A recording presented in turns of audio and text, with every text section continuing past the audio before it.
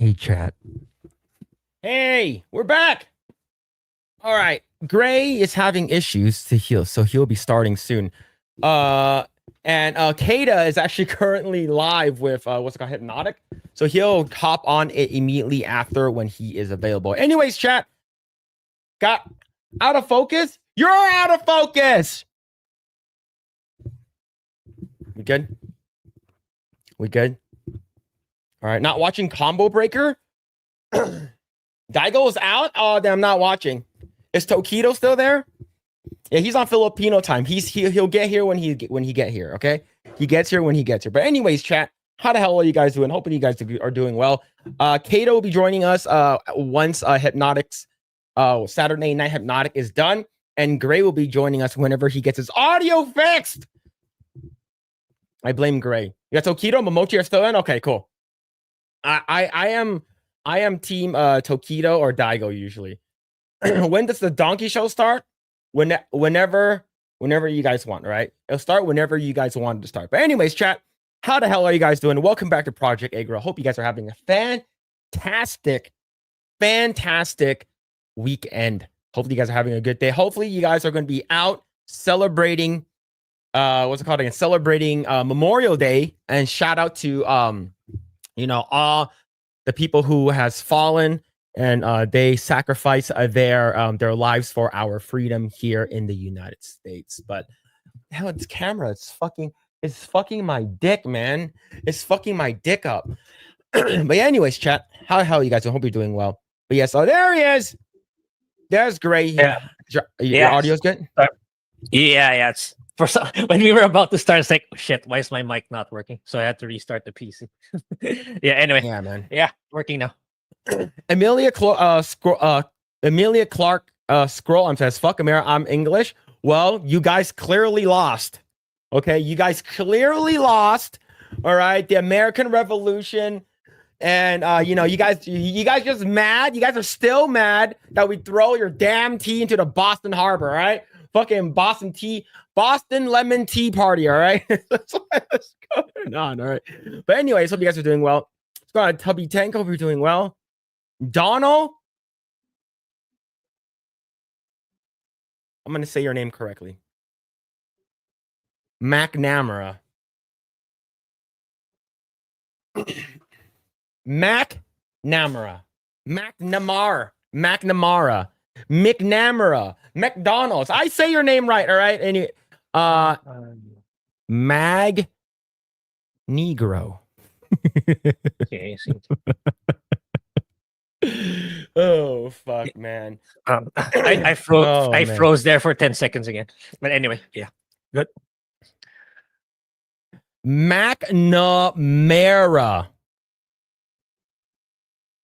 That's fake news. I don't think it's pronounced that way. Okay, I don't think it's pronounced that way. All right, let's go on Tommy Halter, Bria. I'm gonna say Bria. And hope you guys are having a good day. Yo, it's Melodic Method hanging out. What's going on? And we have Hollow Ninja hanging out in the chat with the 2. Thank you. Hello, fellow Eggrolls of culture. We meet again. Yo, thank you, Hollow Ninja for the 2. Thank you, man. Thank you. Anyways, yes, Kaida will be joining after he is done with Saturday Night Hypnotic. So he's that's okay, McNamara, Mac Daddy. All right. Look, I'm just gonna call him Donald anyways. Okay, I'm not gonna pronounce his last name. I'm Chinese. If his last name was numbers, I will get that shit 100%. Anyways, Grae, how the hell are you, man? Hope you're having a good day. This weekend there's 2 big movies. Stitch Possible. Yeah. It's like, yeah, I wanted to watch it, but it's like my friends weren't available. They were busy for the week, so I was like, okay, never mind. I don't want to watch it by myself. I'm going to spoil Lilo and Stitch. I have not seen it. Yeah, go on. I don't even remember. I'm just gonna ruin the ending. Okay, for me, I still need to watch what's it called again? The other 2 with a Dead Reckoning, whatever. With a cock reckoning. Yeah. People are saying it's not so good. It's like even Jeremy John said it was okay. It was it's a good movie, but it's not a great movie. So it's a shame. Yeah, man. No worries, no worries. See, just JK's hanging out. Is Hertz Donut, Midnight Light, Tubby Tank hanging out. I think I already set your name. Amelia Clark Scroll Arm, hanging out, and let's see who else. Brandon Kitchens hanging out. It's a Dingus with Epic and Mike's sexy Face. bedroom eyes. That's Mike's bedroom eyes. Okay, now, Grae, if you don't know the context of this of Dingus's photo. This photo was when it was during it was a little not too long after his birthday that his chat asked him how much to eat an entire cake for your birthday. And he said $500. So people came together and donated $500 for him to eat a cake. And so he was eating a cake for about like an hour, almost 2 hours. And this is halfway through. And he started to like, his vision started to cloudy, started to slur his words. And that was his like. Now, what makes matters worse was on Wednesday when I was live. And for people who are hanging out, what's it called again? On Croomcast on my personal channel. Someone asked, "Hey Phil, how much for you to eat an entire cake?" And I was like, "How much did Epic Mike charge?" It's $500, right? All right, let's do $500. And then someone in chat's like, "Yo, you're Asian. You gotta give a good discount, right? You gotta give a Chinese discount, right? Now let me give you a good deal, you know." So then I was like, $250, the best I can do. Legendary Scrub drops $125. And then I saw that. I was there in your stream. And then Josiah rises, drops the other 125. And then now I need to eat a cake on stream.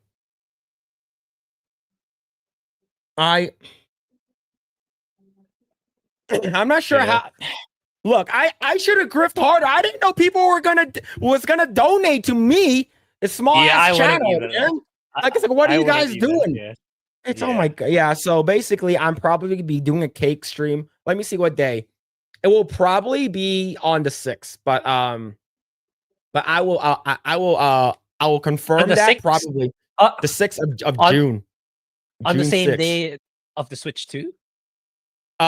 That's June 5th. Oh, okay. Never mind. Yeah, June 5th. So I will confirm that date on the Epic verse. I'll confirm it because people are going to be watching me eat a cake. Now, the thing is, I forgot who it was. It might have been B-Man, one of my mods, and he was like, "How about an additional $250 to eat an ice cream cake?" Because I told him I was mildly lactose. Easy. Oh, okay. Never mind. I was gonna say that's significantly easier for right. So yeah, I don't know, man. We'll see what's gonna happen, but yeah, it's not gonna be a good. It's not gonna be a good day. But that's the face that Mike had, and Mike had like he ordered like a very fancy cake too. I'm not sure how much it was, but yeah, man, it's crazy. I'm waiting for Doom the Dark Ages to go download. Let's go. Oh, hell yeah, man. Hell yeah. It's on Game Pass, right? Yeah, it's on Game Pass. It's on Steam. Whichever your preference is. Yeah, man. See, Fudas and feet don't mix. You don't know that. Look, have you heard of Fuda feet sex? I guarantee you the chat has heard of Fuda feet. All right. Oh shit. It's going DB Wild. Hope you're doing well. Now it's a party. Yeah, what's going on, Kuren TV? Hope you're doing well. Holy, what the fuck's happening with the camera? Holy shit, man. Anyways, Grae's Pornhub member of the decade. It's not banned there yet. It's still available. Right. Member of the century, dude. Yeah, man. Shit. Let's see. Let's see. What's this? Did you see a story about a queer streamer and his 3 gay prostitutes? I might have seen that somewhere, but like that's what you watched that stream? No. There was a thumbnail that appeared, Grae, did you watch the video? Did did you? I don't. I was kind of embroiled with like the recent like Hassan shit and the iDub stuff. Then that I think that appeared too. Maybe I'm not sure. Man, that shit, man. Yeah, the That's Hassan crazy. the Hassan stuff is crazy in my opinion. Like holy shit, man. If Twitch still doesn't do anything, I don't know. It's like it's Well, immune to whatever. well, here's the thing. Like, do I think like I agree with like Asmongold, right? Is Hassan like a violent person? No, but he spouts Yeah. off a lot of violent rhetoric, and Yeah. he has a massive audience. I'm pretty Mhm. sure it's one of those things. Wouldn't somebody rid me of this priest? Wouldn't somebody rid me of this person? Right, and then one of your audience might take that like, oh, he wants me to do this. I can do it, and then I could come back to his stream and be like, hey, I did it for you. Now will you suck my Yeah. dick? All right. Oh shit, man. Mac Daddy is good. Yeah, I was call you Donald Mac Daddy. All right. I still want Grae to get some fake glasses lenses with no glasses. Still, Grae still throws me off with no glasses. Yeah, a little bit. Yeah, I'm actually I think of it every now and then because like I noticed ever since I took them off, my eyes are way more sensitive to like sunlight. So I'm considering it to do at Just least just get I want to transitions, okay? I'm not talking about transitioning to a woman. The transition lens, okay? The one if you're indoors and outdoors, it basically I know it's sort of lame. So it's like mine is just wear fucking sunglasses, but it will actually help you with the blue light. And whenever you go outside, it basically tints the glasses for you. So yeah, especially in when I was in the States, because like the weather you guys have, the heat is different from here. Because yeah. us, it's really, really humid, so you get sweaty really fast. But it's the issue for you guys is more it gets dry and it's affecting my eyes a lot, especially when it's Mm-hmm. like I'm facing towards sunlight. So yeah, so Okay. that's one of the issues probably, or maybe it's just that I've been wearing glasses for the longest time that I'm not used to it when sunlight's facing my face anymore. Yeah. Yeah. Let's see. Yeah. Dude, blackout from sugar. Yeah, probably. What's going on, Sean? Hope you're doing well. Say, hey, Project Eggroll, what's happening? It's a demonic. I'm assuming just this demonic 114 sprat. I'm pretty sure it means something. I take a Kung Pao chicken with egg roll fried rice. That sounds like a good meal. That sounds like a good meal. But yeah. So we're on Liberty Prime. What's happening? Hope you're doing well. Calvateno, what's going on, dude? What is happening? See, Phil watched your playthrough of 33. Can't believe the main guy. I'm not gonna say. I'm gonna read the rest. But what's it called again? Great. Yeah. Have you been playing? No. It's like yeah, I'm like I can't wait to get my new PC so I can get through it and make a video about it. But yeah, yeah, I'm getting my PC probably during my birthday. Very likely during my birthday. So in I'll be July. getting yeah, July, mid-July. Well, hopefully by the time that comes, Stellar Blade's like, oh, actually, it's available in your Yeah, country now. yeah. I've been seeing I checked the comments earlier this week about the Stellar Blade X page. So it's like someone's asking, so what's the update with regards to the region lock? And the reply Mhm. was, we have very good news to look forward to sharing you quite soon. Oh, Stay tuned. all right. Maybe next week, So yeah. hopefully. Yeah, hopefully. Hell yeah, man. Yeah, it's on Game Pass. Yeah, man. Let's see. Will Phil be doing a diarrhea video? Nope. No. How that? Why would you? Who the fuck would want to watch that? Who would want to watch that? Why? That's wild, man. Let's see. The mystery says that Phil's not beating the food allegations. Not tonight, unfortunately. So here's the thing. I was on side scrollers earlier this week, right? Yeah. And I think it was DB Wild that donated that super chatted. It's like, hey, Phil's into Fuda, and then I immediately asked Blabs. It's like, hey, do you know what a Fuda is? Is she like Fudanari? And she's like, she knows, okay. And then she's like, isn't that just a hermaphrodite?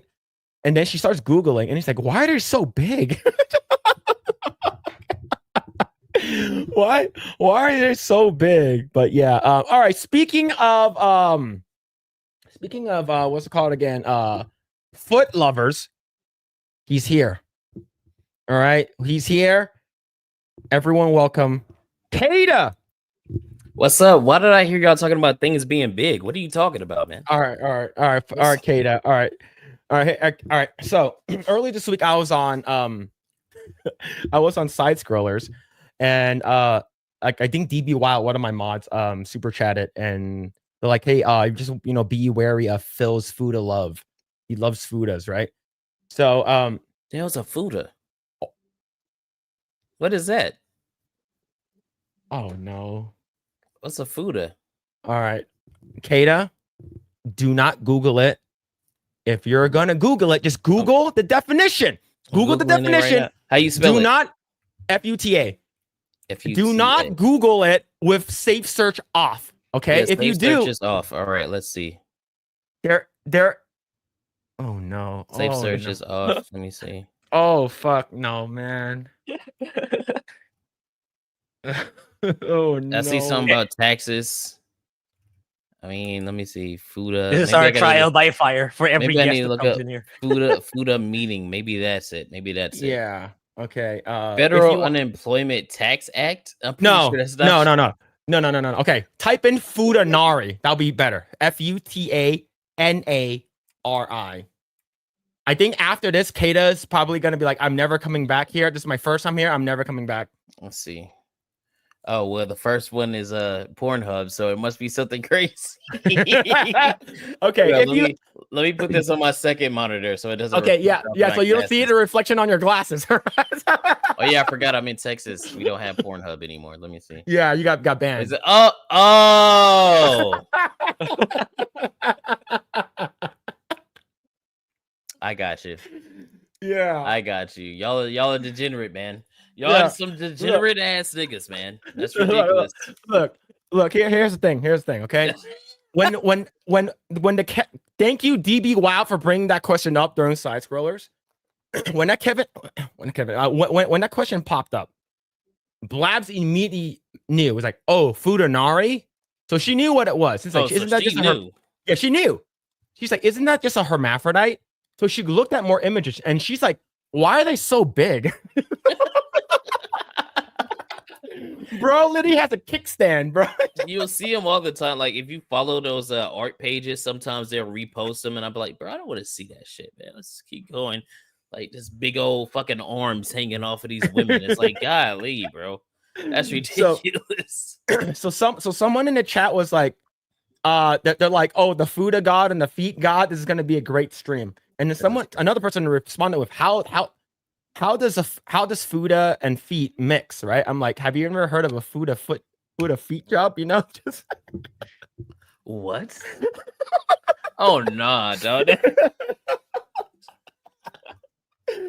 So you're just doing it to yourself at that point. That's crazy. Look, I'm not saying you wait, why would you do it to yourself? You have someone else do it for you. Oh, I thought you meant like you would do it because it's big enough. I thought you would just do it to yourself. No, you're like fucking sticking your legs up. You're like, oh shit. Yeah, you know what I'm saying? I thought you would just do that's what I thought. I don't get down with this nasty shit, so I don't know how it goes. Oh my god, man. Anyways, Kaida, thank you so much for joining us. Thank you, man. It's good having you. And we actually met at the Vegas meetup this year, man. Yeah. Okay. Hell yeah. But yeah, it's so for people who don't know who you are, tell us who you are and what do you do?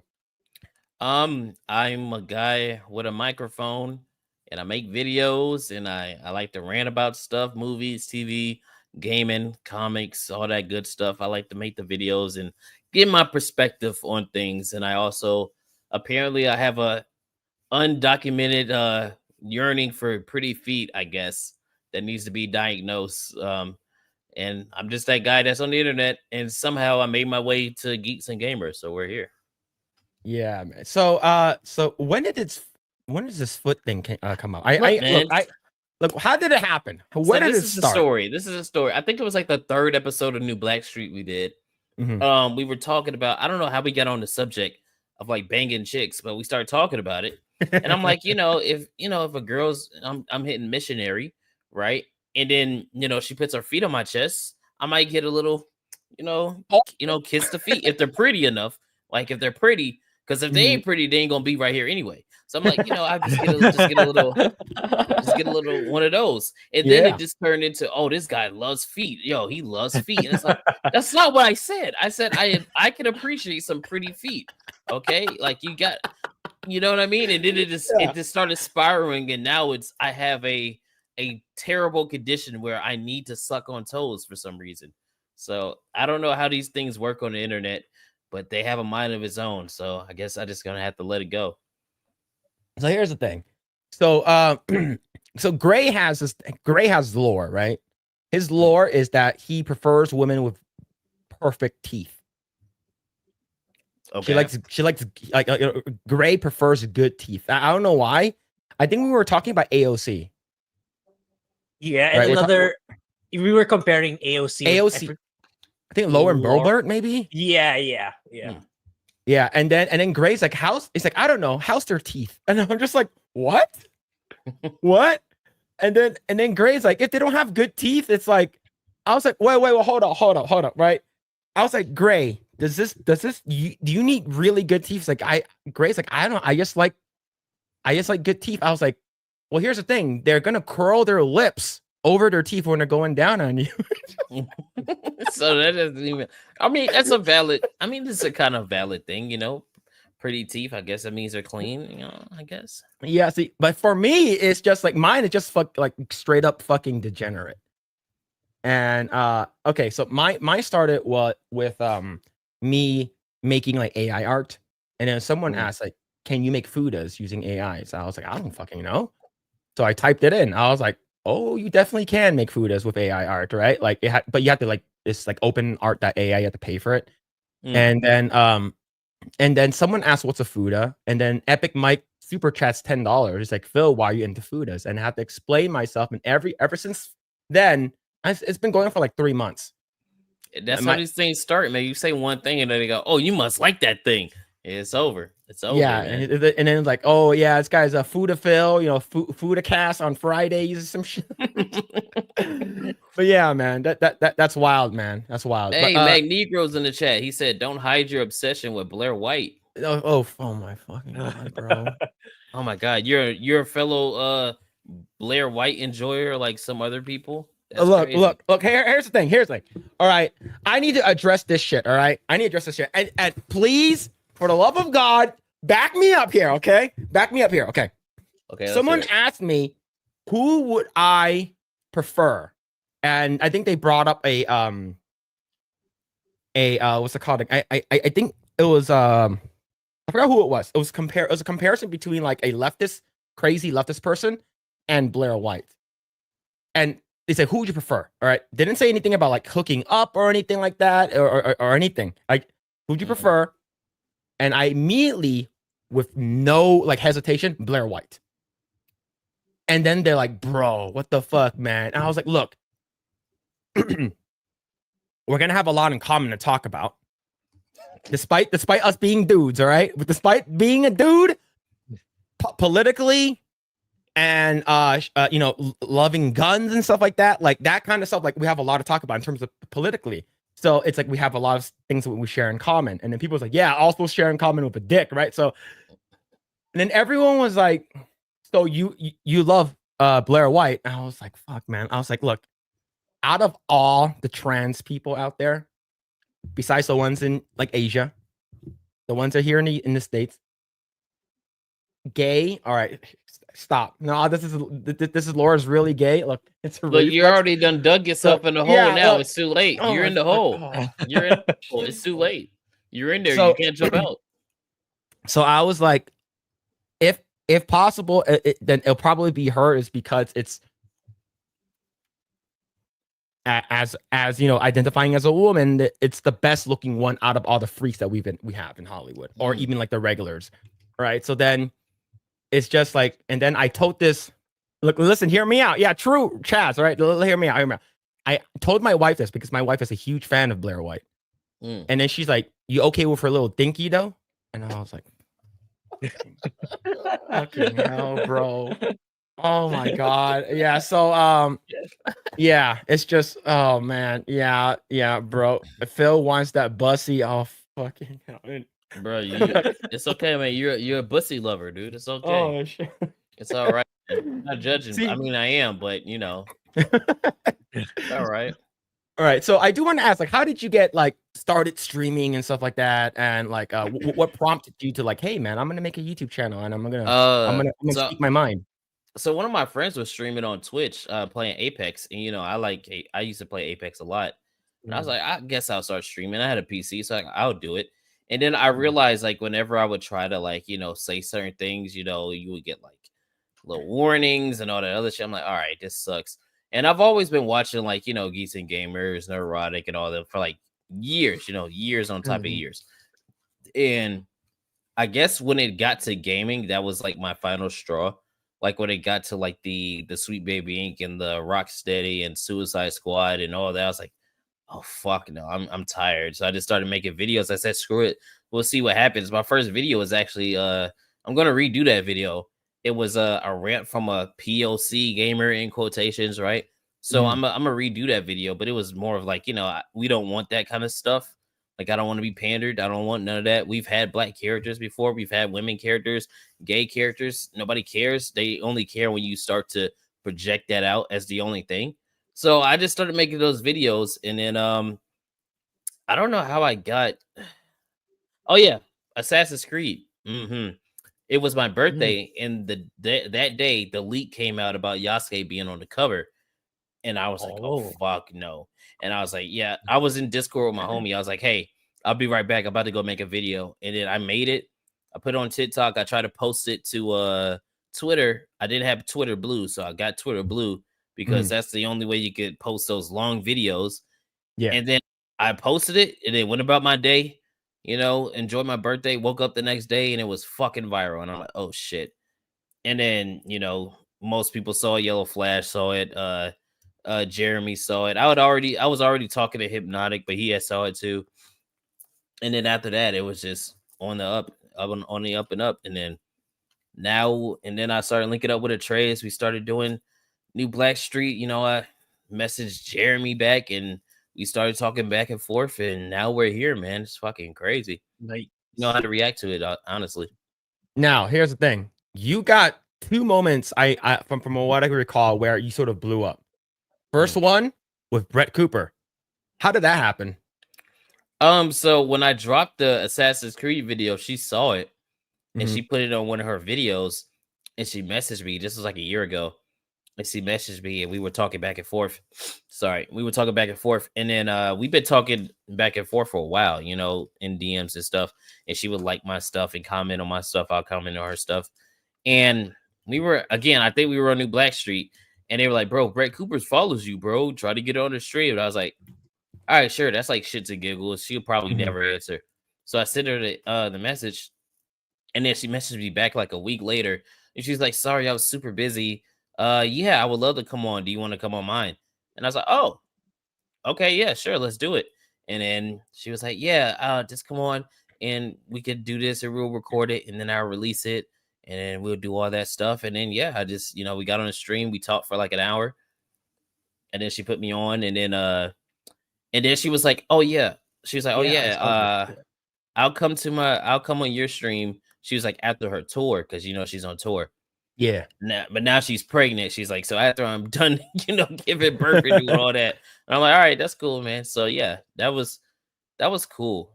I didn't even know how to react to that. I was just like, oh shit, it's Brett fucking Cooper.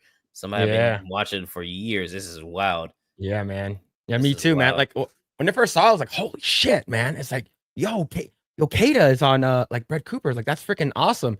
And like for me, like I've been following Brett Cooper when she was with Daily Wire, and like we were subscribed to Daily Wire Plus and stuff like that. And seeing this is like freaking awesome. Like, and another one was you were on like I think it was Asmongo reacted to one of your videos as well. Yeah, he's reacted to about 3 or 4 of my videos. That's the crazy part. There it is, man. He did that one, the Assassin's Creed one. Both of my Black Saint videos that I put out. He reacted to both of those, and then the one from a couple weeks ago or last week with Ironheart. Yeah. And what's crazy is there's somebody in his Reddit that watches my videos, and he messaged me all the time. He's like, bro, I keep trying to get Aspergo to watch your videos, and I'm like, that's cool, man. You know, if he watches it, he does. You know, and if he does it, that's fine too. It's fine too. Yeah. And then he was like, yeah, I'm gonna keep linking it to him. And I guess that day he just linked it to him, and he was like, oh, I know that guy, and then watched the video, and then that's what happened. It was absolutely wild. Hell yeah, Bro, man. I shot up like 12,000 subs off that shit, bro. It was fucking insane. It was Hell yeah, man. crazy. Hell yeah, dude. That's amazing. And getting to meet you in person, like you're super chill and everything. And it's just it was just, you know, like and the fact that like I think so Jeremy reached out to me like I think a month before I saw that you were added to the group chat, and I was like, oh, is Kaida part of G&G now and stuff? And yeah, man, it's wild times, man. Like getting to like meet everyone, and like you've been following like these people for like years now, and then all of a sudden like you're like, hey man, you want to let's do something together. And you know, like how long you've been following Brett Cooper for, right? So like now she's like, oh, let's do like a live stream or something like that. But that's pretty awesome, dude, and it's great to hear, man. Yeah, it's wild. We with the San Antonio meetup that they had in October when I went out there, you know, and they were like, oh shit, what's up, man? And you know, I already knew Quarterback Garrett because I met him at the Fan Expo on the floor, and we were talking. So I already knew him, you know, a little bit, but I was like, I'm still like, hey, I'm really nobody. I'm just hanging out. And like, oh shit, come on, man. You know, you want to come up here and talk? I'm like, no, man, I'll just wait in line like everybody else. He's like, no, man, you can come up here. I'm like, no, I'll just wait in line. And I'm like, yo, that's fucking crazy. And then when we were in Vegas, and we went to the Vegas meetup, you know, I'm there to meet the other people, and I'm just doing my thing. And they're like, oh shit, what's up, Kaida? You know, and I'm like, I don't know you, bro. What's going on? They're like, yeah, man, I watch your videos. Like, oh shit, what's up? And they're just like trying to meet me. I'm like, that's weird, man. I don't know how to deal with that. So I don't know how it's gonna be whenever we go to like the next one. You know, whenever we go to like the next meetups. I don't know how I'm gonna deal with that, to be honest. I don't know how to deal with that. Yeah, man. And like see, here's the thing. I've been trying to get Grae. Grae's only been to one meetup, but like Grae's okay. If you don't know, Grae's in the Philippines. So it's like it's like 10 a.m. for him right now, or some shit like that, right? It's like super early there. A little while to get here. Yeah, so it's so like he comes here like once a year, so it's like he sort of have to like work around it. But I've been trying to get Grae. It's like, hey Grae, you need to come back. You need to come because like people need to get to see him because like I'm between both of us. Whenever we go live, I'm the loud, obnoxious one, right? Like I know the one who's like the most degenerate. Like I remember, like I was talking to Grae, and when I had Alan Ng on, I think it's like several months ago. Like we were looking at like this Chinese takeout box that's like stacked on top of each other, but it's actually inside. It's actually a fleshlight.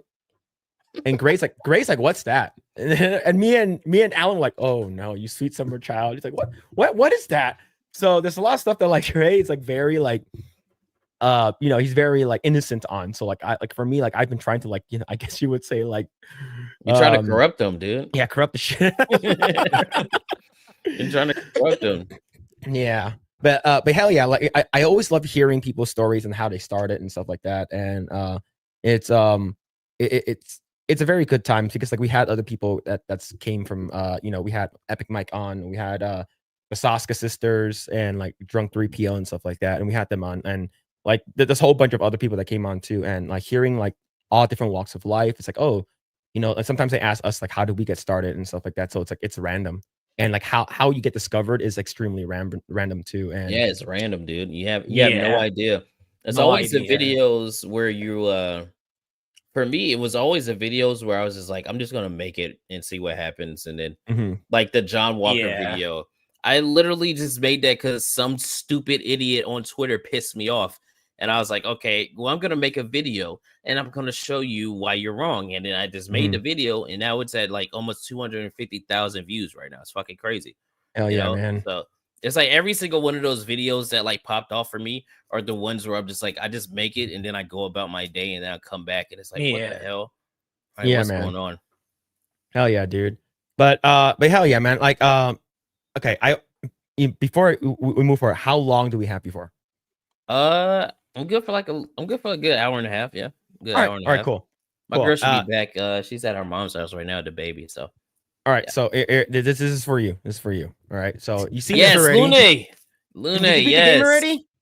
Yes, I beat the game. I beat it a few weeks ago. Mhm. Okay, so I am at that part where a certain person takes over the group. He sort of becomes like, because Grae hasn't played it Yeah, yet, and he's going to play it. Oh, so you're I'm with- still at the very beginning, pretty much. Yeah, That means you're Yeah. still at the very beginning. Okay. yeah. So yeah. I just, without spoiling it, I am at the part where you're like, who are these two other people that showed up out of nowhere? Wait, what's happening? What the fuck is happening? What's going Yeah, on? I know exactly what you're So talking yeah, about. so I'm there. You don't know shit yet. That's all I'm No, gonna say. You no. don't you don't know anything. I love this game so much because it feels like the first time I watched Attack on Titan, right? Like when you watch it and you're like, oh, I kind of think I know where the story's going. And then you get to season 4, and it's like, I have no fucking idea this is where the story was going. Yeah, it's like, what the hell? With this game, it's like you're like, oh, I might know where the story is going. And then you get near the end and you're like, what the actual fuck is going on? But it's good. It's really good though. This is a really good, bro. Expedition 33 is probably one of my favorite games of all time, dude. Like all time? It's an all-timer, dude. I never played a game Yeah. where I was just lost in it, dude. And not a lot of games make me emotional. This game makes me emotional. Yeah, I've been watching a lot of reviews, like people saying, "Oh, I don't give a shit about the story, but this game made me do." It's like that's crazy. Even for someone like me who cares about the story a lot, since I cover JRPGs. So I can't wait for me to experience it myself. So it's like when Phil lives in Phil, I'm gonna lurk because I don't want to spoil myself. Yeah. So I'm looking forward. I'm waiting for when I get my new PC on July. I'll get through it. Wait, why don't you? Great, you have an Xbox Series X, right? Yes, that's the thing. It's okay. and I've seen the graphics. It looks so muddy. It's like, nah, I want to play this game at its best. Not at that graphical texture. It's definitely it doesn't take a lot of, like, the frame rate is pretty good on it too. There's only like a few moments where you like drop frames, but it runs pretty smooth and the combat is so fluid, bro. So like I'm not a turn-based guy. Like I'm not a turn-based guy at all. But when I heard it had like the parrying elements and the dodge, I'm like, okay, let me try it. And I'm addicted to it, dude. I'm like, yes, I want to play more games like this. And I'm a Souls player, so it's like, yeah, dude, this is good. Yeah, because Vera Dark. So like, she said that this is her game of the decade. Wow. I gotta think though, because during this decade, like since 2020, I would say Cyberpunk 2077 is definitely up there for me. But I'm thinking like story-wise with games. Mm-hmm. I mean, gameplay-wise, soundtrack-wise, is it better than Elden Ring? I would say so. Just because the story's better. Story's better than Elden Ring. Well, because Elden Ring, you need to like find all the small shit, right, in order for you to get the whole story. I mean, don't get me wrong. Elden Ring is one of my favorite games this decade. I would say most likely. Oh, speak of the devil. What's up? Okay, don't talk like a man because people be listening. I don't need them doing assumptions. But yeah, I mean, Elden Ring is my favorite game. One of my favorite games this decade. But Expedition 33 is like, it's right. It's Expedition 33, Elden Ring, Cyberpunk, maybe God of War Ragnarok, maybe.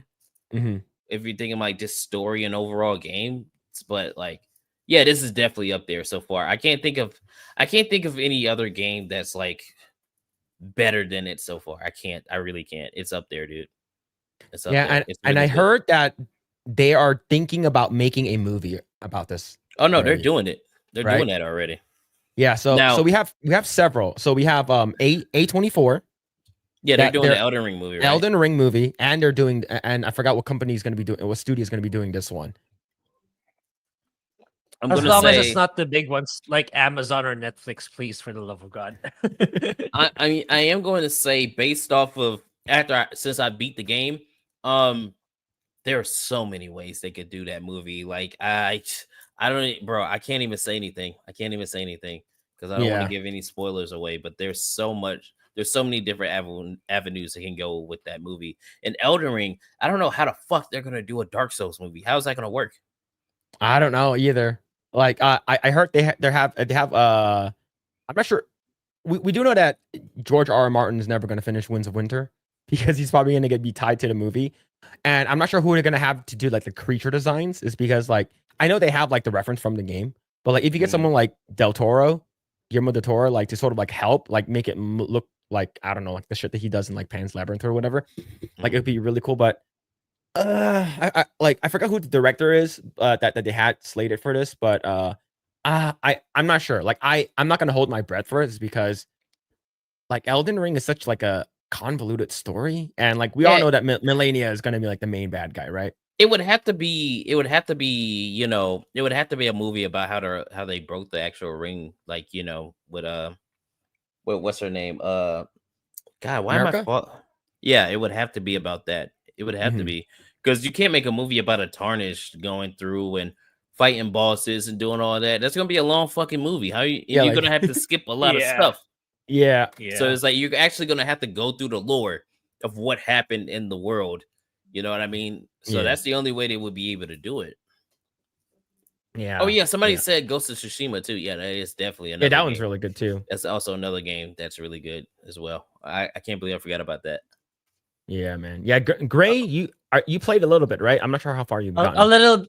I still haven't continued since where I left off. So yeah, and Ghost of Yote is about to come out. I don't know what's going to be the performance of that game, given the controversy. Yeah. Well, if it goes the way I was told, then yeah, it's gonna be fucking. It's gonna be bad. Yeah, it's gonna make Assassin's Creed Shadows look like a drop in a fucking puddle, dude. I'm telling you. Yeah. Oh. Okay. Yo, Mitchell Fields with the 5. Remember when I asked would have sex with Kathleen Kennedy to save Star Wars, but you answered so fast we all thought you would just do it for free. I would have sex with her once to save Star Wars. I would do it. I would do it. I would do it. I would do it. Yeah, see, it's not just me. All right. I would do there it is. To save Star Wars.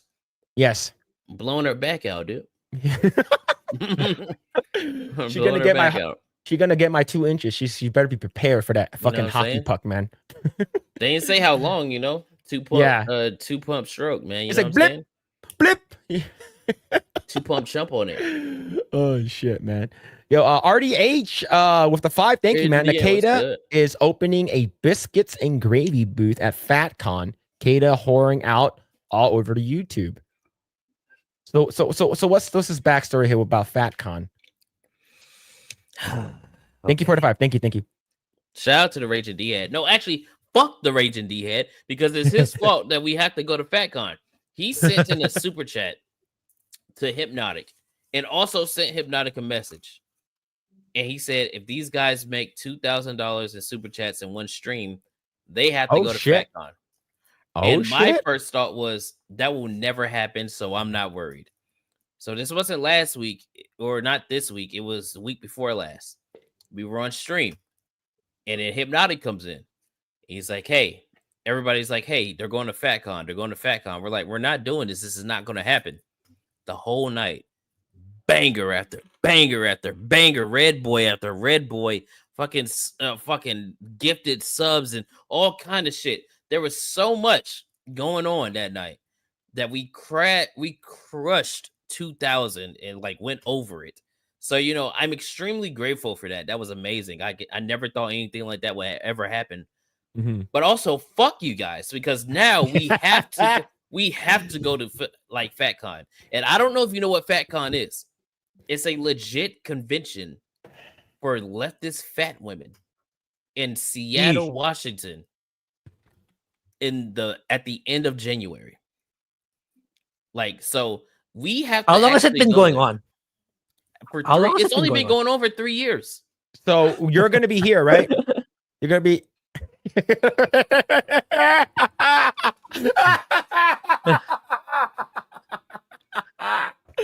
Yo, you better be fucking live streaming that shit, man. We you are. have That's the thing. to. We have to live stream. Oh, let's go. So Oh man. so when we get paid, we're gonna buy the tickets to go out there, like the plane ticket, the or the hotel, or if we do an Airbnb or whatever, rent a car. And we're not gonna buy the actual tickets to the convention yet, because the convention tickets are like $200 fucking dollars. What? Right? Wow. It's a lot of money. Holy and if you shit. Wow. it's $200, and it's like $80 or like $20 to $80 like processing fee. It's something crazy like that. And if you want the VIP experience, it's like $600. So they're milking these fat bitches, right? So we're gonna buy everything we need to get there. But when we get there, we're afraid to buy the tickets online, because what if we buy the tickets and we get there and they don't let us in? Oh yeah. Hey, you So guys are fat? The fuck? You know what I'm saying? Yeah, I was gonna ask. Wait, Like, is there a criteria to be Yeah, eligible? we have It's like no in order idea. for you to go in, you need to step on a scale. I have no idea. I have no idea. Right? So it's like we got to make sure of that. And we also need to make sure that when we get there, and if we try to buy tickets, they're gonna let us do it. So it's like we're going to go there, but the obstacle is, are they actually going to let us in? Let us in, yeah. And if they let us in, then it's gonna be a rough weekend. Holy shit, bro. Rough. Yeah, But they need a big budget for the food, probably. oh my god, yeah. They need a lot of support in whatever convention center they're in, because there's gonna be a lot of shaking going on. Holy fuck, man. It's gonna smell. And I know there's Oh, this joke that I love big girls. No, I like thick girls. You know what I mean? I Yeah. like a thick woman. You know, this is big. This is fat. These are behemoths. They're beluga whales. I don't Oh my like that. God, bro. That's too much for me. So That's it's wild. like, and then not only that, they're leftist fat bitches. Yeah. So it's worse. It's worse. And I know the smell is gonna be rancid. Oh in there, man. dude. That's So- crazy, bro. Yeah, Well, so we have to go. We have to go that whole weekend. The whole weekend. So we're trying to get other people to go with us. Like we asked Epic Mike, hey bro, do you wanna? We was like, Epic Mike, do you wanna come? You could be like our proxy. You know, you're kind of big. So you know, you can be our proxy to get in. And he's like, bro, we could come in with fat suits. And I'm like, I would be down to put on a fat suit and go in. That'd be fun. Right. So we're trying, and God. we need somebody that's gonna be the cameraman. Right. So we need somebody to be the cameraman. So we're trying to figure all that out. And yeah, it's gonna be an experience. It's definitely gonna be an experience. Hey, listen, either way, I'm hitting downtown Seattle. You know what I mean? So we're gonna have a good time right there. But like FatCon, god damn it, dude. That's crazy. See, I was gonna say something because between June 19th and June 22nd, there's FurryCon here in LA. Listen, please don't put that out in the universe. Listen. Just take that back. Fuck, man, bro. Take that back. Take it back right now. Take it fucking back right now. $75, $80 for all 4 days. Okay, that's not that bad compared to like $200 for yours. That is actually a great price. Take it back. I need you to take it back. Listen, y'all. Anybody that's in the chat and you watch New Blackstreet or you watch me, you did not hear that. There's no such thing as a FurryCon in June. Because no. Oh, bro. No, don't put it on screen. No, bro. Oh no. So here's the thing. I think there was like a super chat where there was like, I think it's like Jay and Ryan. Is like if they got enough super chats, they were gonna go to FurryCon. Mm-hmm. And man, this is crazy, man. Yeah, there's a lot. There's a lot. Okay, so there's like one every like other weekend. There's one called Fur Camp Michigan, Stratosphere in Houston, Furwood Campout, PortCon Maine, Anthrocon, Euphoria. Oh fuck. Oh man, that's fucking wild. There's a lot. Okay, watch. Do you want to see how these are all the furry con dates. Jesus fuck? Christ. That's a lot. Holy the fuck? shit. Which one's the biggest one? I don't know. There's one in Ontario, California, which is not it's not too far. Same thing with the LA one. But yeah, yeah, this one's in the That's Hilton and terrifying, near the LAX. But yeah, this is crazy. Furry con, Yeah. bro. Y'all didn't hear nothing. Please don't send us the furry con, dude. Yeah. Please Yeah. don't send So us the that's furry con. crazy. But yo, Raging the Head. Thank you so much for the 5. Thank you. Carlos Lima of the 2 say, is that X-Ray Girl? I think X-Ray Girl can actually legitly cosplay this like 100%. Like because there's like a long-haired version, you can like Do it. yeah. She should do it. Hell yeah. But thank you for the 2. Thank you. Carlos Lima with another super chat with a 5. See, hell yeah, Kaida is on Project Eggroll. Finally, we have Fuda lover versus feet lover versus teeth lover. Let's get degenerate, boys. That's wild. I'm always getting degenerate, man. Always. Yeah, like we're gonna talk a little bit degeneracy tonight for sure. Since Kate is here, and JJ52 with the 3 months. Thank you, man. Elden Ring movie could be only Limgrave and Stormveil. That is true. Yeah, That's true. That is true. Yeah. But you can't get rid of Khaled though, bro. People want to see Khaled. I want to see the city. You know what I mean? Like I want to see so the many, underground area. Yeah. There's so many. I want to see what's the castle name? With the big lizard guy in it. I forget the name of the castle. I want to see all that. You know what I mean? Yeah. It would look really good in live action. That would look really good. Hell so yeah, you man. can't skip over all that. So that's how I'm feeling. Like a series might work. Oh yeah. Yeah, Like series. so you're fighting a new boss. You know what I mean? You fight a new boss and you learn more lore. That could work. Imagine fighting Rykard, like Volcano Manor. Yeah. Dude, Oh, that would be awesome. fucking crazy, man. Or The red fire giant. Oh, bro, imagine like you do an episode dedicated to Radon, and before you fight Radon, you get to learn all his history. You see the flashbacks of him in Melania and what happened with him against that army and everything, bro. It would be fucking great. And then you Ranny? fight. Yes. Oh, Ronnie. let's go. With all the hands, you know what I'm saying? Yes. Grae, you know who Ranny is, right? No. Oh, whoa! You better be in for it. I need to find a cosplayer that put on the Randy outfit. I know that Emiru did one. It was like actually really fucking good. See if I can find a photo of her. See. I know. She did one here. This is like an older photo though. This is like her thumbnail. Yeah, she did one like she did one like this. But yeah, Randy's like the witch, and like there's some crazy costs. She has like she has 4 arms. Yeah. So she could have she could be doing some crazy stuff with those other arms. But yeah, the 2-hand jerk and the 2-hand choke at the same time. Yeah, crazy. Oh man, it'd be crazy. She'll be giving the reach around with the other 2. Oh, it's gonna be nice. Yeah. Oh fuck, man. But let's see. Dingus with the 199. Thank you, man. See, Dish should cover Phil's discounted FatCon rate. Bro, stop trying to send people to FatCon, dude. That's wild, man. And Melodic Method coming in with the 10 gifted memberships, man. Holy shit. Thank you, dude. Thank you so much, man. Thank you. Appreciate it, man. Appreciate it. Holy shit. Shout out. But yeah, man. Kaida likes getting choked. Yes. Oh, there it is. Choke with feet. Yep. The muscle mommies. Love the muscle mommies, man. Like Rhea Ripley. Yeah. Hell yeah. Ooh, Rhea Ripley is crazy. But I'm trying to get a Rhea Ripley on stream, dude. That would be insane. I've been talking to a girl that looks like you. I've been trying to get her on. Damn. Oh, nice. All right.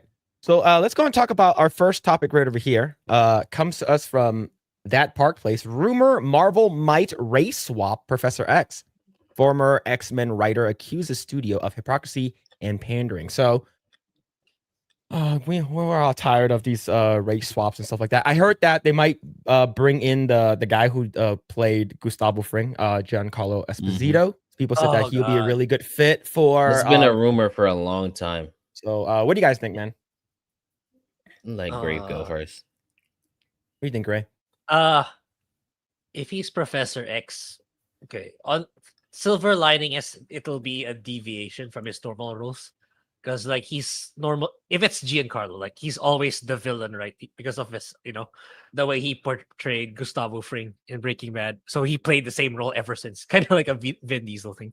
But at the same time, it's like we've known Professor X for the longest time already. Even if you're like me, I'm like just I barely know X-Men as a whole or the lore as a whole. And I know Professor X being the white bald dude. And now you're gonna change it all of a sudden, all for the sake of ESG DEI. It's off-putting. Like he could be a new character maybe, or a different character that's more appropriate for what came before or the source material. But yeah, again, do it. Disney being Disney, doing the DEI politics again, and it's really exhausting at this point. And I don't know when will they ever learn if this is true, and hopefully it's not. That's how I see it. What about you, Kaida? I absolutely hate this. Like, listen, there's always been this like false narrative that the X-Men are supposed to be like representative of the civil rights movement, which they're not at all, not even in the slightest, right? So they always try to make it like, oh, well, Professor X is like MLK and Magneto is like Malcolm X, and it's like, no, the fuck they're not. You know what I mean? Like they're not in the slightest. We know what these characters are. We know what they look like. We know their backstory for the most part. Even the retcon, which is the most popular backstory, which is Magneto was a Jew and he was in the Holocaust and things like that. Right? That's a good backstory. We know who they are. So trying to change them, like especially race changing them, you're gonna have to completely change everything about their backstory, which means they're not even going to be the characters that you started out with, which is like, why would you even do that? Because at that point, he's not Professor X because he's black now, and he's not from Britain or whatever. If you try to put him in the civil rights bullshit, now he's American, right? So it's like, what are you doing there? And then you got fucking Magneto. Now he's not from the Holocaust. Now he's like, they'll probably make him like a Black Panther or some shit. You know what I mean? Like he was a freedom fighter, and I was like, wait, you're changing his entire backstory and everything about them. Now they're not even the characters anymore.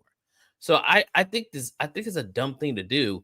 And on top of that, it's just more pandery. Like you're gonna turn everybody off if you do that. Like not even the people that you virtue to are gonna be like, yeah, oh, we got a black Professor X. Oh yeah, that's so fucking stupid, dude. Just make a new character. Just make a new character. If that's what you want to do, make a completely new character and make a completely new story. Call them something else, right? Have them do something else.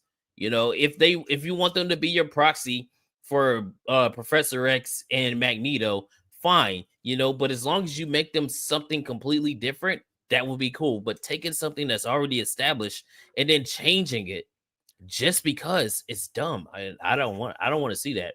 Like this has been a rumor for a long time. They've been talking about this for a long time, and I truly hope that it never happens. I hope that it never happens. There's nothing wrong with a character being white, and there's nothing wrong with a character being black if that's how they were made. And if you want something to be changed, create your own thing. That's how I feel. Man. So to summarize this article is basically Marvel Studios basically said that there's a rumor, like you said, it's been going on for a while now, that this X-Men reboot, they're eyeing Coleman Domingo. So I don't know who that is. Coleman Domingo, basically. I know who he is. So he's a good actor. He's a good actor? Okay. He's a good actor. He's a black dude. He's a good actor. So they're eyeing him. He's not Professor X. Yeah. They're eyeing him. And the fact that you even got I guess the former showrunner, Bo DeMayo from X-Men 97, he actually came out and criticized Marvel for being hypocritical and pandering with the lack of, basically saying lacking black producers and changing, and this change basically undermines Professor X like dynamic with Magneto, right? So this guy is Coleman Domingo. So this is the guy that they're thinking about. I haven't seen this guy. Maybe I watched a little bit. He's good. And most of the things I've seen him in, he's pretty good. Like I first saw him in Fear the Walking Dead. He's good in that. Mhm.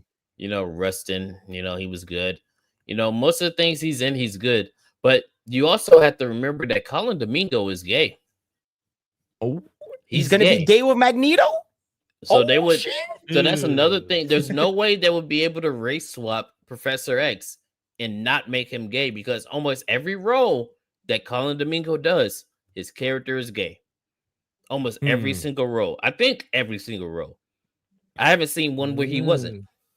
Man, So he's there's no 55. way. Oh, damn. It was good for Yeah. 55. That's So there's no way not that they're gay, gonna okay? have him be Professor X and not be gay. So that's a whole nother element that you would put into the character that's not in his backstory. So that's just Yeah. something to keep in mind. Like it, I would say he could probably play like Bishop. Probably would have been a lot I better. wouldn't mind if he was Bishop. Yeah, We I need think more Bishop representation for sure. Yeah, We do. but yeah. So basically that's the rumor, and I like for me, I agree with you, man. Like with everything you said, I think it's just stupid.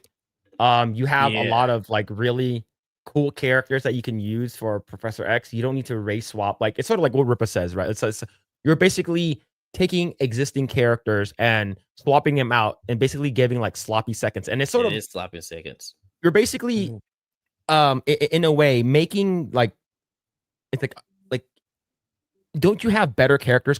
Aren't you smart enough to create cool characters, new characters with that can fit black people into your character roles or whatever? So it's just stupid. And especially being a mutant as well, right? There's endless possibilities. You can make whatever character you want and just call them a mutant, right? That could work. That could work. If you want to make a brand new black character, you know, and he has some kind of crazy ass power, you can do that and then just call him a mutant. Nobody will have an issue. You know, they'll be like, oh, he's brand new. Okay. Even if you do like the pandering BS, you'll be like, at least he's an original character. So you could do something like that, right? Like, but don't just you know, race swap, because it's disrespectful, not only to the character that you're race swapping, but to the people that you're trying to virtue to, because then it seems like, oh, they're not good enough to get their own original thing. We have to give them the sloppy seconds of white dudes. Yep. Now, I would say if we're gonna cast a person to play Storm, it would be Jade Cargill from WWE. Yes. She's muscular already. She got them thick and her dick, and she already has white hair. Yeah, and her VFX, like her whole thing is lightning. It's like she's a plug and play Storm, and like. But you also got to be a good actress, you know. That's what I mean? true. Yeah. So if it wasn't Jade, I would say, have you seen Sinners? Do you know the chick that you know, got her cooch ate out from? I need to watch that movie now. I have not seen that movie yet. It's really good. It's a pretty good movie. There's the girl who plays Annie or Pearline. Perline, yes, her. Pearline, yes, Pearline. The one who plays Perline. I think she would be good, Storm. I think she would be a good Storm. She looks good, and you know she has to look for it. Yeah, I think she does too. Let's just not let it be Cynthia fucking Erivo. I will. Oh my god! I look. So, what are your thoughts about them thinking about Keke Palmer as Rogue? Remember there was like that floating around like a year ago, right? Stupid. Same thing. Don't race swap these characters. You don't have to do that. Yeah, I feel like you don't have to do that at all. Like, not even in the slightest. Like, no. Yeah, this is her. She could be Storm. Yeah, that's her. Yeah. I would like for her to be Storm. Hell yeah. But yeah, or man, the chick from Jurassic Park or Jurassic World, what was it, Dominion? Or I was like watch that movie. I haven't either. I just seen the picture of the chick. She was like a pilot or something. She looked really good. She could probably be Storm. Yeah. Literally anybody other than fucking Cynthia Erivo, dog. Because if you make Cynthia Kayla Erivo, Watts. Who? Kayla Watts. Who is that? That's this black chick. She's pretty hot too. Let's see. All right, I'm bringing her up. I'm pulling her up. Yeah, that's what I was talking about. Yeah. That's what I was talking about right there. She's looking pretty good. Yeah, she's looking pretty good. But yeah, man. Just I would say just stop with the sloppy seconds. You know, like if you want to have respect for black people, like give them like proper actual like Proper roles, roles. and then Yeah. like write actual good stories for them. Yeah. Mhm. Yeah, man. I saw somebody say Jodie Turner Smith. I wouldn't be opposed to that. I wouldn't be opposed to that. Even though she was cringe as fuck in The Acolyte, she can actually act and she doesn't look half bad. So I wouldn't be opposed to that. You talk As long- is that the mom? Like Yeah. okay. I wouldn't be Oh, opposed to okay, that. As long as she was Yeah. actually being Storm and they didn't try no bullshit, I wouldn't be opposed to it. Yeah. Yeah. Yeah. Holy shit, man. All right. Let's see. RDH with the 2 say I let Saturday Night Hypnotic know about your interest in furry. Hold on, let me go check. No fucking way. No fucking way. No fucking way. Let me see. Oh man. So Let me see. but yeah, I think that if we're like, oh man, you ever get $1,000 for tonight, I'll go to LA FurryCon. But no, I don't think I'm gonna have time to go to that. I don't think I want to go to that, bro. That's crazy. Listen, That's if crazy. on New Black Street or on my stream, if I ever got $1,000 to go to FurryCon, I would have to go. Yeah, I would have to go. Yeah, Yeah, man. $1,000. I'm not worried about it because that won't never happen. So I'm not worried. Yeah. Yeah. Like, here's the thing. I didn't think that I was gonna get $250 to eat a cake on stream, and it happened within 15 minutes. So They told me about Yeah. that the other day. They said we made Phillip Shan eat a cake on stream. I'm yeah, like, how the fuck did that happen? So, so I think it was like Legendary Scrub or something like that. Like someone in the chat was on a Wednesday when I was playing Expedition 33, and it's like, hey Phil, how much you eat a cake on stream? So this is the second time they asked me, and I was like, how much would you want to do it for? I'm like, I was like, how much did Epic Mike did it for? It's like $500. I was like, okay, $500. And some motherfucker was like, yo man, you Chinese, gotta give the Chinese the discount. Yeah, you got to get the buy 2 get 1 free discount. I was like, sure, man, or whatever, $250. Best I can do. Immediately, Legendary Scrub drops to 125, and then 5 minutes later, Josiah drops another 125, and it's like, there it is. I was like, fuck. So, yeah, and then someone was like, "What? You should eat ice cream cake. It might be easier." I was like, I told them I'm mildly lactose intolerant, and then it's like, "Oh, you got to eat it now." You got to eat ice cream cake now. So Bro, I don't yeah. I'm not a big fan of cake anymore, so that would be hard for me. Yeah, man. This is it's crazy. But yo, thank you RDH for the 2. Thank you. Melodic Mythic with the 10. What's the worst effect of DEI? A, they deliberately ruined out heroes, or B, we haven't seen a decent plot line for about 10 years. I say B. No one can ruin my heroes. What do you guys think? I don't know, man. Luke Skywalker is pretty ruined for me. Yeah, that's true. Luke Skywalker is pretty ruined Yeah, for me. for me, it's equal on both. Like, it's all of the above if that's an option. So yeah, there's not one greater than the other. Yeah, I think they are equal. I'm seeing a great point for 10 years. I would rather have them like make good characters, but like I'm okay with like if I would have one or the other, right? I would rather have a shitty story, but the characters are like they haven't killed your character. Your character is still cool. That's true. Or whatever, right? That's true. But like if they ruin your character, but this plot's still good, it's just sort of like, but yeah, but like now that guy is like gay or whatever, right? Or now this person is sort of like shitty. So or they race swap them or something like that, or they make them like a freaking cuck, right? So like I would say A is probably a little worse, but I think they're both pretty equal though. But thank you, Melodic Method, for the 10. Thank you. Jesus Davila with the gifted membership, man. Thank you, dude. Thank you. And Mitchell Fields with the 5. If they make Magneto black, I think he will be a hero, not a villain. He will probably help break into stores for. I can see it. I can see it. He would just put his hands up, you know what I mean, and then just take everything out the store. Magneto, we need your help. Then he breaks everything. Yeah, dude, it's fucking crazy. Oh shit, man. All right, cool. All right, let's go ahead and jump on to our next topic here. And this is pretty recent, and it's I would say it's current as well. This is from PC Gamer. And it says, former Dragon Age writer says Clear Obscure Expedition 33 and Baldur's Gate 3 prove what's possible when a game is given time to cook. We just talked about this.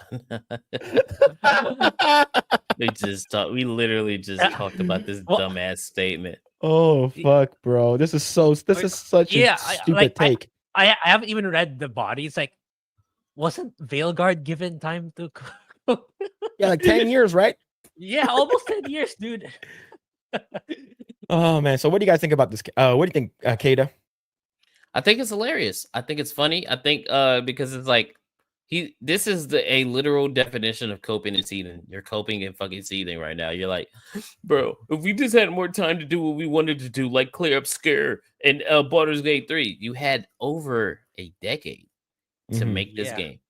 And maybe you stopped development halfway through because it was supposed to be Dreadwolf, and then you changed it into something else. That's not our fault. That's your fault. That just means you didn't know how to manage your time and your money, and you didn't know how to. You didn't have a clear vision that you were going for, like the people who made Clear Obscure, Expedition 33, and Baldur's Gate 3. You know what I mean? Like they knew exactly what they were doing. They knew exactly what they wanted to make, and they made it. Y'all clearly don't know what you were doing, so don't go, oh, it's it's y'all's fault or it's our fault. We didn't have enough time. It's your fault. It's your own fault. You can't blame anybody but yourself because you didn't do what you were supposed to do. Yeah. So, is it David Grader? Is that this guy's name? Yes. He Oh, did. look up his name, bro. Yeah. So he did. Dragon. He did a lot of the older. He wrote a bunch of stuff for Dragon Age. Like he's an older dude. Yeah, he wrote a bunch of different. Oh, he's ones. one of the older ones. Okay. Yeah. Yeah, but also, he's made other statements like complaining about other people because he hasn't been able to do what he wanted to do.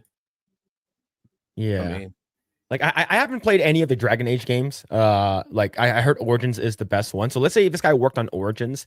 I would say Origins.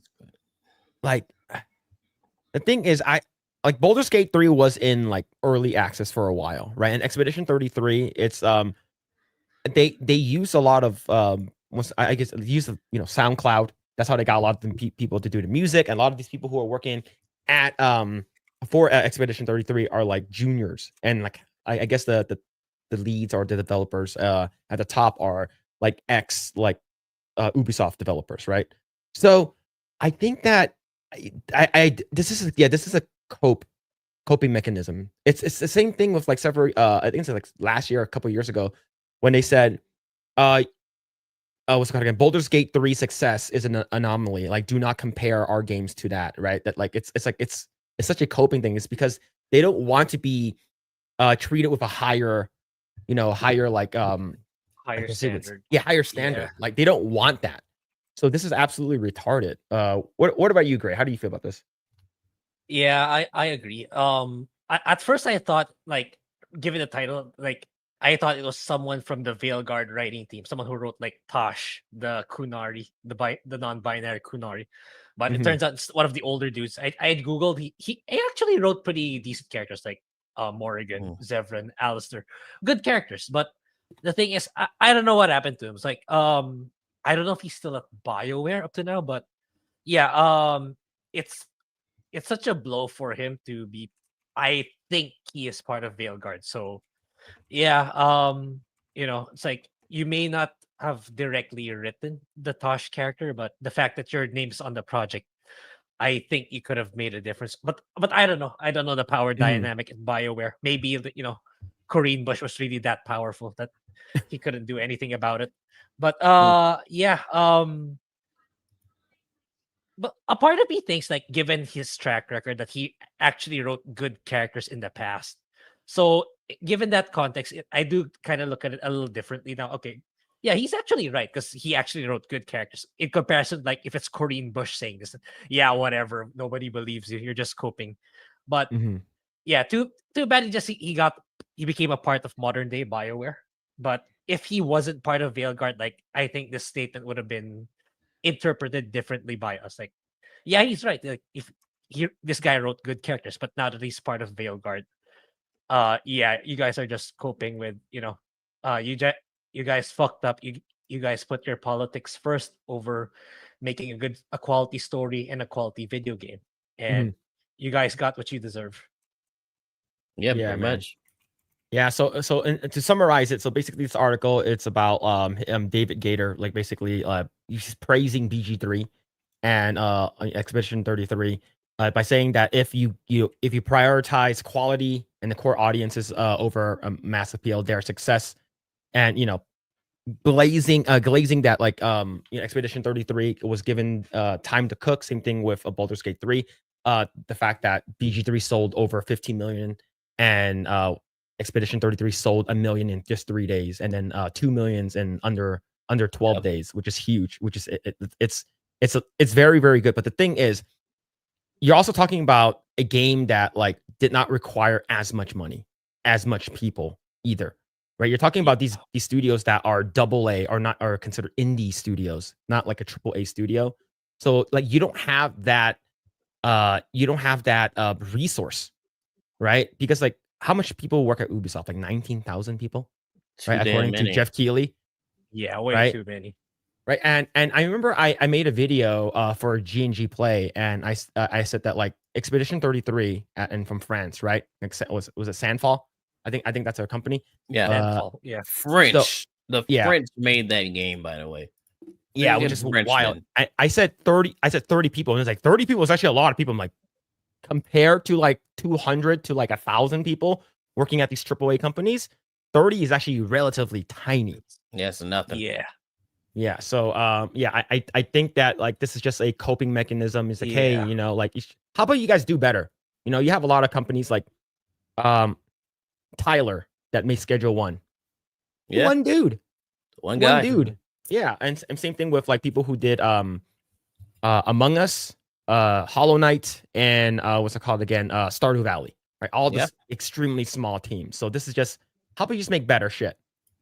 Right. I think we're gonna get into a time where you're gonna see more games like that are like $40, $50 games made by like one dude, or a team of 20 people or 30 people or even 50 people. Like, you're not gonna see these big budget games make a lot of money because gamers are like, oh, why would I spend $70 on that game when I could just pay $30 and play this game, right? Mhm. Like, you've seen a lot of that. There's a Yeah. game that just came out Yeah. the other day, actually. I feel like that's already happening with like given Doom the Dark Ages. Yeah, I know it's in Game Pass, but you could say the same with Clear Obscure. Yet it sold millions of copies. But look at Doom, which I think is kind of overpriced. And look, it's like all they can highlight is like they have 3 million players, not sales. Like how many of those are actually sales, right? Probably not even 1/3 of that 3 million. Yeah, it's already happening where yeah, some games can command $80, $70, but not a lot. Only the upper echelon, like Mario Kart, and not a lot of games can command that price anymore. I mean, Call of Duty, Yeah. they're gonna do it. The sports games, they're gonna do it because retards still buy those stupid fucking games. Grand Theft Auto, they're gonna be able to get away with it, right? Yeah. Because we've been waiting on that game for over a decade, so that's gonna work. But like all these other games, nobody's gonna do that. Nobody's gonna be like, oh yeah, I'm gonna spend this much money on that game. That's not happening, dude. There's no way it's going to happen, bro. So I don't understand the thought process behind a lot of this stuff. Like, if I was a person that worked at one of these companies and I saw all these games that are being released by people that are like 2 dudes, 1 guy, a team of 15 people, and they're pricing their game small, and they took like 3 to 4 years to make a game, and they're making millions of dollars. My first thought would be, why do we have an excess of 3,000 people working at our company on one game? Why are we paying all that money for one game when these dudes are doing it like this and they're making bank? Like, somebody up there that works in this industry has to go, yeah, maybe we shouldn't do this anymore. You would think so, but yeah, it's huge bloat. And yeah, it's also like looking at it now, Expedition 33 and Baldur's Gate 3. Like, what do these two games have in common? It's the genre. Like, people have been saying, oh, I don't like turn-based games. Oh, turn-based games are not for me. Oh, turn-based games are dying. But look, these are 2 turn-based games that do phenomenally well. And like Yep. I've been watching videos like people say, "Oh, like talking about their experience with Expedition 33."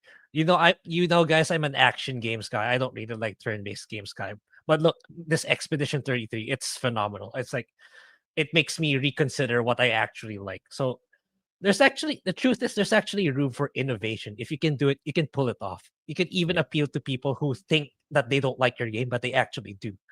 And Expedition 33 is proof of that. You just need to innovate.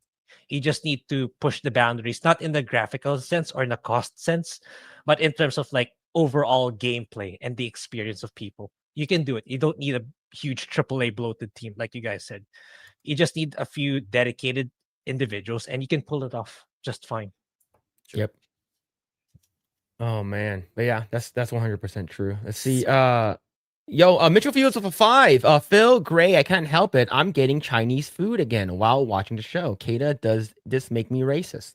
It doesn't, because I've been thinking about getting some, to be honest. I quite literally was thinking about it. I'm like, maybe I want to get some takeout. It's still early. It's not even 10:30 yet, so maybe. For us, we just call it food.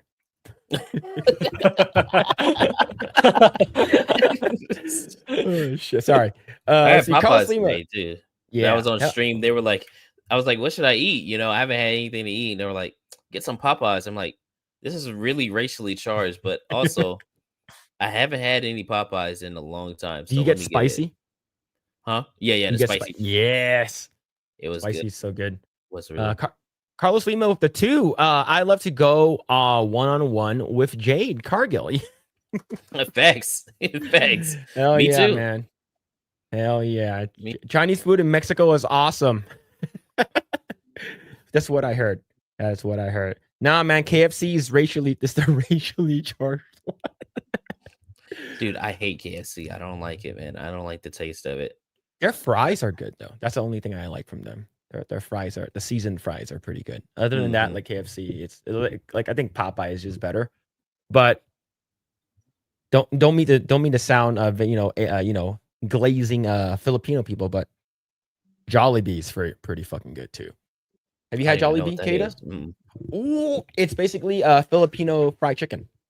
And good. It's do you follow I Show Speed? Yeah. So when he went to the Philippines, like they closed down a restaurant for him, and it's like a fried chicken place. It's called Jollibee, and like he ate it, and he's like, "Who made this? This is so fucking good!" Like it's really good. So if you haven't tried it, like their fried chicken is actually spicy, and like actually spicy. So if you have like a Jollibee near your area, like I would give it a shot. It's pretty fucking good. I'll look it up though. I'll see. I doubt I have anything like that near me. Yeah, man. I doubt it. All right. So I do want to go over this really quick. Okay. So Grae, have you played Baldur's Gate 3? No, that's another thing in my backlog. I need to start a run. I need to finish a run. Oh man. Bro, backlog's getting big, bro. I understand. Backlog's getting crazy. I still gotta beat the first Berserker. I still gotta beat Doom. You know what I mean? I still got there's another game, bro. Yeah. Elden Ring comes out next week. Night Rain comes out. Oh yeah, Night Rain's next week. Yeah. So now, Kaida, you played BG3, right? Mm-hmm. What class did you go with? I went with the cleric. Oh, okay. Oh. The dishonorable cleric, by the way. Dishonorable cleric. Who did you romance? Who was your romance? Fuck, why am I drawing on a name right now? Why am I drawing on a name? Not Shadowheart. Karlach? Karlach, yeah. I fucking knew it, bro. Muscle mommy. I fucking knew it right away. Well, I did both. I did both, right? Like, I had Shadowheart as well. And then I had mods installed. So I had all the other mods, the position mods. So I had that with Shadowheart. And then I also Karlach. I was like, yeah, I want Karlach. So yeah, I did both. Yeah. So the reason why I'm bringing it up, because I thought this is really funny. That show was really funny. So there's this thing called WizKids. And they were doing these D&D minis for Baldur's Gate 3. and they do not look good. Let's see. That was the marketing, and that was the final product. Be serious, dog. There's no way. There's no way. This is they have to give full refunds to people. Yeah. No this way. is so fucking bad, bro. No way that's real. There's no way that's real. There's no way. Oh, all right. Yeah. Second of all, why are you in bright mode, dog? What the fuck is happening? Look, all right. What is up with this? All right, hold on. Do you All use right. Brave? Is this better? Is it better? There you Is it go. better for you? There All right, you all right. It's go. better. All right, all right, all right. Here it is. This isn't this. So these are all this is on the box, right? You get Karlach, Asterion, Gale, Lae'zel, Shadowheart. You get the Withers, and you get Will, right? Damn. The fuck? Oh my god. Oh my fucking god. You didn't even try. Yeah. Oh my god, man. This looks like something I would make. Dude, Dollar Tree toys look better than this. This Yeah. it was so fucking bad, man. Like, holy shit. Like when I hands, it's like the red is on the fucking on the axe that she's holding. yeah. So basically, this is the these are all fucking bad and everyone's pissed off yet, right? So like, yep, I also got them. Most of them are scuffed. The scuff is this even a normal thing for tiny figures? I can accept the difference from what they've advertised, but that come on, that's not acceptable. Also for paying customers, right? Yeah. Look at the fucking. Oh my god! Look what it did to your waifu, man. Dude, so Yeah. they did this. So this isn't just a small thing. Most of them look like this. Yeah. Oh yeah, they're fucked, bro. Look at her, dude. You can't even tell. You Who can't the even fuck is tell. that? Yeah. She doesn't even look like Karlach. Yeah. What the fuck is this? Yeah, it literally looks like okay, we got it, and then like it looks like someone said them. They look like they got melted. Yes, it does. It does. Oh, that's fucked. Yeah, this is bad, bro. Like I have never seen something this botched before. Like it's sort of, have you seen those? Is like, oh, I tried to make a cake, and it's like, Yeah, Yeah. even Yeah. the That's cake- exactly it. Even the cake will still look kind of tasty. This looks terrible. yeah. Would you guys Holy buy sh- these? No. You know what? Actually, yes. Yes, because you know they're not going to sell them anymore. So That's true. You get Then the it'll scuff skyrocket ones. in price. Yeah, you have the scuff ones. So that way, when the real ones come out, some people might want the scuff ones, and then Yeah, you the sell those. For vintage collection. Yeah. Yeah. Yeah, man, that's fucking bad. So it sort of reminds me of this. You know, have you guys seen this? I think I have seen this. Grae, have you seen this? He got a No. tattoo. He basically got a tattoo. So here's the reveal. Here's the reveal.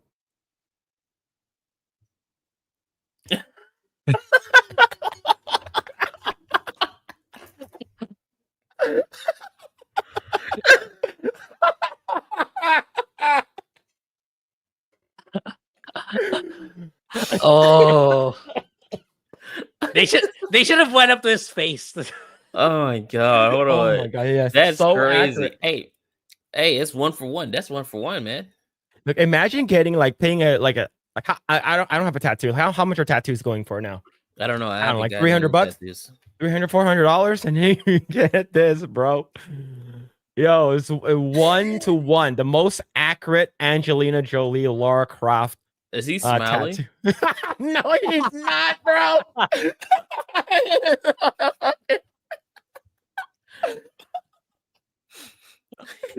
Oh no, bro! That guy's pissed, man.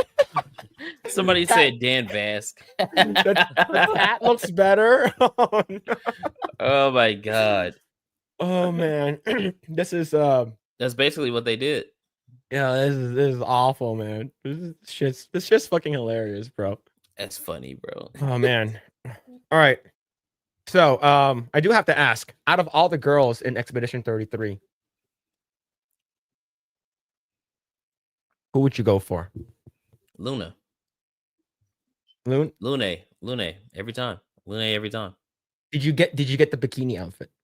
I got all the outfits. Yeah, That yeah, like I remember I got that, I immediately swapped her to that outfit and never yeah. I did changed too. back. But then it Oh, you started can, getting you can, goofy you can when get you're it in the really early. cutscenes. Yeah, you can Yeah, get pretty yeah, yeah. early. Like I believe after the second zone, like another portion, like a portion of the map opens up and you can go there. And it's like you have to do some like platforming and you Yeah. can get it. Yeah, okay. Because I'm mega early. Like I stopped at like the intro cinematic. That's why. That's Oh why. yeah, you Oh. can get it. You can get it. You can get it. Super. Yeah. Oh, After yeah, a while, it's like it started getting real goofy seeing her in the fucking bikini in these serious ass cutscenes. So I put her Yeah. in something different. But Yeah, yeah, she got some. I might change her a little bit. Yeah, yeah, that's what kind of I'm worried about for Expedition 33. It's like it kind of ruins the immersion if you see them wearing that in a very Yeah. serious part of the Look, story. all But right. Lune every time. Lune every time. When I played Baldur's Gate 3, all my characters. So I played a dark elf. A dark elf. So all of my characters besides the men were all in underwear Yeah. the entire time. Did you get the mod, the not safe for work, like wicker basket one? No, I didn't there's a mod mod that- at all yet. There's a mod that gives your characters different outfits, and it's like real skimpy shit, armor and all kind of stuff. It's really Wait, hold on. Wicker basket mod? I don't know if it's wicker basket, but I think it's something basket. And it's not safe for work. It's on Nexus mods, unfortunately, but yeah, it's on there. It's on there. It has some good outfits on there. Hold up. Cause I had I had Shadowheart bust down, dude. I had so many mod. I think I still have the mod folder on my desktop. That's how many mods I had on Baldur's Gate 3. I had that shit modded up, bro. Hold up. See, most popular mods. Mhm. All right, improved UI and stuff like that. And then I know like they make the faces look better. Like, have you seen some of the mods for Expedition 33? No, I haven't seen any. Not yet. Yeah. Yeah, like some of them it's like basically like nude mods, like big boob mods for like Lune and stuff like that. Let me see. Like what they need to do is age up Mael by 3 years and then give her a mod. Yeah. Yeah, Oh, she's man. still a teenager in the story. She's a kid. That's why, Yeah, she's unfortunately. 16. I'm not Yeah. logged in. What the fuck? Could have swore I was logged in. And looking at these mods right now, so man, the Let me see, cool yeah. thing about BG3 is that the fact that they're still updating the game. Yeah. Well, they're not having any big updates anymore. They did their last one, but where is it? It should be Modular yeah, there it is. equipment mod. Yeah, basket full of equipment. Yeah, basket full of equipment. Not safe for work version. That one. That's the mod. Oh, there it is. Mhm, that's the Basket mod. for all right. I have to vet this. Oh, Yeah, go through the images. They have some really good ones. They have some good outfits. They have some really good outfits. Because these are nice. there's some really good ones. There's some really skimpy ones too. I had so many mods, dude. All the mods that are on this page say update available for me. That's how Hell yeah, man. Where's the other one? Yeah, I had the native camera tweaks, enhanced new bodies. Where's the other one at? Also, Party Limit Be Gone is a really good one. Wait, so you can have like all of them, everyone in your holy shit, really? Everybody in your party. Yeah, that's a really good mod. Really good mod. It's a great mod, actually. The 5e spells, great mod. Fantastical multiverse adds different classes and different races. That's a really good mod. The Eyes of the Beholder gives you different eyes, you know. The WASD mod was probably my favorite mod. Oh, really? And so it's because I just point and click like the entire time. Well, that was making me lazy, so I put on the WASD so I can actually move my character around. And dude, it works. It works really good. It works really good. Oh really yeah. good. And then the carry away mod, obviously. Yeah, I prefer moving that way in Origins, Dragon Age, the WSAD over point and click. I like WASD. Yeah. The Mitchell Fields with the 5. So with this mod, if they are fat and ugly, are they immune to melee damage? because no one wants to get close to that. I'm sure there's a mod like that out there for that game, bro. Oh, there's shit, man. mods for everything. Yeah, Everything. I got a good amount of mods for Monster Hunter Wilds. What'd you get for that one? More revealing mod for what's it called again? I forgot her name already. The blonde chick and the girl that follows you around that looks like Mia Khalifa. And then basically since I'm playing a girl, like I asked like a chat who you want me to be, like, and they would like, be a girl and then put mods on her. So I got like more revealing busty mod. So it's it's pretty good. It's pretty good.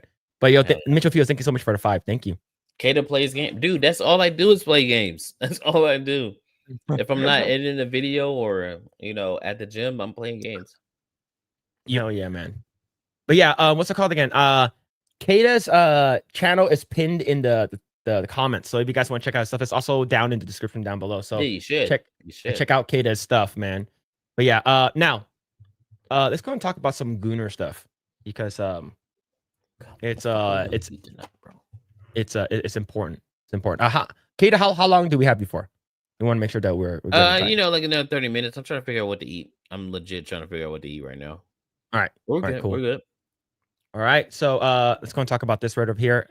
Comes to us from PC Gamer. Overwatch players freak out over supposed Widowmaker butt nerf, proving that Marvel Rivals Gooner skins have wound back the clock by 10 years. What the fuck does that mean?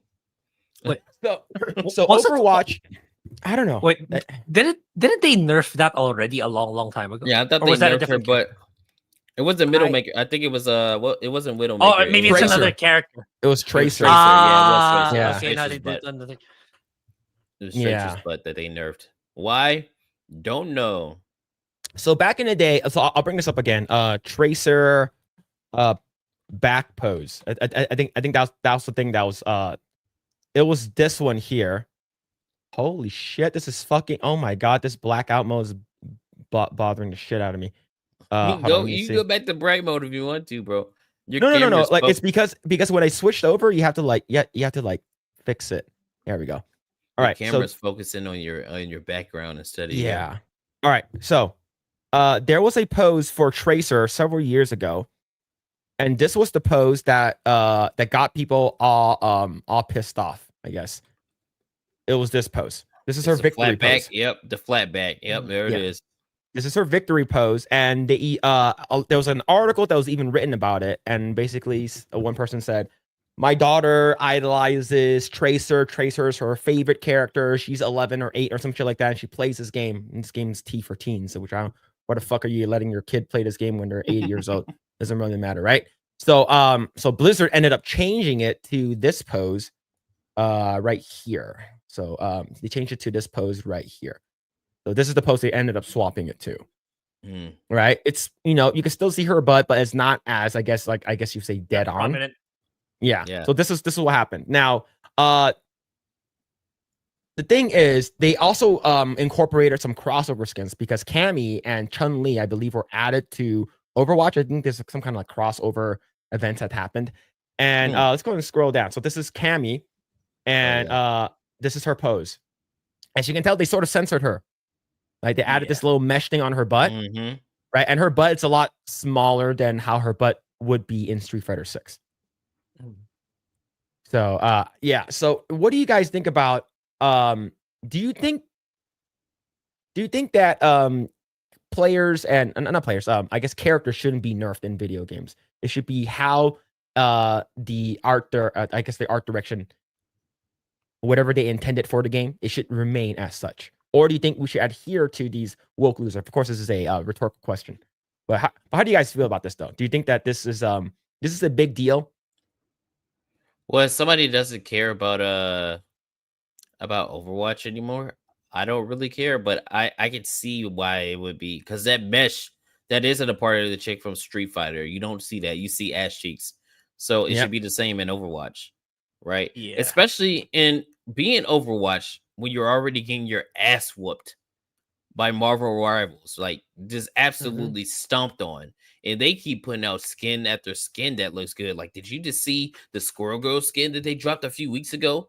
You know what I'm saying? With Yes. the legs out and the toes and everything. It's like, yo, Yeah, man. you gotta up your game. You gotta up your game because people like that stuff. So I think they're just doing more harm to their game because again, most people are on Marvel Rivals now instead of Overwatch. So I Yeah. think it's a dumb thing to do, honestly, especially after the Tracer shit. After you already Yeah. did the nerf with Tracer, and then you Mhm. go and do this, of course people are gonna be like, yeah, nah, man. Yeah. All right, And so if it's a yeah, go ahead. small, I get the argument. If it's such a small thing, why even bother changing it? Yep. And yeah, if you were Overwatch right now, wouldn't you want to follow like what your superior competitor is doing, right? Like, okay, maybe we should follow what they're doing. Maybe they'll help elevate our game.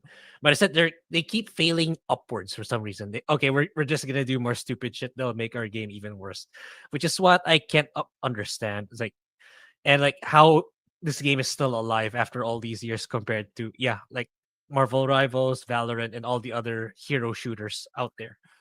Yeah, you're just setting yourselves up to your inevitable, I don't know, irrelevance if you're not already, and eventual Mhm. shutdown.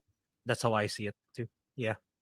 Yeah, it's definitely awful, right? Because like even this, okay, don't get me wrong, she looks great in Street Fighter 6, but they knew that Gooners will like this, so of course, like Mhm. during her back turn post, like she covers it, she covers the best parts with her hand, or her arm, right? So which is sort of the thing is like we all know that Capcom has been infested with all of these like woke lunacy and people who are like, oh, we got to make sure that we are not sexualizing women and shit like that. But you're talking about Chun-Li and Cammy, especially Chun-Li, who's like one of the most like iconic female characters that they know exactly what they're doing. All right.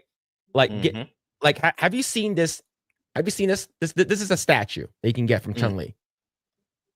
All right. This is the original drawing. I believe this is from Bengus. Yeah, they know what they're doing. They know Hey. 100% what they're doing, right? So they have this one too as so like this is I wanted to buy this, it was sold out. So of course it was sold out. Of course it was sold out. It was sold Damn, out, I'm man. mad I didn't know about it. I would have got it. Yeah, man. Oh my Yeah, I god, would have got it. this shit was sold out, man. It was sold out in like fucking seconds. But yeah, it's I think people who are just like overly sensitive, and I think most of them are like fat, ugly bitches that work there. Like all of them are like middle-aged, fat, ugly bitches. Like, hey, why it's so hot? Huh? What about these? What about us uglies, right? What about us uggos and you're not fatties, right? feelings into consideration. Yeah. God, I'm about to sneeze.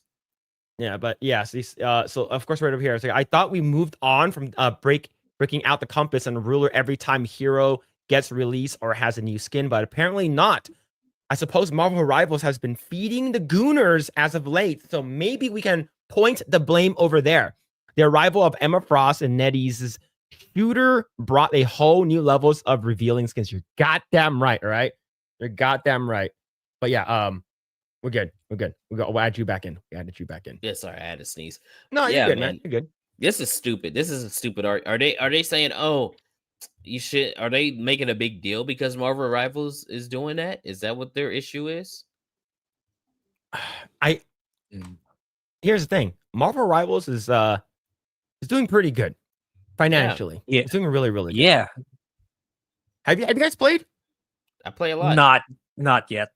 I play too much. Hold on, let me see. Let me check how many hours Who do you I got, main? actually. It depends on the class. I usually play Thor. I've been trying to play other tanks because I want to get them all to Lord. Yeah, I have 337 hours on Wow, Marvel Rivals. that's a lot. Yeah. So I play quite a That's a good bit. amount. I play quite a bit. But yeah, I usually do Thor, or I'll do I've been playing Cap a lot. Emma, obviously. Emma Frost. I don't really do DPS too much, but if I do, I'll play Iron Man, or I'll play Namor. But also healer wise, yeah, I play all the healers. Besides Mantis, I still haven't played Mantis. But yeah. Yeah, man. I play it a lot. I haven't played it. Like, I do want to play, especially like seeing a bunch of these like skins, like the summer skin, right? Like I'm trying to look on X, but there's so many freaking porn. There's so much porn on X. It's insane. But yeah, like I can't scroll down too far, man. But yeah, so this is one of the outfits. This is, of course, this is just a this is key art and marketing art. So this, you have Rocket and you have Squirrel Girl, and I believe one of the one of the poses of her is basically like focusing on her ass. Yeah, it is. What's like, here's the thing. Her victory screen. You can see like it. we know that these games are geared towards men. Why are we trying to cater? Like, I'm not saying girls don't play these type of video games. I'm saying they don't, but not a lot of them do. Like, some of them do, but most of them don't. And the average percentage, even the Capcom made an actual like survey, about 85% is men. So you have 15% women. So cater to your key demo. Your key demo are straight dudes. And like, I would say, if there are any straight dudes that don't like this kind of stuff, you guys are fucking male feminists. Yeah, That's dude. it. It looks really good. Have you seen the Sue Storm one? Her Malice skin? Yes, I have. Really If I was going to play this game, I would install the mod that says remove capes. Yeah. I need that mod. Storm is pretty. Like, all of these girls are be thick in the ridic, all right? And I think that the fact that this article is basically saying otherwise, like, it's, you guys know what your interests are. Like, same thing with Overwatch. You guys know that your key demo were guys. Is these guys, like, there's a reason why R34 like popped off, is because this game was carried by the porn. Like, Overwatch was literally carried by porn. And that's the reason why, like, they're trying their best not to have any of those models. Like, look, it doesn't really matter. Like, the fact that these games are doing well, and you guys are just pissed off, right? But thankfully, while there are weird number of complaints about Blizzard censoring Widowmaker's Cammy skin, as players have become emboldened by Marvel Rivals' unabashed approach, there are more players willing to see the funny side of all of this. I think it's just stupid. I think you guys should cater to your key demo and make it look cool. Make it badass. Yeah. Now, here's the thing. It's not always a fact that big ass and big titties will save a game or make a game or make or break a game. Case in point, the first Ascendant. Yep. That game it looks great. Not a lot of people are playing it. Right? Like, they have a crossover with Nier Automata with 2B and what's it called again? The other girl, the other chick. Forgot. Grae, who's the other one? The long-haired one? A2. Yeah, A2. Right? If you can draw a lot of people in with like appeal, but if your game sucks, no one's going to play it. Yeah. The first Ascendant is a almost dead game. Yep. Yeah. Yeah, man. But going back to this, I'm gonna leave this up on screen. I'm just gonna leave this up just a little bit. Yeah, they know exactly what you're doing, and if you're gonna cater to these people who actually don't play your games, what the fuck are you doing? Like, these people who are complaining, it's like, oh wow, this game is woke, it's anti-chud, anti-gooner stuff. I'm gonna play this game. You guys are not. You guys are not gonna play this game, right? It's the same thing with people who are like, oh wow, this the whole Kier shit thing, right? Oh wow, this game actually they got rid of Kirsha as they dropped her as a sponsor, right? Like, yep. And then they played the game. It's like, you guys aren't gonna play the game. Like, it actually says on your Steam thing, you don't even have the game. So just, if you cater to everyone, you cater to no one. Just cater to your key demo. You guys are stupid if you guys cater to these I guess you would say these like woke lunatic people that are online. But yeah, man, that ass is fucking ridiculous, man. Holy shit. I'm in a couple of seconds with that, man. Holy man. It has its own fucking gravitational pull, bro. Yeah, man. It's like it's fuck, my fucking zipper is destroying me, man. Holy shit. Holy. But yeah, man. It's I just hate that we're coming to a point where people are just, I blame the millennials, right? So it's because we're the people that were like outcast the most. The people, if you like video games, you like nerdy shit when you're young, you got outcasts, right? And the only group of people that actually accepted you were the gamers. And he's like, oh, I don't care. You can do whatever you want, right? You can play video games. So they accepted a lot of people. And then once they grew up and then now they want to be in the video game industry, It's like these weird people that are like, into furries and shit like that, or like people who are like extremely sensitive. They become in charge of these video game companies, and then now you have like them dictating like our shit, and that's the reason why I say we need to really, really start gatekeeping our hobbies. Yeah, I agree. Yeah, I agree. Gatekeep your hobby. Don't let me into your hobby because I don't care about it. I'm just there to change it. Don't let me into Hello Kitty. I want her to start shooting guns and murdering people. Like gatekeep your hobbies, man. Yep, and that's the reason why like we have the fact that you have Seth Rogen in Call of Duty is fucking insane. Yeah. Oh shit, man. It's wild, man. Let's see. Golly. How dare you? I have over 1,000 hours in the First Ascendant and we'll be playing season 3.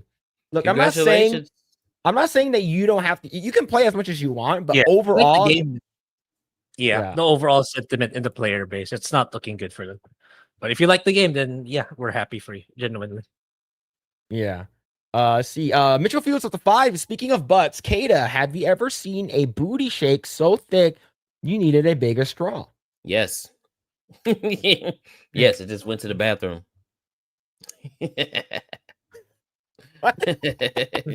Can you elaborate? My girl with her fat butt just went to the bathroom. Yeah. That's what I meant. Oh, okay. Oh man. But thank you for the 5, man. Thank you. It's like here's the thing. A lot of people will always ask you, it's like, oh, do you want to have sex with pixels? And my answer is yes.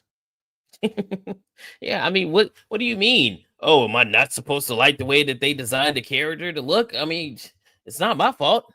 It's not my fault. They made it. They made it for me, so I could buy the skins, so I can look at it when I play the game. That's called marketing, Yep, it's marketing 101. That's called capitalism. You know what I mean? Supply, demand. The demand is more ass, so supply more ass. That's what it is. I mean, just so supply the ass and supply the titties. All right, that's all I need. All right, so I know you're gonna have to leave soon, but I'm gonna share this. Okay, I'm gonna share this, and are you looking forward to playing Stellar Blade? Did you play Stellar Blade when it came out? I played it last year when it came out. Yeah. Are you gonna play it again? Oh yeah, definitely playing it again on PC for sure. On stream, probably not. Yeah, with the mod, probably not. To be honest, I think I might actually make videos, gameplay videos on that one when the mods come out for sure. Like the fact that they implemented this the Nikkei. Nikkei Victory. Oh, they did what? What is this? So they added so they have a crossover. So Shift Up, they're well known for Nikkei Goddess of Victory is a phone game. Yeah, and you're basically using girls with like big ass and big titties, and you're shooting bad guys, and it's all done in 2D. But they actually implement it into Stellar Blade. So if this shit ever gonna play, but actually, so they actually implement it into Stellar Blade, which is actually pretty cool. Oh, so that's only with the PC, or is it? No, it's on console too. It's on console too. Okay. Yeah, the cool thing is that I'm gonna slow down the speed over here. Her butt jiggles exactly like how a Nikkei would, because their butt jiggles in the game. They added it in, so like her butt's literally jiggling I see down it. there. I see it. I see it. Shout out to Shift Up, man, making Eve. Yeah, this looks really good. Look, this looks really fun to play compared to the Nikkei game on the phone. Yeah. Yeah, it's wild, man. And here's the thing, like people are like it's a legit cover shooter. At least that's the way I see it. She said, yeah, man, it's crazy. Dude, I can't wait. Stellar Blade was fun, dude. And that soundtrack on Stellar Blade was so good. It was so damn good. Yeah. I love this game. The fact that one of my videos, my clips went viral on Twitter was fucking it did. Weird. Yeah, that was I remember that one. It was crazy. I didn't think that like it's sort of like you, right? It's like I'm just gonna make this, put it up. It's like every time, whatever. And then like 5.6 million impressions of like, holy shit. Quite literally that's wild. Every time. Yeah, man. But yeah, this is crazy, man. It's I can't wait, man. I can't wait to go back to Zion to you know, interact with the physics of this game. I really hope they fix the region lock for me before it Yeah. releases. Yeah, it's actually they got the region lock. yeah, it's region locked in Philippines. Yeah. Yep. Why? Oh, because of PSN. Yeah, but they're looking into it heavily to get it revoked, so all the countries get access again. Oh, they should do that for real, because that's gonna suck. Yeah, That's man. gonna It's suck. so you basically have like I think like about like 60 countries that has it, and then like 131 of them that don't have access to this.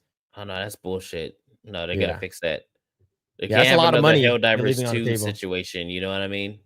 Yeah, Where absolutely. you're like cutting people out from the game when they, you know, want to play the game. No, don't do that. Yeah, Don't do Yeah. we that. talked about this last week. Like, if it, worst case scenario, I still don't get it, even by the time I get my new PC, I'm gonna do what I gotta do to play the game. Yeah, put that get that VPN on. Yeah. Yeah, man.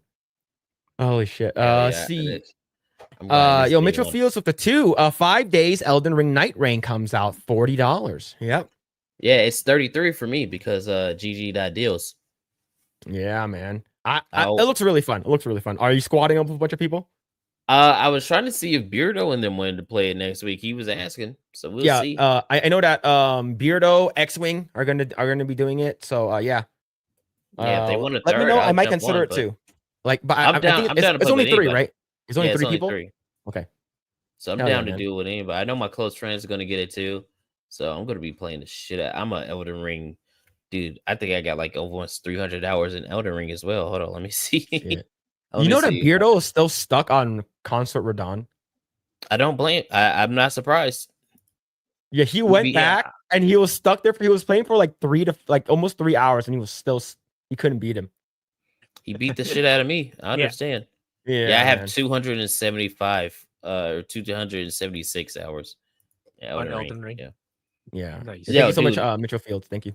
Consort Radon beat my ass for 3 days. Yeah, 3 Consort days. Radon was a bitch for sure. Yeah, bro. That shit sucked. Here's the thing. The reason why I was able to get pretty far because I sort of used the exploit with the Rolling Thunder before they patched it. You were right. cheesing. So you basically get like a bottle, and then you get like the rolling spark where you basically aim it to the ground and press R2 and you throw sparks. And before they nerfed it, like 5 or 6 instances of it go off at the same time. If you aim it at your target, it only does 1, but if you aim it on the ground, it does like 5 or 6 of them. So it's just like you can literally like 2-shot a boss. Damn. So like I was able to nothing about that. Yeah, they like I think Cyrobe, which is like he's a YouTuber that does a lot of like gaming.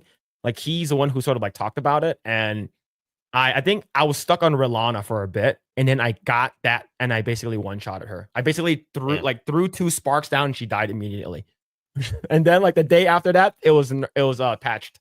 Damn, I did it the old-fashioned way. I had to go. You did the hard way. You had to jump on the shit. You did all the fucking jumping and shit.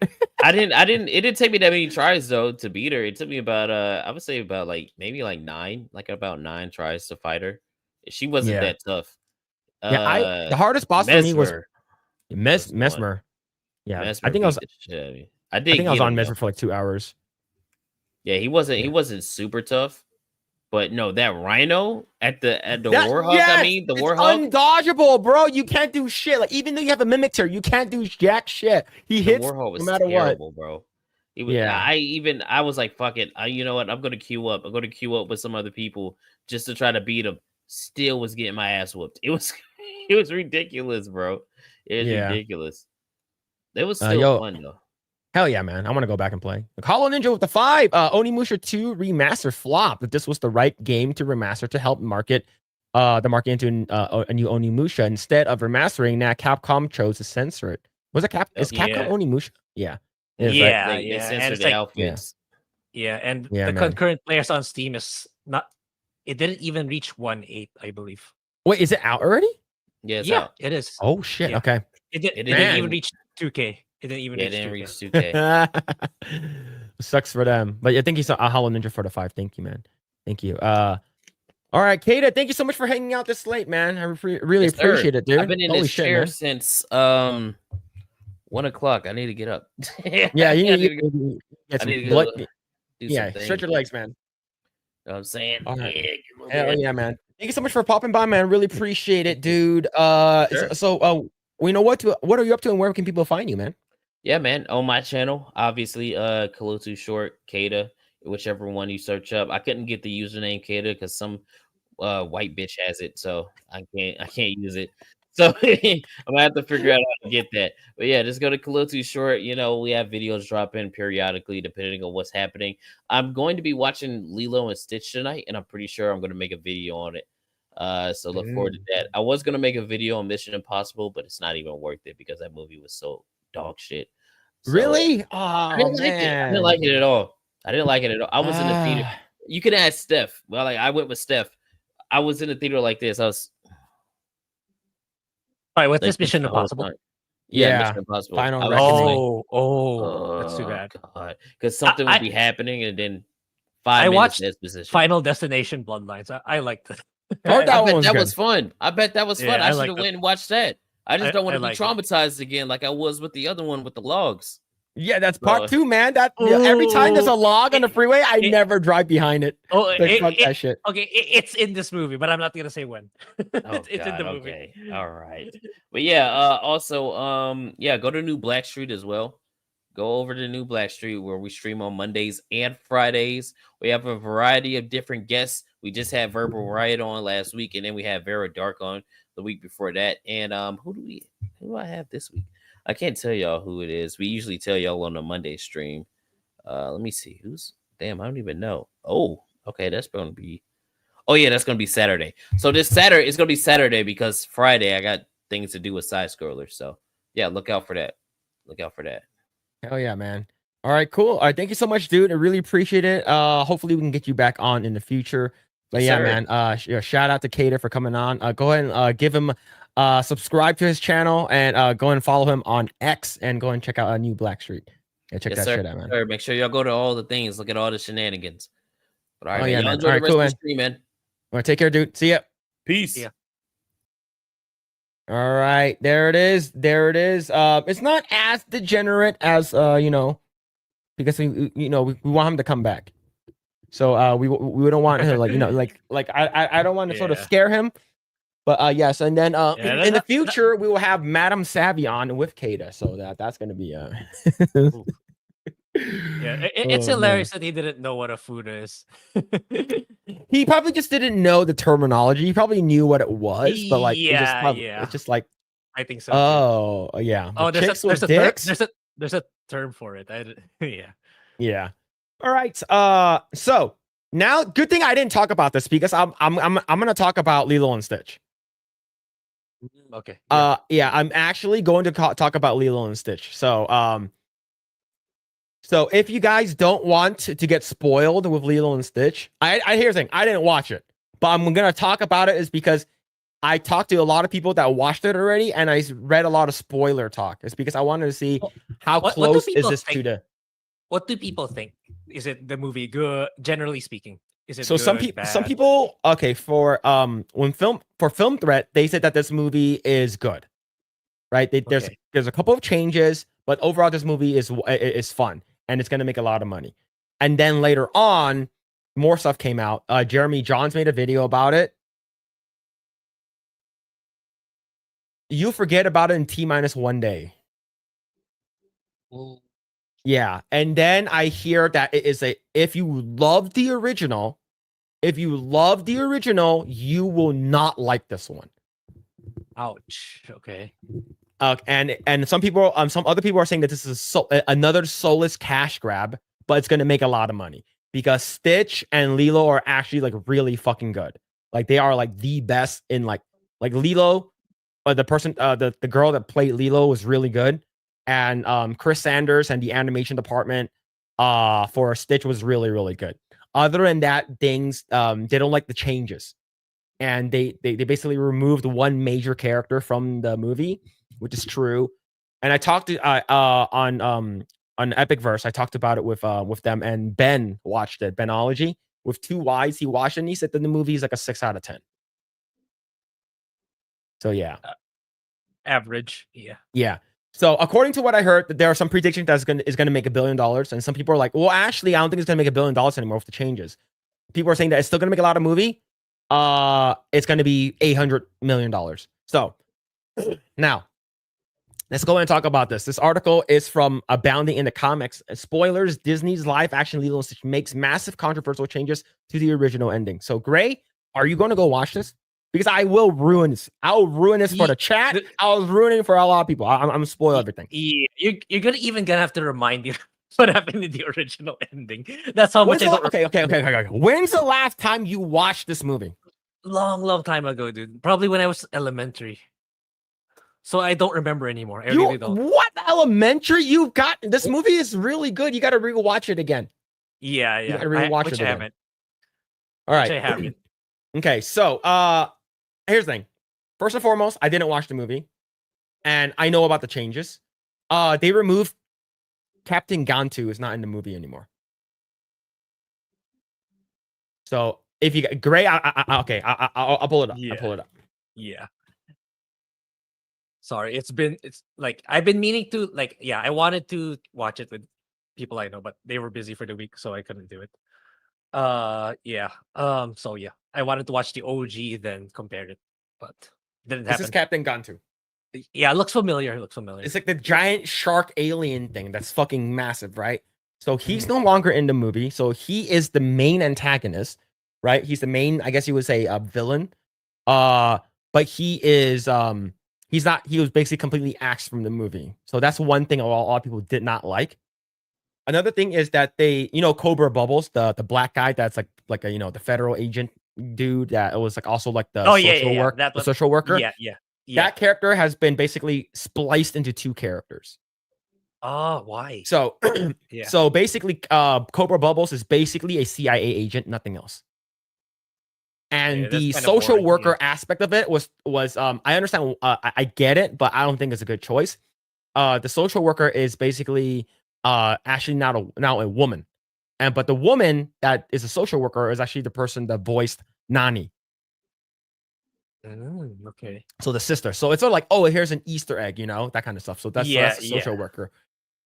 Dave sort of takes a back seat in most of everything. He's not really that important in the movie. He's sort of important, but in this one, he's not really that important. He's sort of like an idiot, right? So so what did they change? Another thing they changed is that they don't have the cross-dressing aliens anymore.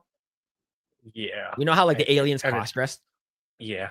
So so a bunch of other stuff other than that. Now, the big thing is the ending. The ending of the movie was what made a lot of people very, very upset. So, at the end of the movie, for the original, what's it called again? Jumba and Pleakley basically join forces with Stitch, and then they both sort of like fight. They try to take down Captain Gantu. Captain Gantu, traps them, and they fucking fly around everywhere, like all around Oahu and shit. And they were able to, I guess, beat him. His ship fucking gets fucking exploded and shit like that. And then at the end of the movie, it's like, okay, Stitch, you can stay here, and you'll be exiled here on Earth with Lilo, Nani, and Dave. And then at the end, they play the whole like Elvis music, right? Basically, the end of the movie. And they found out that Cobra Bubbles was, actually a part of, I believe, Roswell, some shit like that, or whatever alien garbage. This one, Nani, sort of leaves. So, why? It's because, since her parents died, their parents died. She, all she did was take care of Lilo the entire time. Okay. Right. So she didn't have time to grow up or do whatever she wanted to, or get a real job. So get a real job, like an actual like pursue her dreams. So in the animated movie, her dream was to become a pro surfer. If you didn't know,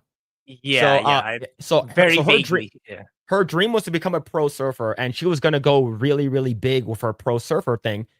But since like if you actually look at her room, like she has her surfboard, and she has like a bunch of like surfing awards, right? Not awards, awards, right?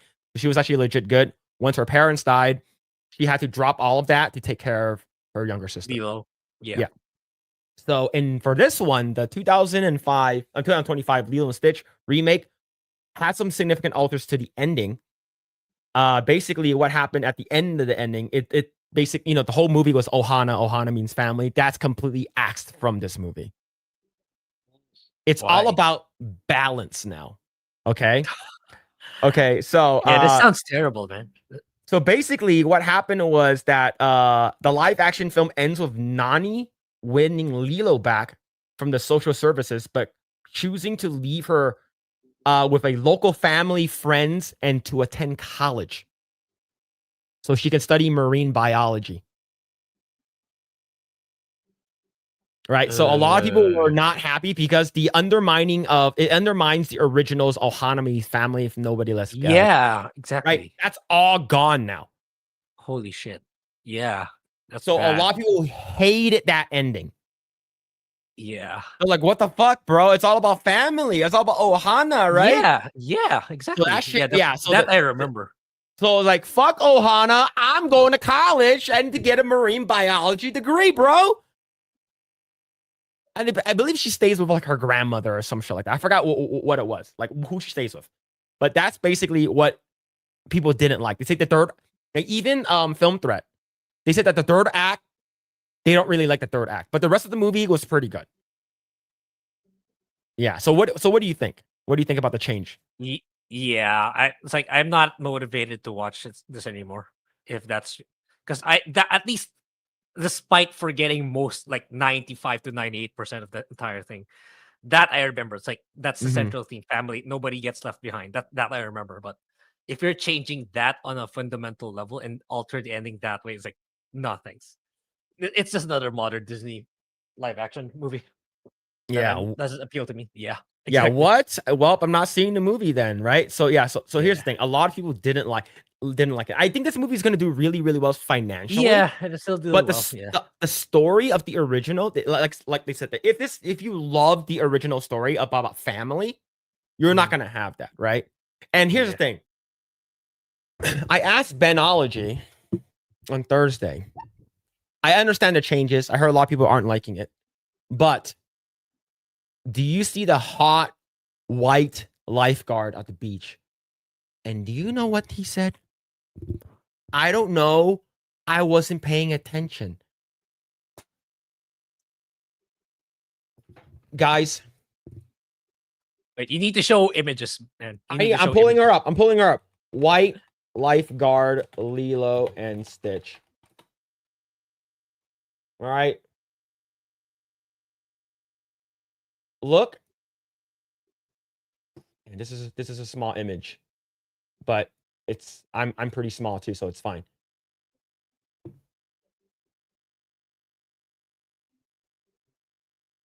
That is her.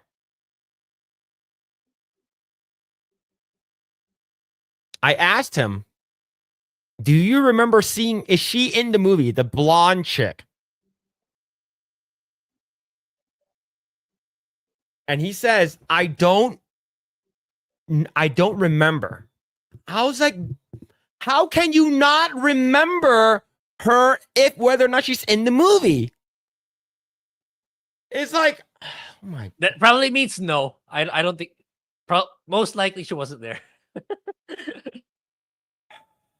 But yeah. Anyways, this movie could have been really good. This movie could have been really good. All right. Like, if you guys don't know Chris Anders actually draws a lot of like nude characters. He does a lot of like pinups. Okay. And it's like, oh geez, hold on, let me bring this up. I think this is fan pick. It doesn't matter. This looks pretty good. Right? I would like to be Ohana's with her. I wish she was my stepsister.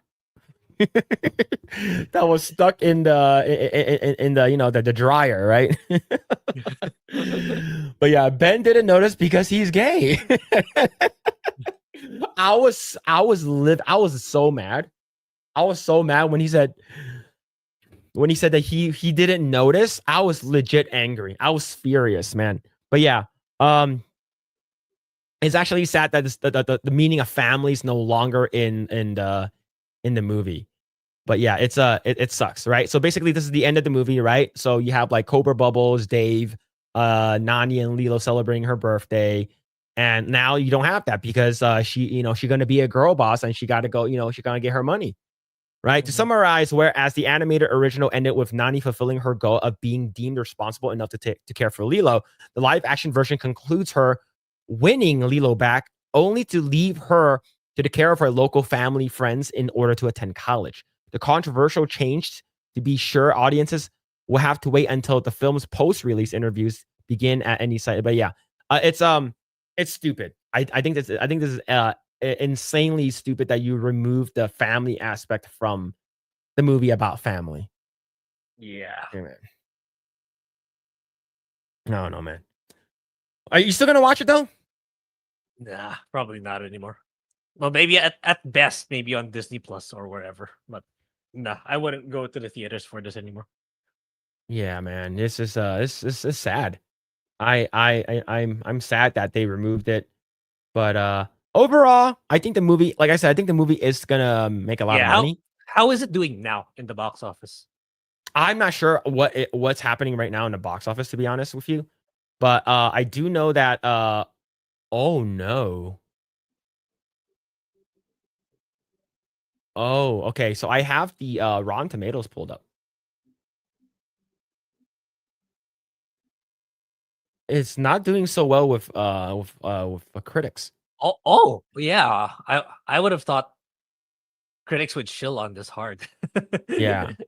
So verified audience and all audience, overall, I would say it's about a 90%, but yeah, 68. Oof. Not good. Not good at all, man. But yeah, a lot of people are saying that this is a soulless cash grab. Just the only cool parts about the movie is Stitch, Lilo and Stitch. Other than that, like Zach Galifianakis and the guy who plays Pleakley, they don't really do too much. And the bad guy is, since it's not Captain Gontu anymore, it's Jumba. Jumba's the bad guy. The guy who created Experiment 626. Ah, okay. Yeah, man. Yeah, it's sucks. Definitely does sucks.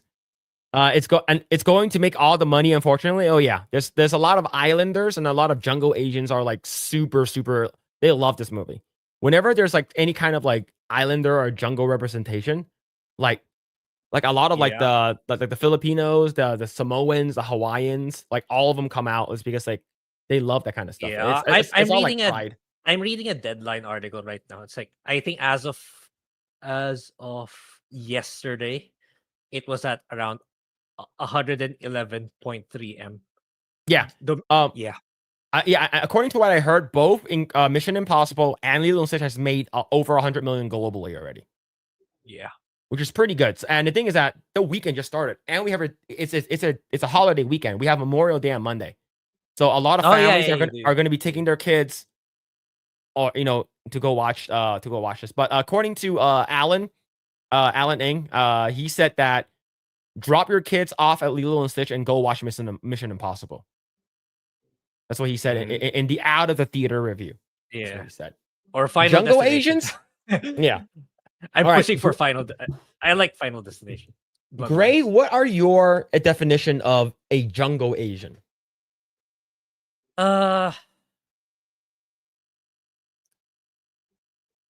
Jungle Asian.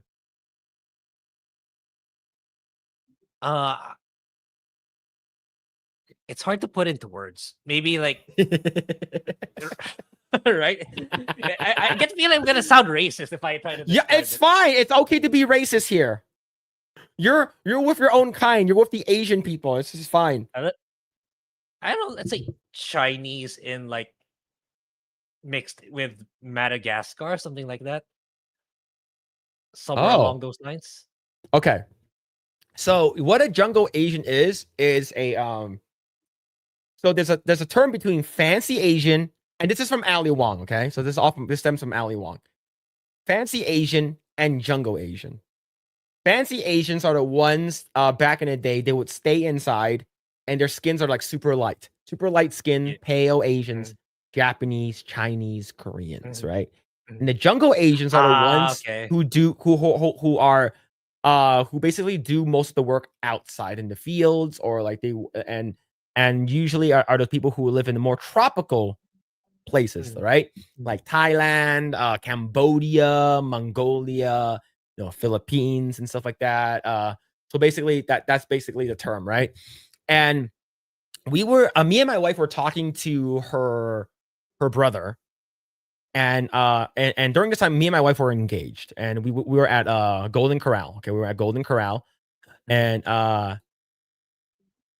and my wife was wearing her engagement ring, and my mother-in-law goes, "Anak, why are you wearing that engagement ring?" And he's like, "Mom, I'm engaged. Of course I'm gonna wear it." He's like, "Did you know if you in the Philippines, they're gonna cut up your finger just to take the ring?" And then her brother goes, "I know where we're called jungle Asians now." So yeah, it's just like water Asian is where it's at. Yeah, man. But yeah, so basically, like, it's sort of that's the terminology. Okay, it's just like it's so I call my wife jungle Asian all the time, and then she calls me fancy Asian. Is because, like, I'm light skinned and shit like that, right? I'm like fucking translucent. But yeah, it's not Mongolia is not really well known for their jungles. It's Mongolia. I know. It's like I know they don't have jungles or like fucking forests or anything like that. It's just the darker Asians. Okay. Yeah. Those are the jungle Asians, all right? So basically like the Filipinos, the Thais, and like some of the Vietnamese people could be dark, but like really depends on which type of Vietnamese you are. Right, there are people who are like Vietnamese that are stemmed from like Chinese. They can know how to speak Cantonese and stuff like that. But there are the jungle Vietnamese. So basically, those are the boat Vietnamese. They basically like feed you pho off of like a fucking kayak and shit. But yeah, house Asians and field Asians. Hell yeah, true. God, bro, that's so good. Yeah, basically. Yeah. So all the massage ladies are from the jungle. Got it. Let the Thailand ones, okay? The Thailand ones. Right? I love kayak pho. Oh fuck, man! Jungle Asians have outdoor kitchens. They do. They do. Oh shit, man! Have you seen this new thing? It's called like show comments on stage. What does that You see do? that? So if someone types in a chat, it pops up there. If I'm not mistaken. All right. What about Filipino from Negros. Negros? That's not. It's not what you think. It's not what you think. Is Actually, it like a dark kind place of Philippines? no. It's a region. It's a region. It's like there's okay. Let me try to look for that really old article. There's a restaurant that went by that name. Once upon a time in the U.S. That There a it lot is. of people got. Grady, you see it? Now people can see Okay. now people can see their chat. People can see the Yeah, chat. There it that's a is. nice. We'll leave it there. Yeah, We'll leave it there for a little bit. Yeah. X-ray girl's Vietnamese? Yes, she is. She is Vietnamese. Confirmed. Black and Sand Beach Negro. Oh man. Why look that up? Let me read a couple of super chats. Hollow Ninja with the 5. Stellar Blade was an amazing experience. The action, story, and sexiness all go well together. Yeah. It's the only game that makes you play with one hand. Mhm. That could be pretty cool, man. That could be a one-handed okay. experience. I have this article. It's really old, 2012. I'll send it to you in private chat. All right. Because it's really funny. Because like, especially in an American perspective. Yeah. And Mitchell Fields with a 5, with another 5. I wonder if there is a study with hot lifeguards. Do people tend to drown more and need CPR more often? Thank you, Mitchell Fields, for the 5. Did you not watch The Sandlot? Do you really want visual records of what the chat says? I'm gonna have all the chat and people just say balls, big balls, small balls, Phil like Sfuda, and then we're gonna get banned. We're literally gonna get banned. All right, I'll remove it. All right, here's the thing. It also puts in Rumble chats too, and Rumble chat, they can say like figs and stuff like that. Like they can say like all like the bad words, and it won't get banned. So just in case, we'll remove it. Right? Big Fuda balls immediately. This is a very bad thing to say. Balls, big Fuda balls. All right. So you sent it? All right. So this is Yeah. It's like we have these two islands called Negros Oriental and Negros Occidental, as Caviteño pointed out. But when you open that article, you'll get why a lot of Americans got upset, or people who are not familiar with the Philippines got upset with the name of the restaurant. all right. What's this here? Why Americans shouldn't get angry about the flavors of Negros. Recently, Jamie Foxx posted a picture of Facebook page with an ambiguous comment. Boom. Is a photograph of a restaurant in the Philippines called Flavors of Negros. The actor's American fans cried foul, calling the restaurant racist and insensitive. What they don't know is that it's only racist funny. because they've interpreted the restaurant's name using their own cultural context instead of trying to find out what it means for the Filipinos. Hate to break it to Americans, but Negros is an island in the Philippines. So it's like saying flavors of New York or flavors of Los Angeles. Not to even pronounce it the same way. The E is not pronounced like E or I. Instead, it's pronounced if the E with like a neck. And the O is not pronounced like ow or O, but sort of a short tart O sounds, similar to the O in ostrich. So Negros. But pronounced in a more abrupt manner. Now, here's the thing. This is the same thing with bukakedon. I need to explain myself, okay? So, chat knows the terminology bukake. I'm pretty sure chat's familiar with bukake. But in Japan, there's a dish that has udon that's called bukakedon. Okay, it's also have one in Hawaii. It's from Marugame udon, and I remember I was in Hawaii with my wife, and literally a white guy came in and basically pointed and laughed. Look, honey, it says bukakedon. It's just like immediately started laughing, right? Marugame udon menu. Look at the menu. All right, so Hawaii menu. Okay, let's look at the Hawaii menu. So they ended up changing the name to BK because of they ended up changing the name to BK. So over here, this used to be called bukakedon, and they changed it is because a lot of people kept making fun of it. Okay. So, unfortunately, the term bukake in Japanese does mean smothered. All right. So, and the same thing with the what's it called again? With the whole Chinese thing, right? With the it's just people don't understand, right? I'm gonna bring it up again. Okay, I'm gonna bring it up again. It's because this is for context. Okay, I will always bring it up. All right, so here we go. All right, so here we go. So it does not mean my N-word. It does not mean my black homie. It means buy that one. Right? So, Grae, you want to see something? Buy that.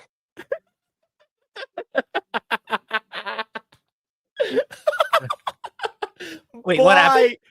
Did you hear the Chinese English, like the fob version of this? Buy that. Buy that one. Okay. Okay, you see. Buy that one. That's an accent. Yeah, it does. That's an accent. That's crazy. But yeah. 买那个. So yeah, it's just people who don't know, you know, it's sort of like in Korea, like it's the same thing, right? My Kaida still watching? I don't know, man. I don't know. But yeah, it's so they no longer call it the bukakedon anymore, all right? I'm sort of afraid to Google it.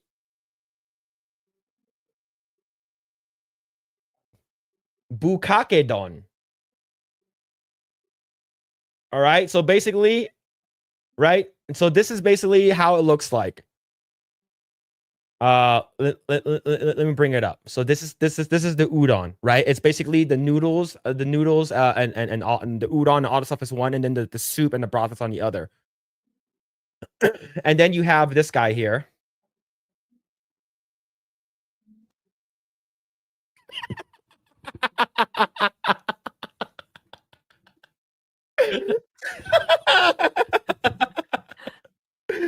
Yeah, so yeah.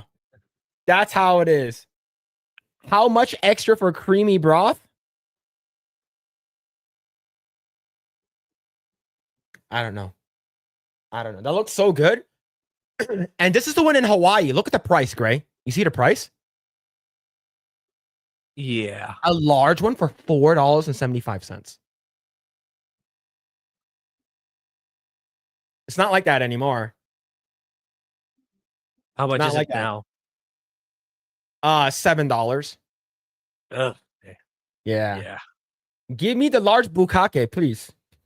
Give me the extra cream. The extra cream. But yeah. This is pretty crazy with the whole yeah, it's just the pronunciation. I remember the similar incident where a Filipino who just arrived to America was beaten up when he wore a basketball jersey that said no. I know. Look, a guy got beat up. It's fucked up. Man. That's sort of funny though.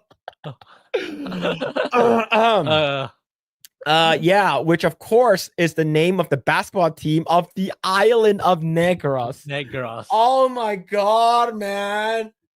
This is so bad. I feel bad for laughing, but it's just he wore the wrong thing at the wrong place at the wrong time. I think that's it, right? But because if it's like an American, if I see this, I'm like, wait, is this like you're gonna hurt or attack someone? You're gonna kill someone? If you have no idea about the Philippines, yeah. So the Americans thought that it meant a celebrating of violence against African Americans, but it's really more like we are the slashers of Negros. And we will beat you in basketball. Poor kid. He didn't even understand the name of his beloved island, so it's considered racist by Americans. Although this doesn't mean that there's no racism in the Philippines, like other countries, there's still a battle to educate people about the irrationality of skin-based prejudice. But that issue is totally different from this. Negro means a black. It does mean a black in Filipino. And the island was named by the Philippine Spanish colonial masters, Negros, because it was initially inhabited by darker skinned people. Nowadays, however, Negros is simply the name of the island. There's no malice. The people are actually proud of their hometown. And this restaurant obviously thinks that the flavors of the island's cuisine are things that should be celebrated. Yep, that is true. That is 100% true. And then, of course, you have... 买那个 Oh man. Oh man. Imagine how much for a sumo size bukkake done. Wait, what happened to them? Yeah, that kid got beat up. That kid got beat up. I want to eat Negros tonight. Oh man. Is it good? Have you been there, Grae? Have you been to the... No. I'm not even sure if the restaurant's still alive.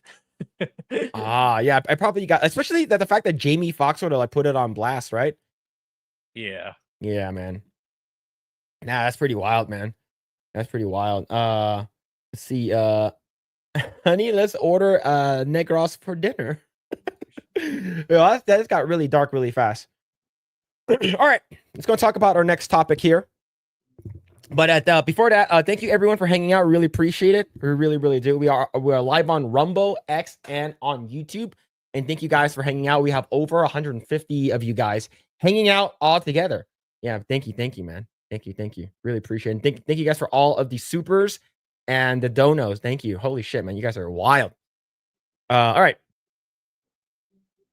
Last of Us Season 3 is all about Abby. Druckmann doubles down on controversial character while Season 2 ratings plummet.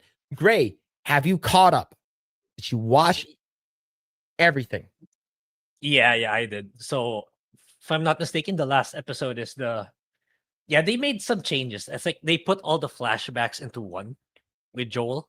Mm. So I thought it was all right. It's like not much of a change, but yeah, it's still the episode before that was cringy. Like, oh, I'm gonna be a dad. That's still the worst of them all. Yeah, man. Yeah. I don't know. It's like there's I even the director Craig is saying, "Oh, we actually need a season 4." It's like, no, you don't. You don't even need a season 3. Part 2 in itself as a video game, the story it's kind of It's already dragging in itself in the video game, let alone cutting it into 2 or 3 more seasons. Mhm. Just end it in season 2 already. That's how I would say. Yeah. Yeah, man. Season Now, when it comes to a person that played the video game, do you? It's like, why? Here's the thing. How mad were you when you had to play several hours of Abby after like Uh, killing Joel? yeah, but because by the time I played it, like the outrage kind of died down already a little bit. Because I didn't play it exactly at 2018. I didn't buy it at launch. I bought a secondhand copy when it was like $20. Mhm. So that was around 2 to 3 years. So I was like, fine, maybe the gameplay is okay. So I wasn't really that infuriated by the time I got to Abby. But yeah, still off-putting. Like it wouldn't be so bad if like they, I always keep telling people like Abby would be better received like if they built her up first. Like they were she was fighting along with Joel throughout when navigating the different parts of the US. And then towards the end, that's where they find out, who each other are. And that's when, Abby takes Joel's life in the end. I think it would have been much better. Then controlling her would have been fine. But yeah, because of how they went about with the story, with the golf club and everything for the shock value. Mhm.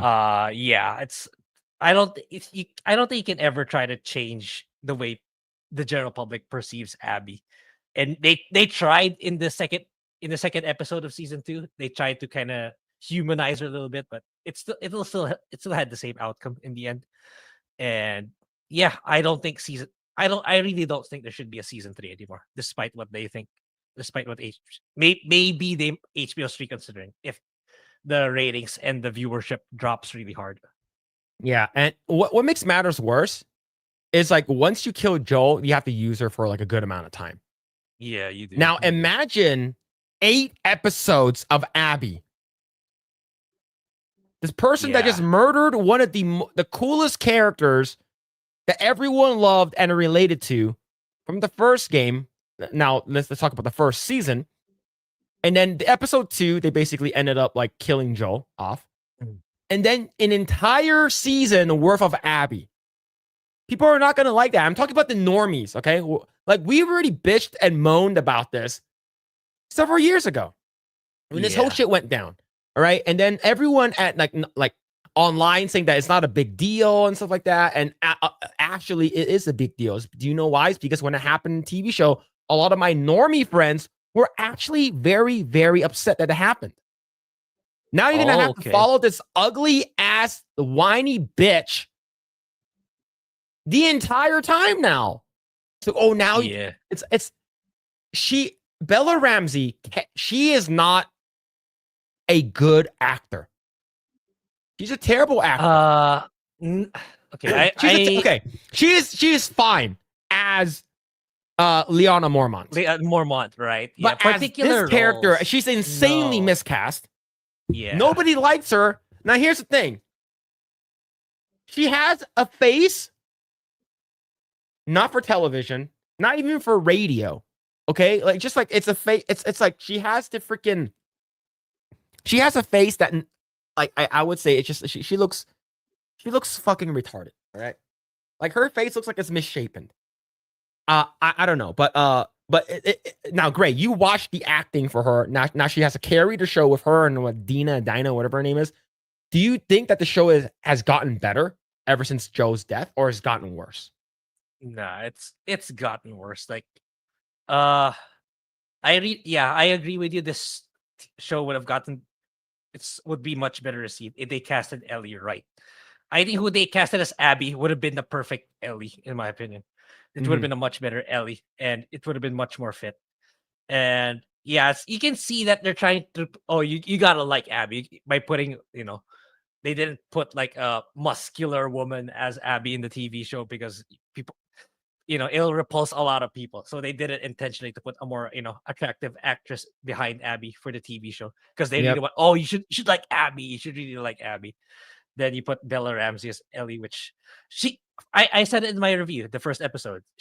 I think I find okay. A part of me accepts her as Ellie in season 1, back when she was a little kid. But now that Yeah, she's but in she her wasn't the main teen- character.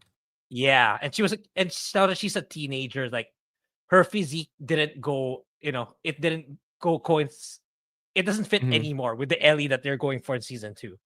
And yeah, that ultimately it hurt the show. And yeah, I don't know. It's like if they're gonna push for season 3, that's the best case scenario for this TV show. It's like that's gotta be the last. I don't think it's gonna do very well enough for HBO to justify it renewing it further. Yeah.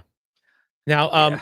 so I'm gonna go ahead and summarize this article, so we don't have to like read through the entire thing. It's basically they're saying that season 3 will be focused on Abby, which is already a controversial character in the game now in the TV show, and it's been confirmed by Catherine O'Hara, which played Gale in season 2, right? And basically, it basically follows and aligns with the game's narrative. About focusing on Abby's character and her exploring and of course like they want you to get to know the bad guy, right? To be honest, I think I'm sort of done with that shit. Oh, you got to understand Yeah. why the bad guy did this. Yeah, We know they did that a lot. fuck Joe killed her dad. It sucks. Post-apocalyptic shit happens, all right? But the thing is that forcing the viewers to watch her story, it's sort of like I don't fucking care. This person's the bad guy. Right? I don't need to fucking sympathize with this fucking, this person. I don't fucking care. But Yeah, ever since the whole Disney stuff, oh, you got to sympathize with the bad guy now. You got to see the bad guy actually had a reason. and it's not even just Joel. It's also like there's a character in The Last of Us Part 2, like the leader of the WLF, Isaac. He didn't have a backstory. He didn't have a backstory in the video game. Like, but they did in this TV show. Like he Yeah. used to be part of Fedra, the government, but then he ended up switching sides to the rebels. So that didn't need a backstory, in my opinion. Yeah. We know he's a rebel. Like he wants to, he hates the system. He hates the religious extremists. We got that already in the video game. You don't need to hammer that harder in the TV show. Yep. And then basically what they're doing, it will further alienate the fans with her polarizing role. And of course, like they already talked about like the ratings for this show isn't doing good. I'm not sure how much how much the show has been declining in viewership for season 2, but season 2's rating has dropped significantly and shocking events, and basically falling from 938,000 viewers to about a little bit over 700,000 viewers. That's a huge drop. More than 200,000 viewers dropped in the last episode. Now, showrunner, basically Neil Druckmann, basically doubling down despite the fans' backlash for season 3, and setting up a potential 4th season as well. So, this is a 4th season for what? Yeah, for still part 2. Are you kidding me? That's 1 season is enough already, because like it's even in the video games. So I felt that the story bits were so small in comparison to the overall game length, and like let alone a TV show with 3 seasons. No way, you guys are pushing it way too much. Yeah, 1 season's good enough to tell the entire story of part 2. Doesn't that look like her? Yeah, it kind of does. I'm gonna be a dad. Oh shit, bro. But yeah, the thing is that like this happened in the game, right? It's like where it's like, oh hey, you're gonna, I'm having a kid, and then like Ellie gets like insanely mad. It's like, why would you have a kid in such a terrible situation? But like they changed it up to be, I guess, more sympathetic, more happy in the show, right? Is according to what I heard. Yeah, man. But yeah, this sort of looks like her though. It was fucking hilarious, man. Of course, Hertz Donut says, I understood that reference. Yeah. Oh man. But yeah, That's insane, man. I hate it. I hate it. You know what? Let's read some. Let's see some comments from the chat. Let's see. So it would be just wrong for me to get a souvenir shirt from Negros and put that and say pride of Negros. I think it'd be fine. I think it'd be fine. I think it'd be great. Let's see. Matt Fox says, movies and shows are bad now. I watch more content criticizing them than actually watching them. Yeah. Let's see. I felt that way in Red Dead Redemption. When John dies, you need to play his son. It didn't have a connection to Jack. I never play RDR. Is it good? I never played it either. Because like I tried to. I have two in my for PS4, but it's just too slow. Like modern day Rockstar games are just way too slow and sluggish. The way you move your character. That's why I'm not super excited for GTA 6, honestly, because I feel it's gonna be this like GTA 5 but bigger and better graphics. Yeah. That's how I feel about GTA 6. See what's going on, Painless. Hope you're doing well.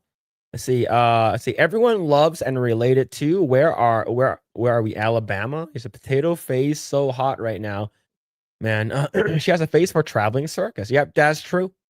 That is true. A face for a burlap sack.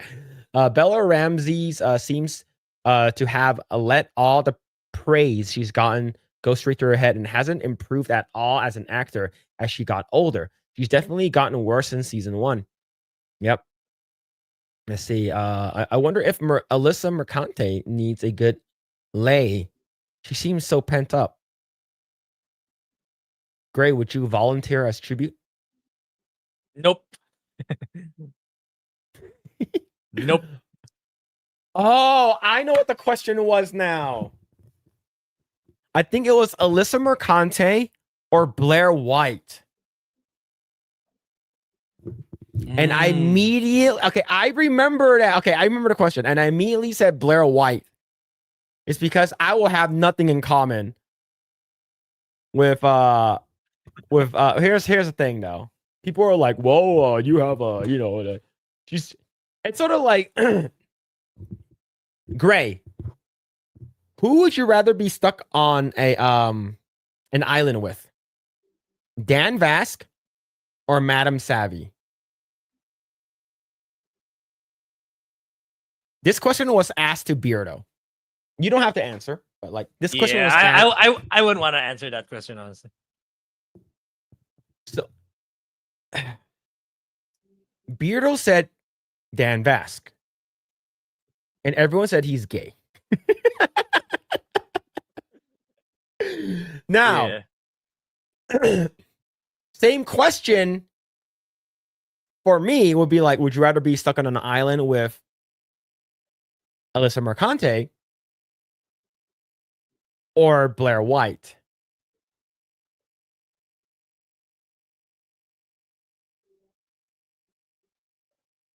Fuck, man, that's a fucking hard question, man. Yeah, it is. It is. Yeah, it's an insanely hard question, right? Because you got to weigh your options here. If you're stuck on an island with Blair White, it's basically like you're gay, right? Yes, you're gonna have a lot of things to talk about politics and shit like that, and you have more likes in common and shit. But if you're stuck in an island with Alyssa Mercante, yeah, she's a woman, but like an insufferable one that you wouldn't leave your kids alone with her, right? So, Grae, what about you? Who is that Filipino transgender, the popular one? Oh, Vice ganda. All right. Vice or Alyssa Mercante?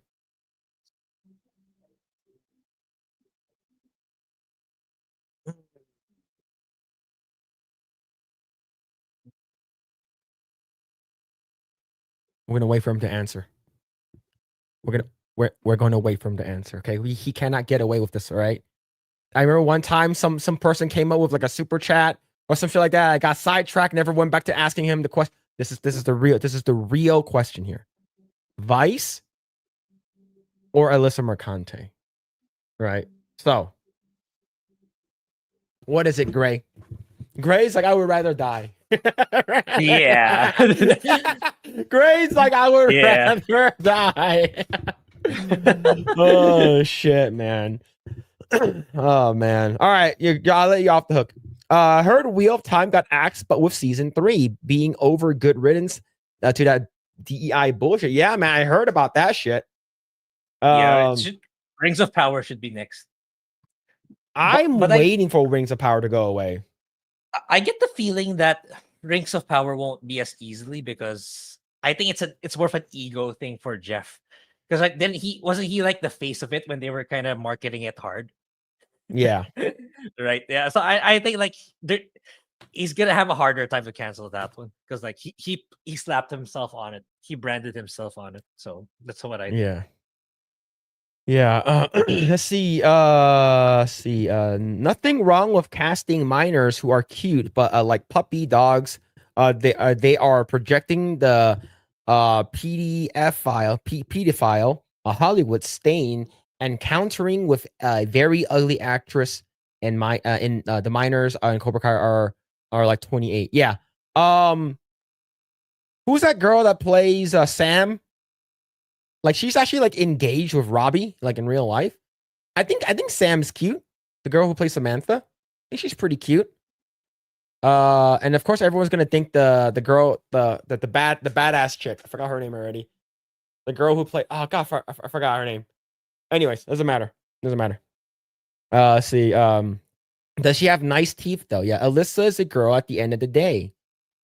Yeah, but do you guys want to be stuck on an island with Alyssa Mercante or Blair White? Right? No, it was something about if you had to do a transgender and have a perfect waifu for to have a perfect waifu forever. Actually, yeah. No, that wasn't it. That wasn't it. No, it wasn't. No, it wasn't. No, I don't remember. I remember that shit, man. I don't remember that shit at all. Yeah. Okay. Melodic. That's what I remember too. Not that I read it. Dan Vasc is about survival, not getting foot jobs. Oh, that's true. Yeah, but if Dan Vasc is on an island, he'll probably only be concerned with the whale bones.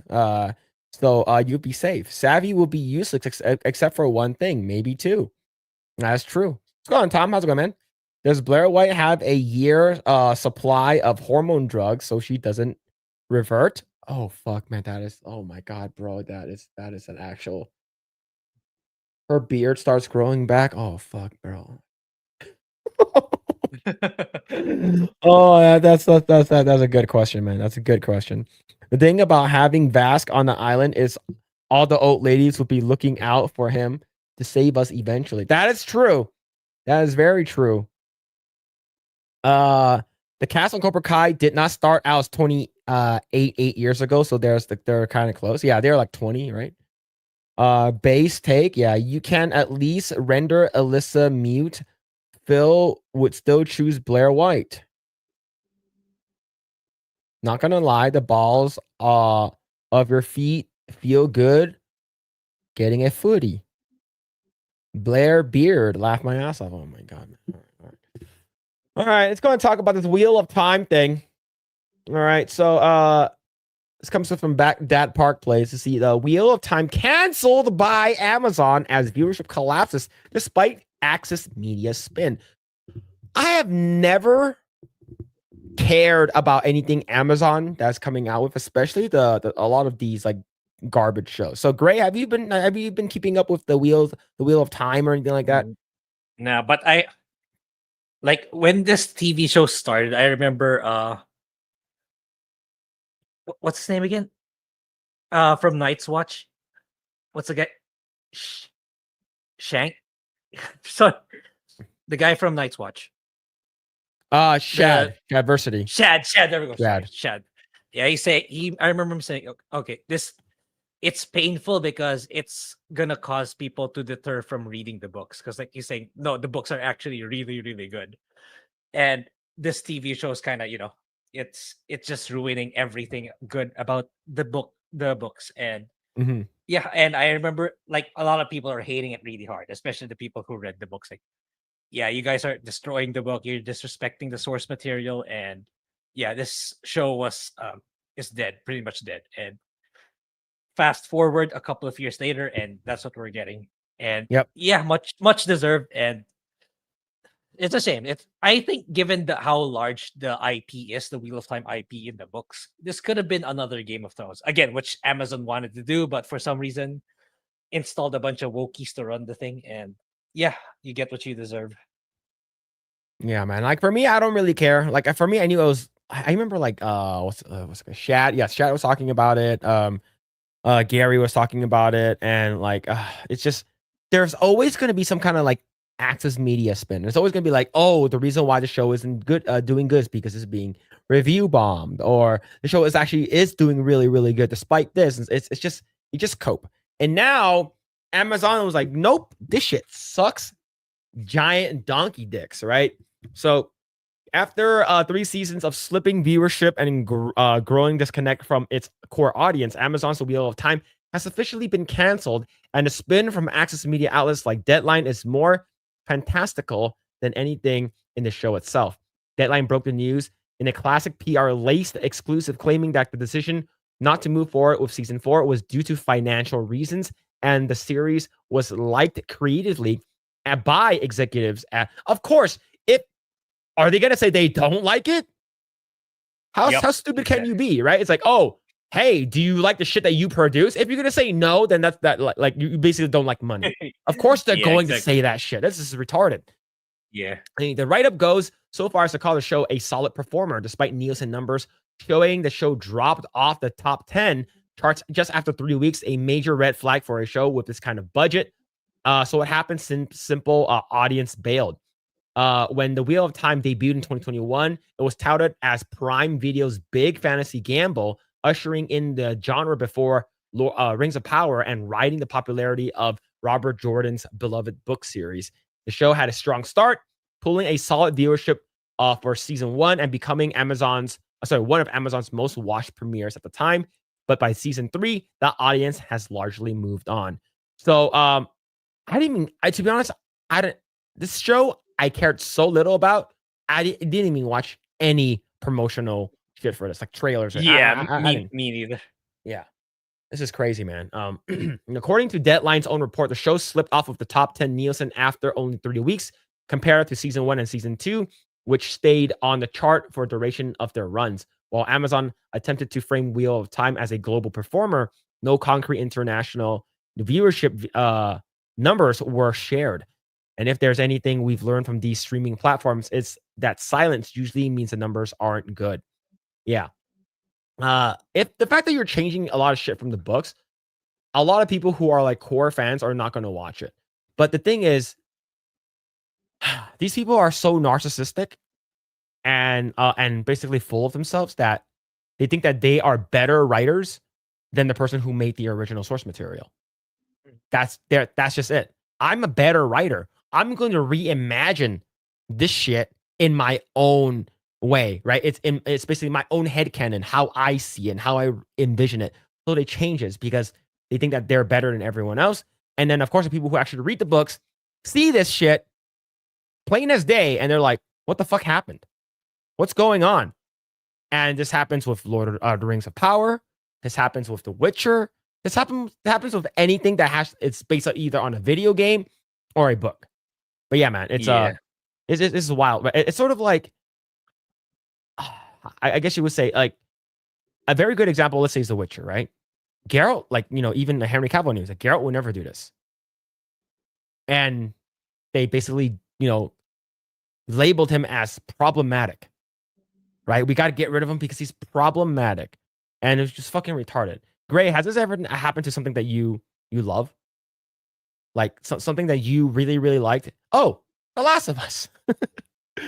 Right? Well, for me, Bill. For me is Bill. But yeah, has this ever happened to you before?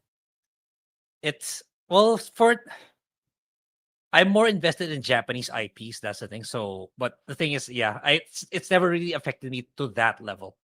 Like for me, the most right now is still Dragon Age: The Veilguard, because like I love Dragon Age, so that's the most how it affected me.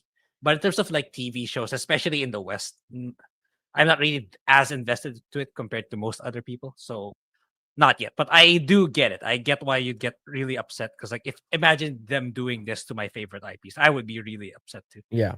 Tommy I would be Halter mentioned Star Wars. Yep, exactly. Mm. Luke Skywalker would never do this. What Yeah. the fuck is happening? Right? Why would you do this to this person? Like, he would never do. I've been playing these characters for like decades now. What the fuck is happening? He would never do this. It happened anyways. Fucking threw the symbol of the Jedi over his shoulder and fucking have a woman beat his asshole. You know? Rings of Power. Galadriel would never do this. You know, Elrond would never do this. Well, what the fuck is happening? Yeah, and it's still gonna happen with the Harry Potter TV show, right? With Black Snape, just the beginning of it. How much more are they gonna change and ruin? Yep.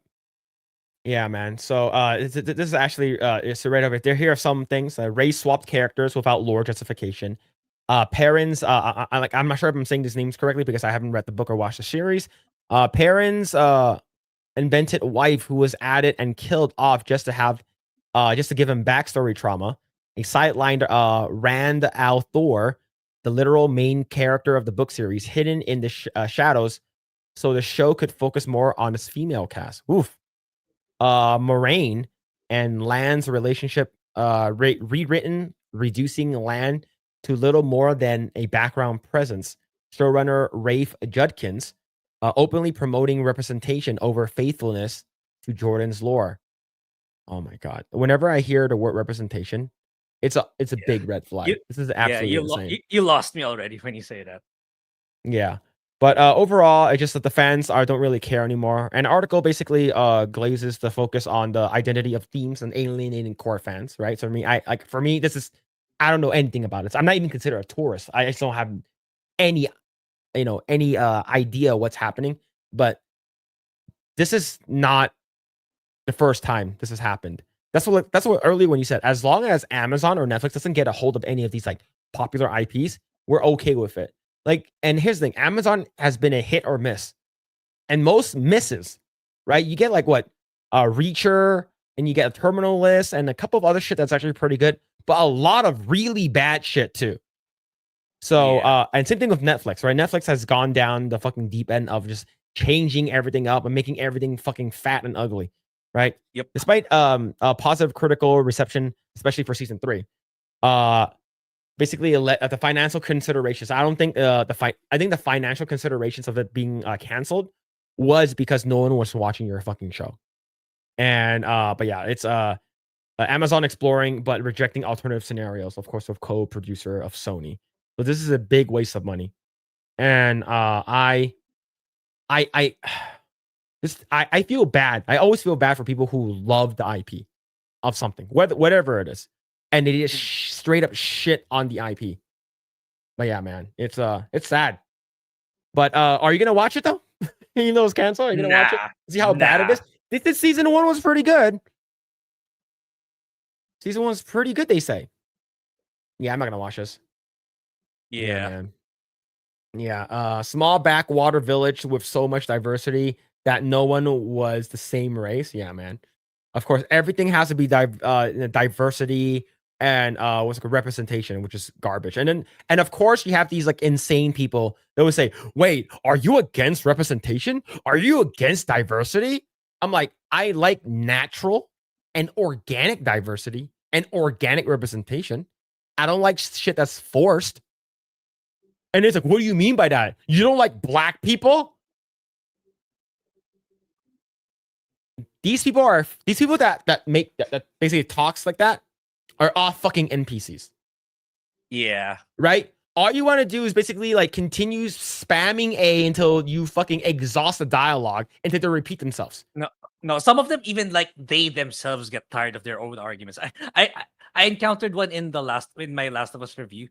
Because I mentioned like I forgot that Maria was race swapped in the Last of Us TV show, so it's like, so why it's like you have an issue with Maria being black, but you don't have an issue being Joel. That person said. I said, Pedro Pascal as Joel is closer to the source material in comparison to Maria, who's white in the video game. So it's like he went on this rhetoric about Pedro's Latino and Joel is white, but he himself got tired of typing. You know what? I'll just stop talking. I found that really funny because yeah, he knows what he's doing. He Yeah, knows he's his hypocritical. These Yeah, people he's are like- hypocrites. Yeah, it's like he knows that style of engagement. It's like it's so exhausting that even that person himself, he got tired of typing it out. Like, oh, but this person's Latino. Oh, this person's black. So it's like he was trying to imply that I'm racist and all that shit. But yeah, you're right. They're NPCs. It's not worth kind of engaging with them anymore. You know, they're not arguing in good faith. Yeah. Like these people don't want to have any honest conversation or Yeah. honest like dialogue with you. It's the same people who just go online and spout all these like shit with no backing, saying that, oh, this person is racist, this person, oh, you actually want people to get hurt. And it's just like, bro, like did you actually like listen to what we're saying? Do you actually watch any of the content we're doing? Like what you're saying, I didn't say any of that. You just fucking saying that, and just because like we said something that you might have misconstrued, like, but these people don't want to have an honest dialogue because they already made up their decision and they made up their mind on what they think about you. So you cannot change that.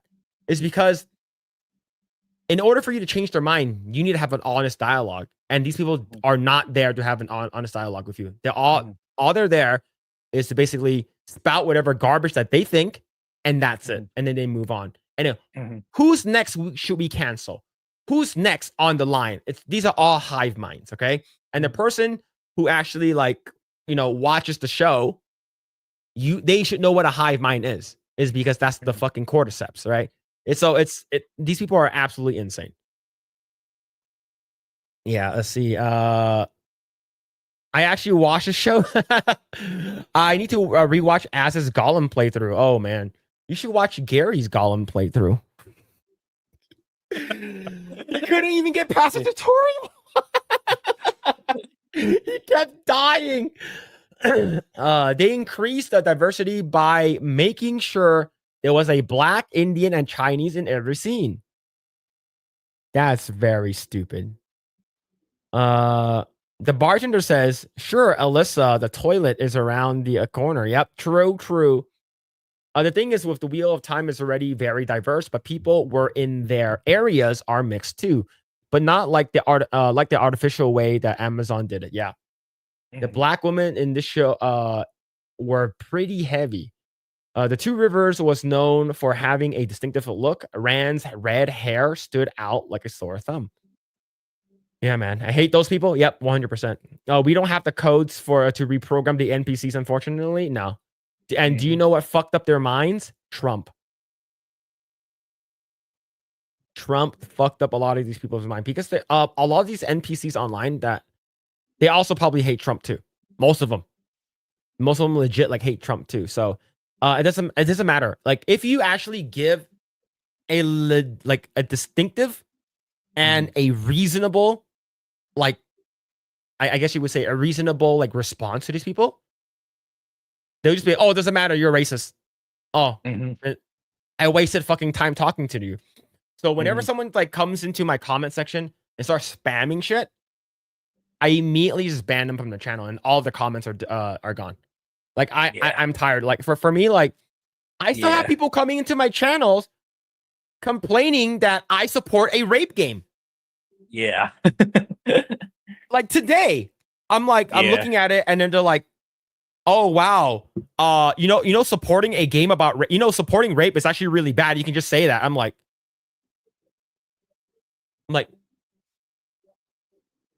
never in my videos that I say I support a game about rape. I support the creators for their freedom of creativity or freedom of expression. And I'm talking about what bad precedents it will set. Like I said, people don't watch past 50 seconds. They don't know what I say. They automatically come in with a fixed, I guess you say, ideology or fixed thought, whatever they want to think of me. So it doesn't really matter to me. So for me, I'm just like, if you want to talk shit, I'm just going to immediately ban you. And for me, I'm just like, okay, it is what it is. And people are, and they're like trying to like make me feel bad. It's like, wow, this guy barely has 50 views on his videos. Wow, this guy still has 1,000 subscribers. Wow, you're never gonna make it. I'm like, ouch, my streaming career. Oh, you hit me where it hurts. It's like, and then I look at their channel, 1 subscriber. Yeah, exactly. Right. The people who always talk about YouTube numbers. Oh, this guy has so little views. Oh, this guy has so little subscribers. My number one rebuttal always. Okay, show me your channel, dude. Show me your channel. Like they always don't have a rebuttal because they don't know what it's like. So it's easy for them to throw that phrase. But the moment you put them, okay, show me your channel. Show me how it's done so that I can learn from you. They have no rebuttal. They like I mean, so it's like wow, you still have only 1,000 subscribers. So I'm like, yeah, like here's the thing, I don't stream full time, and the content that I make isn't the type of content that will get me viewers and subscribers. The fact that I get subscribers to anything, I get subscribers to the fact that this channel gets any viewership or any subscribers, it's like extremely fucking humbling to us, right? The fact that we still have over 140 of you guys just watching is fucking insane. But if you're attacking us is about our streaming skills or like our videos or whatever, it's like it's like, okay, sure. Can you teach me how to make a better video? Oh, I went to your channel, 1 subscriber. Like I'm still looking for that one commenter who say, "Oh, your numbers suck." Then when I open their channel, they have 1 million subs. Like never happened. Okay, never happened. Teach me, right? Teach me, right? Never. Never teach me. Oh, my tikras hapa. They don't. All they come in is the NPC mindset. Wow, you're bad. Wow, bad take, whatever. I'm like, all right, cool, whatever. It is what it is. But go ahead and attack my channel. Sure, sure. I know a lot of people like that. I try to bring the discussion about writing, but they don't care about any of that. Yep, exactly. You cannot reason them out of what they weaseled themselves into. Like, you cannot reason with these people. Zionism murders 7,000 children a day. The fact that it isn't opposed by Israel. Hey, man, it is what it is, man. It's fucking weird, man. These people are just. I don't know what to say to that. It's just like, I just think that killing and people dying sucks. I hate watch the whole show. Just got angry every episode of the stupid changes that would mess stuff up and down the line. Yeah, man. 2016 was the apocalypse for the mentally ill. That's true. Despereau is gradually losing shows to tear apart for videos. He'll find a way. The guy always. He'll find a way to do it, man. He'll find a way. Yeah, he always does. Let's see. What's that incest game that was made by a woman? The Coffin and Andy Alele? Is that the one you're talking about? Oh, I didn't even know such a game existed, but yeah, whatever. So that's the one where it's like one of the endings is an incest ending, and then all the other endings are like, there's like 50. I think it's like 20 or 50 different endings, and that's one of them. Like you basically and it's like look, that game, you basically eat your own parents. You cook them and you eat them. Oh, the one about rape where people say I was defending. That one's called No Mercy and is no longer on Steam, but I bought it on Steam before they removed it. Yeah, No Mercy. That's what the one I'm talking about is No Mercy. Yeah. You inspired me to make my own video about No Mercy. I also got those comments when I put clips on Instagram. Yeah, those people are crazy. Yeah, I bought that game too. I support women-owned business. Yeah, there it is. Yo, Mitchell Fields with the 12 subs on my running Coalescence channel. I rock. Hell yeah, man. Hell yeah. I never attack Phil for his takes. I only attack him for being the closet, barely in the closet.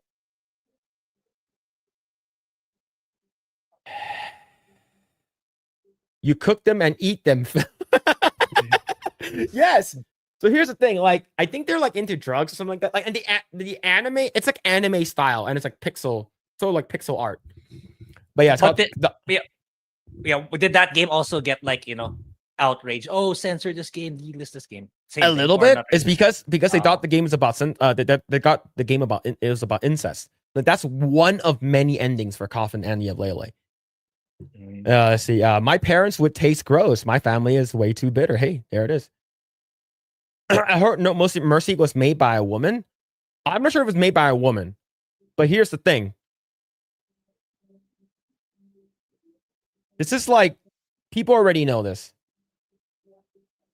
but girls love being dominated by hot guys. 100%. Like a Jake Gyllenhaal, like dominating a girl and choking her out, like during sex and shit like that. Girls love that shit. Now, if it's done by a fat, ugly guy like Trump, that's the reason why the grab him by the pussy thing was such a bad thing for him. Is because if it's you're talking about fucking grab him by the pussy, 50 Shades of Grey, the girls will be okay with it. There it is. See, anime boys have new solo leveling abridged videos. I just finished season 1. Yeah, see, Pixel anime. Yeah, that's true. That's true. Maybe it was made by a man, but pH balance for a woman. I don't know. I'm not sure. The 50 Shades of Grey was popular for a reason. That is true. That was a quick name jump, bro. What are you talking about? What are you talking about? Quick name jump. But yeah, but here's the thing. Even the guys of No Mercy actually put out a statement saying that this game is actually like not about rape. No Mercy statement. See. Important news about No Mercy. All right, I'm gonna read this. I'm gonna read this here.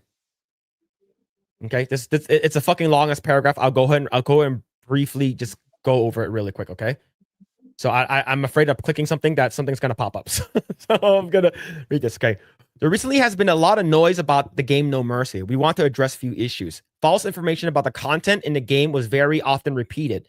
People created videos and spoke with great conviction about things that weren't in it, which showed that they hadn't even launched the game. Some did such extensive, quote, research that they presented graphics from a completely different game. I hope that game survived this, or I hope that the game survived this ordeal. If this is what your attempts to act in good faith look like, we deeply believe that no one will ever suffer from being wrongfully accused by you. However, think twice about whether it's worth repeating everything you've heard from someone and whether the information you're passing on this is actually true. Better yet, do some work and research yourself instead of blindly chasing views. Secondly, many people unfortunately confuse fiction with reality, attributing fabricated stories where people who play No Mercy then go out in the street and commit vile acts. In general, all those played are mentally ill and hate their mothers and women in general. Basically, if you're, I guess you would say, protecting or defending this person's, if you're defending it, you are the worst person in the world, right? I've gotten comments saying that, hey, do you know this person hates his mom? This person loves raping people. It's like, what? Are you fucking serious? This is absolutely insane. In general, all those who have played this game are basically mentally ill. That's how it's generally presented, and we completely disagree with this.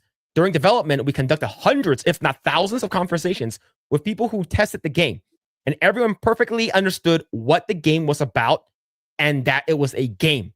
They were normal people. The same applies to the partners of all those who participated in the project. I guarantee that during production, no one was harmed, and we all consider ourselves completely normal and healthy individuals. However, we are concerned about the mental health of the people who sent us emails, of course, death threats. Some descriptions of what you would do to us if we were really sick people, and compared to what we could be found in No Mercy. About the famous kinks in the game. To start with what shocked the public opinion: incest. Real incest is something disgusting, and we fully agree with that. However, incest is also one of the most popular kinks worldwide when it comes to pornography, mainly because it typically portrays third parties, strangers, in no way related to the person watching it. Stepmom, stepson, stepdaughter are among the most frequently searched terms in Pornhub, which for emotionally stable people is just roleplay. I guarantee that no person who enjoys such fetish feels sexual attraction towards their relatives. If we want to criticize someone for enjoying watching such portrayals, I believe we're intruding too deeply into their sexual sphere. Some people like feet, some people like Kaida, Some people like costumes, and some people just like to role play. Rape. This is the main one. Here also, no one wants anyone to get hurt. However, it's strongly connected to blackmail and male domination, which is also a fetish. If someone plays with their partner at home pretending to be a student and teacher who demands sexual acts in exchange for a grade, should we label them as sick or call them rapists, check their computers, lock them in prison? I fully understand that many people, such things may be disgusting, but during sex, people could really do what they want as long as no one is harmed and it's consensual. Can the game harm someone? According to many studies, with emergence of the internet pornography in the 90s, sexual crimes decreased by half. Do you know why? Because you can do it in the game, so you don't have to fucking do it in real life. It's that simple. According to many studies, with the emergence of the internet, pornography in the 90s, sexual crimes decreased by half. If someone is sick, dangerous, and might actually harm someone, would playing a game or watching porn increase their desire to do so? We sincerely doubt it. Rather, they'll satisfy this need and at home and perhaps save someone from harm. It's somewhat similar to shootings and playing video games. It has been proven that many games reduce the amount of violence in people rather than increasing it. It was also very inappropriate to report that the game was available to 12-year-olds. This game is still required for creating an account, selecting appropriate option, connecting a credit card, and paying for it. Since so many people showed graphics from the different game, it might mean that it wasn't easily accessible after all. In an era where such content is available online by typing one of the most popular pornography sites, we sincerely doubt that a minor would perform such actions. Nonetheless, it's their parents' responsibility to supervise the type of content they access. And I addressed this in my video, my follow-up video. Yeah, and I'm still getting fucking theft threats by these people. However, here we come to the last point, which is the role of the media and various organizations, as well as internet content creators. And we're talking about that organization, these moms against, I don't know, video games or whatever it's called, right? Please consider, would anyone who wasn't looking for such content hear about this game if they weren't hundreds of articles, petitions, and statements from the content creators? After all, if someone believed that this game shouldn't be available in the country, they could have handled it quietly. They could have reported the matter to the authorities. Meanwhile, websites use the trending topic for clicks. Organizations place links to fundraisers under petitions, and content creators made videos that garnered more views. The result of all of this was the game that suddenly went from about 1,000 visits to 100 times more in those days. There are certainly events that need to be publicized quickly when someone is actually being harmed and we can save someone. Was it really necessary in this case for those few views and extra money for fundraisers? At this point, the game has been blocked in the 3 countries, Australia, Canada, and the UK. We don't intend to fight the whole world, and specifically, we don't want to cause any problems for Steam and Valve. They do a great job and are incredibly helpful. And if you guys didn't know, Zerat Games removed the games themselves. They withdrew the game from Steam. It wasn't taken down by Steam. Okay? It's because they don't want, I guess, content creators and other shit to be happening in the world. And this is just a sort of like, it's a stupid fight. And they, we just take the high road. You can still go ahead and download the game directly from their website. You just can't get it from Steam. If after reading the above, you still believe that such games should not even have been created, then we sincerely apologize to you. At the same time, we would like you to be a bit more open to human fetishes and that don't harm anyone, even though they may seem disgusting to you. This is still just a game, and although many people are trying to make it into something more, it remains and will continue to be a game. We've made the decision to withdraw No Mercy from Steam. P.S. If you have purchased the game, you will not lose access to it. And I still have the game. Yeah. So that's their statement. So this was back in April 10th. Like I said, I'm still getting comments saying that I'm defending rape. And these are the NPCs that we're talking about here. Okay, These people had nothing better to do, and they don't give a shit. Okay? But let's go and talk about this, though.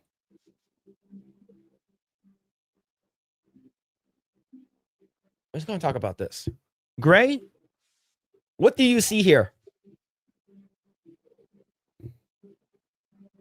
Yeah. I'm not quite sure, but it's like it looks like an illegal immigrant being, arrested. Grae, if probably that's the deported. first thing, if that's the first thing you see, Grae, that's the first thing you saw? Probably her teeth was not shown on screen, all right? Now, if you guys don't know, I posted this up earlier today and it says, I identify as an illegal immigrant because goddamn, she's thick. That's a man ass. Shut up, Vexphere. Yeah, I'm not quite sure that's why. No. Okay. I want to be arrested by this woman. God damn, that's thick. That's thick. But yeah, man. This is crazy. See, this is good. This is good. Homeland Security. Holy shit, man. This is. Please tell me the female is an ICE agent. Yeah, this person got arrested. This is from the U.S. Border Patrol. This is from their official page today. I need to see the face. If it doesn't matter, that thing is going to be sitting on you. Okay, I saw this on X. Yeah, this is crazy, man. This is wild. Her dad was named by the community taco vendor because he was a Mexican mechanic. Oh, face down, ass up. Yeah, man. You don't need to see the face of an ass like that. All right. All right. Okay. I think it would have ICE tag instead of Homeland. Yeah. So this is probably just Border Patrol. But yeah, man, this is crazy. It's absolutely crazy. All right. But yeah, Budimus Maximus. Yep, true. But yeah, I'm probably gonna do an actual like follow-up video. A follow-up video about No Mercy, and I'm gonna read this whole thing again on my own stream. Is because yeah, like I said, I think these people just don't understand. They don't even watch the video, right? Mhm. But yeah, all right, let's talk about Adi Shankar.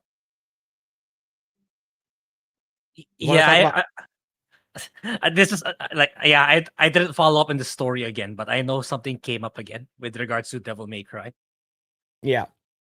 So, if you guys don't know who Adi Shankar is I guess you would say the guy who basically helped produced the Netflix Devil May Cry. And I believe he's an Indian dude. When I say Indian, I'm talking about a red dot Indian. I'm talking about a red dot, right? Not the fucking feathers, the red dot Indian. But yeah. So this is Adi Shankar, and we talked about this, how he basically, said that Asmongold was a I guess his source of inspiration for one of the character that basically loves conspiracy theories. And this was I guess you would say that about a month and a half ago. And why are we bringing this up? Is because the reason why we're bringing it up, because it's an article from Bounding the Comics.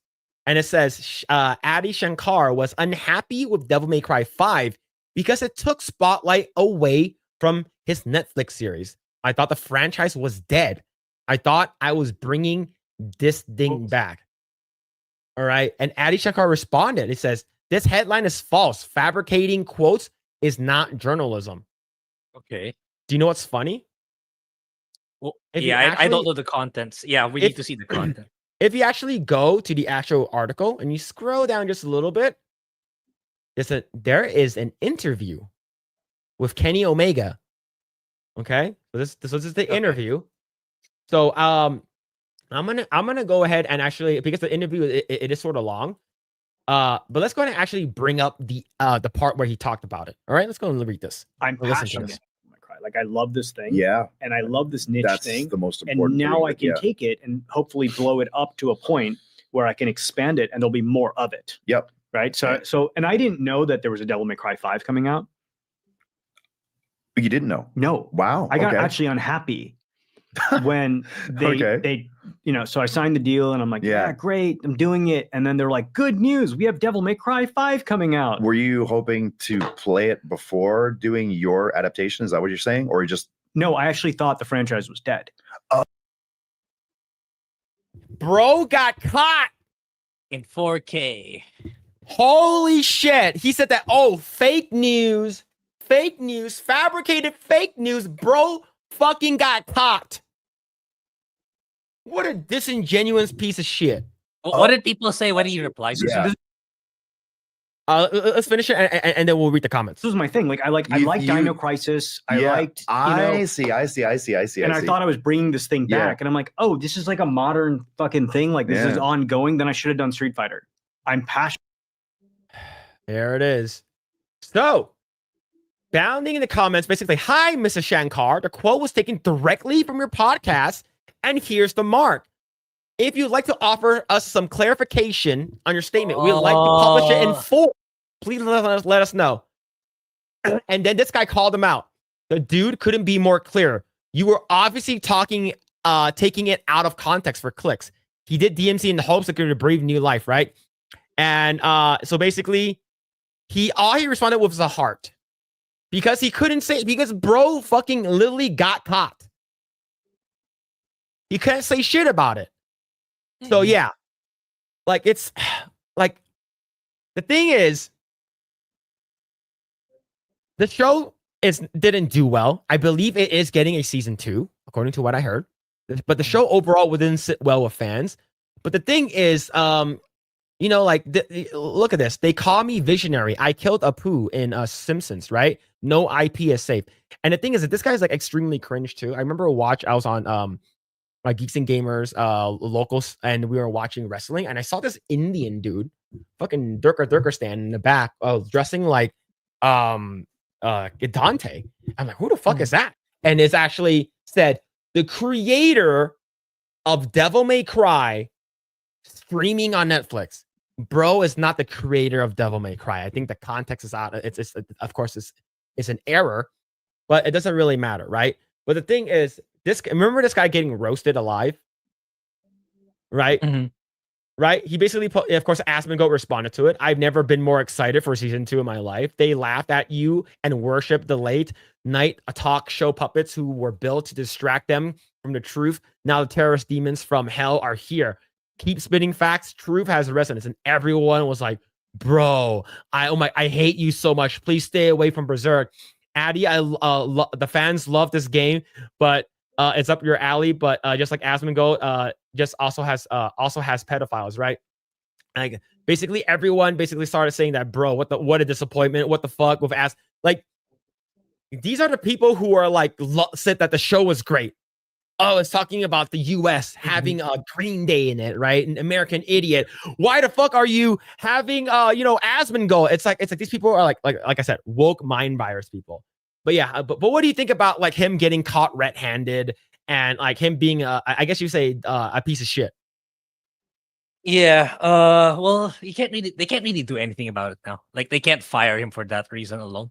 Like whatever his motives are, his reasons are for wanting to take on the project. Like, yeah, it's like unless he says, "Oh, I want this show to fail," it's like he didn't say anything like that. But yeah, it's a shame that that's his reaction when he found out that there's a DMC 5 in the works. Yeah, I think if it was like, oh, that's cool. Like, I think these two, the video game and the TV show, can go alongside and support each other. I think that would have been the correct response, rather than having that crab mentality. Oh no, I should be the savior of this franchise, not the company itself, which is absurd. that's such a holier than thou retarded take from this guy. And here's the thing: he said that, oh, I thought the series was dead. I thought it was over. Despite the frustration that we're having, motherfucker put Devil Trigger and Bury the Light, the tracks from DMC5, in his show. Bitch, you usually fucking pulled that shit directly from the game. It's like, oh, I'm gonna put the shit in my fucking TV show. Mm-hmm. It's like it's such a stupid like way, man. Like, look, what he should have said is exactly what you're getting at is, oh, there's a DMC5? Cool. I can't wait to play the game. Yeah. Right?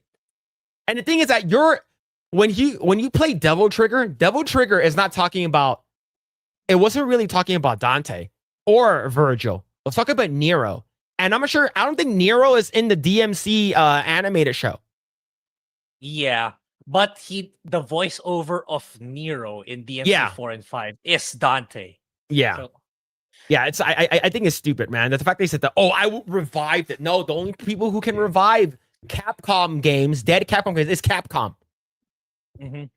Right? God, he thinks he has like some kind of like superior, like, Messiah complex. Yeah. yeah, like he has some, oh, like I'm a god, I can save your franchise. Like, fuck right off, man. Go back. Mhm. Yeah, someone said go back to scamming people for their like fucking do not redeem. Why did you redeem it? But yeah, man, what a piece of shit. Yeah. Barry Delight, wasn't that former president's name? Oh man. Oh shit, bro. Oh man. Let's see. Let's see. Phillip racial tier list. Indians and Pakistanis. Where do they rank in Asian scale?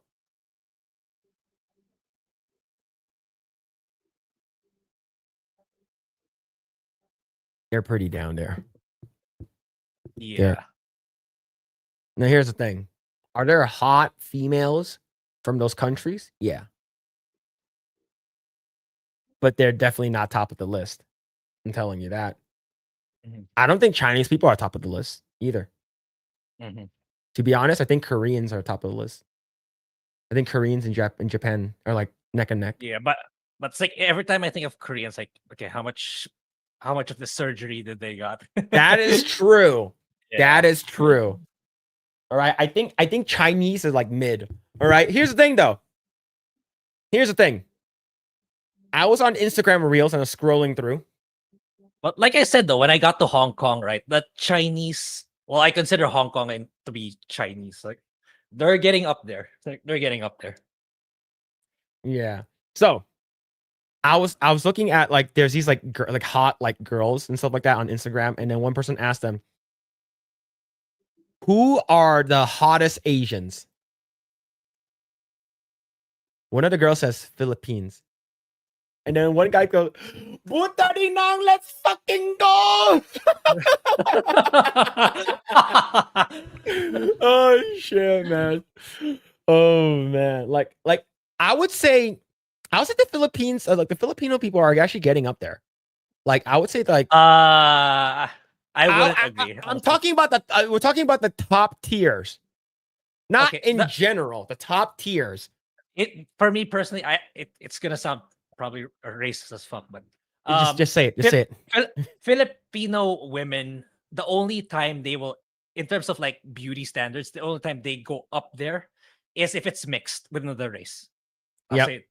Like most of our celebrities that are female that are up there in terms of beauty standards, like they're mixed with Spanish, they're mixed with Moroccan, they're mixed with Australian. It's a mix. It's almost always they're mixed with another race. It's Yeah. very rare that it's purely 100% Filipino. Yeah. I'm gonna say it right now. Yeah. All right. It's okay. So here's the thing. Yeah, we should probably do like a racial tier list, like at least for Asians, right? Imagine if we made it a segment, right? We're gonna Like, get canceled. oh yeah, the video would immediately get demonetized, right? Here's the thing though. Yeah. We gotta factor in the accent as well. Which accent is the best? Right? We're talking, if we're talking about like Indian people, like which one's the best one, right? You're talking about, Yeah. are we talking about countries? Are we talking about are we talking about the country as a whole? Right? Are we talking about like including like the government? It's because like some of them can get really bad, right? So yeah. If we're just talking about strictly just like the ethnicity, definitely Chinese would not be up there. I would say Chinese would probably falls in top 5, but it's not top. I think Japan or Korea would probably take the top spot. Yeah, Japan is still for me. Like Korea, yeah, it's like I agree with you, but like Korea, the plastic surgery place of the world. Yeah. Well, here's the thing: a lot of Japanese people are getting cosmetic surgery now too, which is like I'm not really a big fan of. Like for instance, Hikaru Nagi. I'm just gonna say her name, Hikaru Nagi, or Nagi Hikaru, whatever you want to call her. I think her name is Asa Not Asa Akira. Asa Asuka. That's her other name. You can tell like she does some work done on her nose. And she also got implants. However, the implants look really good. Just saying that, all right? Gary's like, oh, who is this? Right. But yeah. It's what's it called again? It's just but I noticed that they've been getting more the more cosmetic surgery done and stuff like that. But yeah, man. Let's see. He was an executive producer for Dread movie. Probably the only thing that he has done that is good. The Punisher, Dirty Laundry is short is good too. Yeah. Yeah. Let's see. He actually doesn't care about these franchises. He's a narcissist with a savior complex. Yep. He thought that he was going to be the savior of resurrecting Devil May Cry with a series. This is stupid, man. Whatever. What an idiot. According to what I heard, like Devil May Cry 3 was really fucking good. And then Devil May Cry 4 was okay. It wasn't really well received. Yeah, it was all right. It was all right. It was, And then like, of course DMC 5 was like really fucking good. yeah. Yeah. Let's see. Back in the day, Adi Shankar had one of the most hilariously cringe episodes of Collider Heroes, of course. Split my dono with Grae. Did you dono through oh you did. Oh, what, through Okay. Streamlabs?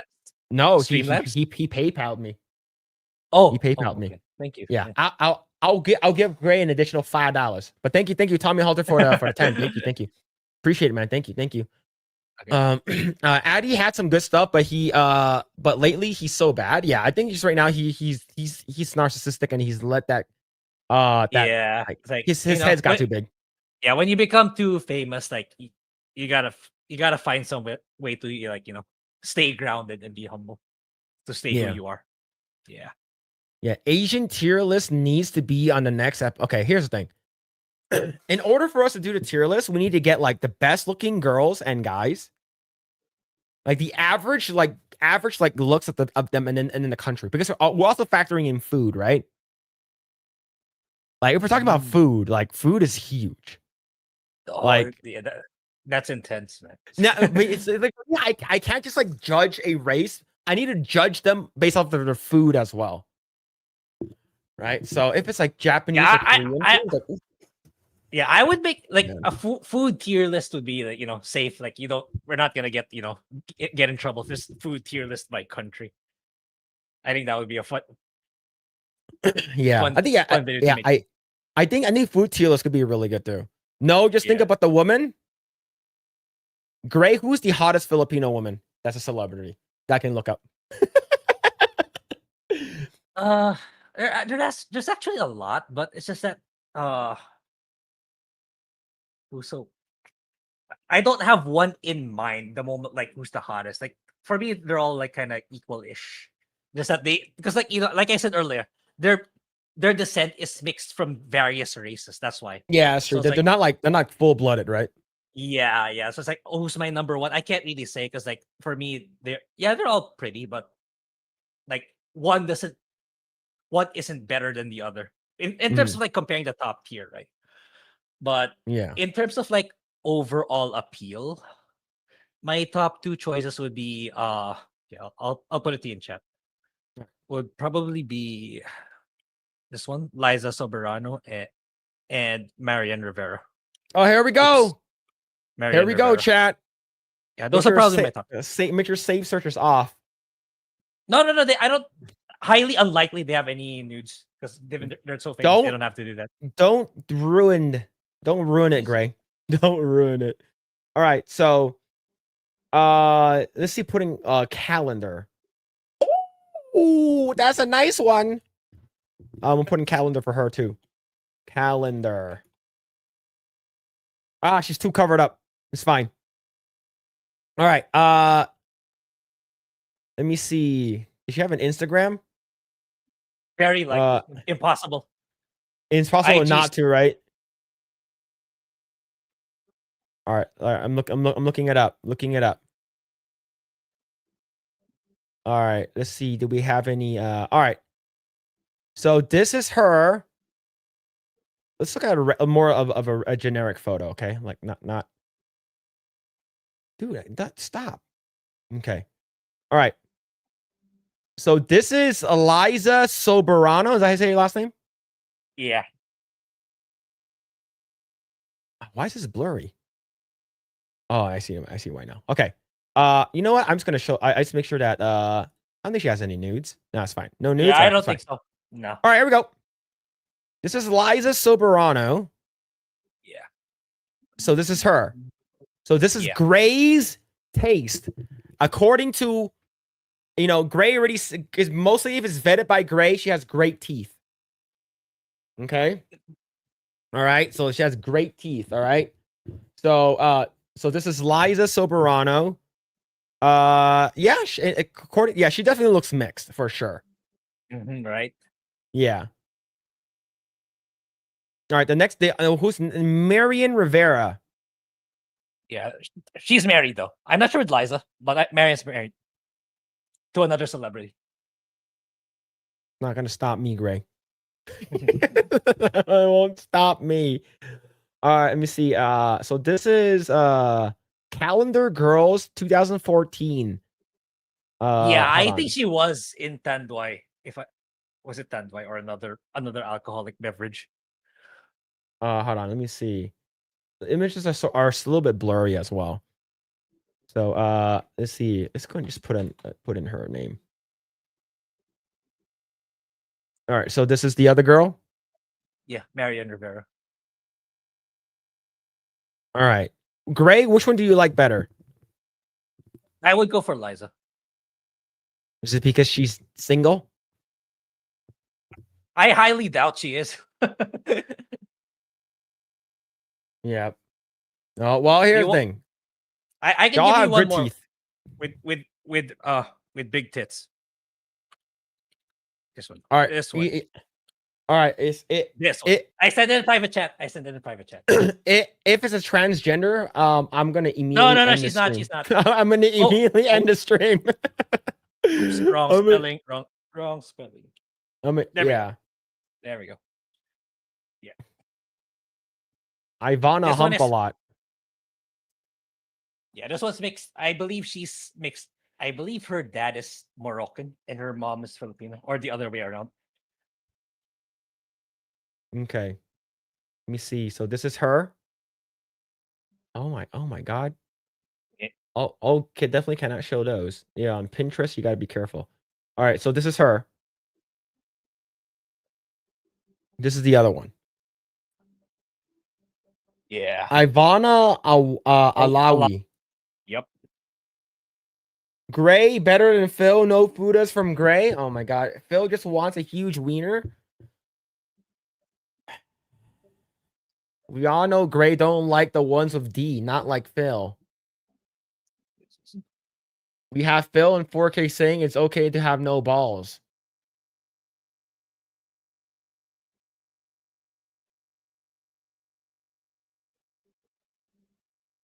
Oh man. This is a bad day. This is a bad day. All right. So yeah. So Grae, do you think that the Filipino girls, you guys are better than Indian people, right? In terms of race. I'm not saying like better people, but I'm talking about like a tier list. Yeah, I couldn't name like an Indian celebrity at the top of my head. It's not that maybe I lack awareness. That's all. I don't want to say like, oh, it's because an entire race is like ugly and stuff like that. But yeah, Okay. I got to make sure the blurs are on. So this is what's it called again? Let me see if I can bring this up. Oh my god, it's so blurry. Okay, so this is Nagi Hikaru. You can tell she's got work done. yeah. Okay, so this is one of the girls I'm talking about. Okay, so she's Japanese. her nose, right? Or is I it? think her nose. I think her nose a little bit, Yeah, and definitely her boobs. yeah. Like her boob. Like here's the thing. Her boobs originally were pretty big already, but like she, I guess like it started to look like when she's lying down, it looks like a pancake. It doesn't have that. It doesn't have that full form. So she got implants. I watched Hikaru Nagi. She's gorgeous. Unfortunately, she's always accompanied by an old man. Okay? She's always accompanied by some old man. So remember, the Japanese people are looking for according to what I heard, male adult actors. But yeah, this is Nagi Hikaru. So this is her, and I think there's another one. Her thing is like Maria Nagai. She's also a adult actress. Oh shit. All right, let's see. Let's see. She's thicker though. Maria Nagai is thicker. Like a lot thicker. Let me see if I can find a photo of her without like, getting too much in trouble. All right, I think this one is fine. That's an eBay photo, which is fine. Let's go to the eBay photo. Someone bought it already. Never mind.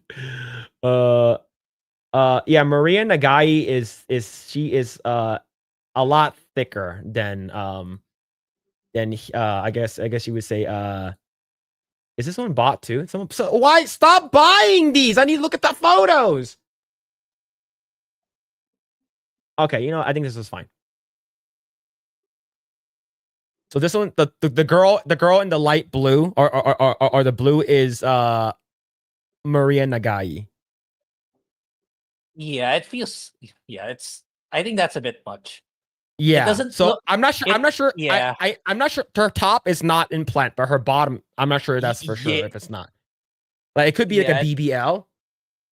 Yeah. I'm not sure. But yeah. Yo, Justin Martins, thank you so much for the 10 Thank you. Yeah. gifties. Thank you, Thank you, man. Thank you, man. Thank you. Appreciate it, man. Thank you.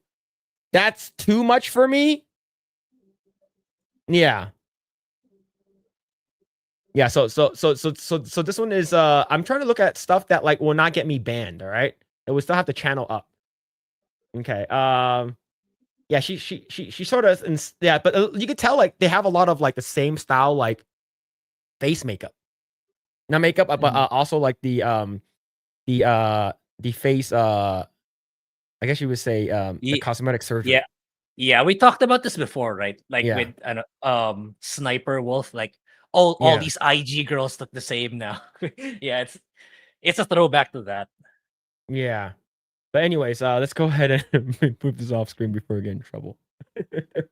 Shit. Yo. My Justin Martin, thank you so much for the 10. Thank you, man. Thank you for the gift of memberships. Steph is in the chat. I don't see her. No, I think she got a membership from the 10. Oh no! Usually you don't have to be watching in order for you to get a membership. Yeah, you can get the gifted sub even as long as you're subscribed. You don't necessarily have to be tuning into the live stream. As long as you enable gifts and like, yeah, you can get it at random if people are giving them away. But yeah, Damn, is she real or is the BBL on the natural kind of guy? I'm not sure if she's like a full on BBL. I think it looks like it, unfortunately. Like here's the thing. Nagi Hikaru, like her older videos, you'll probably enjoy more before she got the implants. And Maria Nagai, she's like wild. She's done some stuff and I think it's fine. But yeah, like if you go, oh yeah, she's sort of thick though. All of them are sort of thick. But yeah, let's see. All right, let's go and remove these and then delete my search history. Okay, I'm gonna delete the search history. All right. Phil likes it even bigger. Look, B-man just don't like thick girls, okay? All right. How do you avoid lady boy in Thailand? Do not go to Thailand. Just Yeah. don't go. Yeah, that's exactly what I wanted to say too. Just don't go. Camila Cabello and Milana Vaintrub. I think that's the AT&T girl, right? That's the one who voices Scroll Girl. Yeah. Waste of opportunity in my opinion. See, yeah, she has messed up proportions. Yeah, she does. Like it's you can tell it's her butt is way too fucking big. And she doesn't have the likes to support it. So I think it's she probably got BBL or something. Phil, check out that One Piece picture I just posted on Discord. Hold up.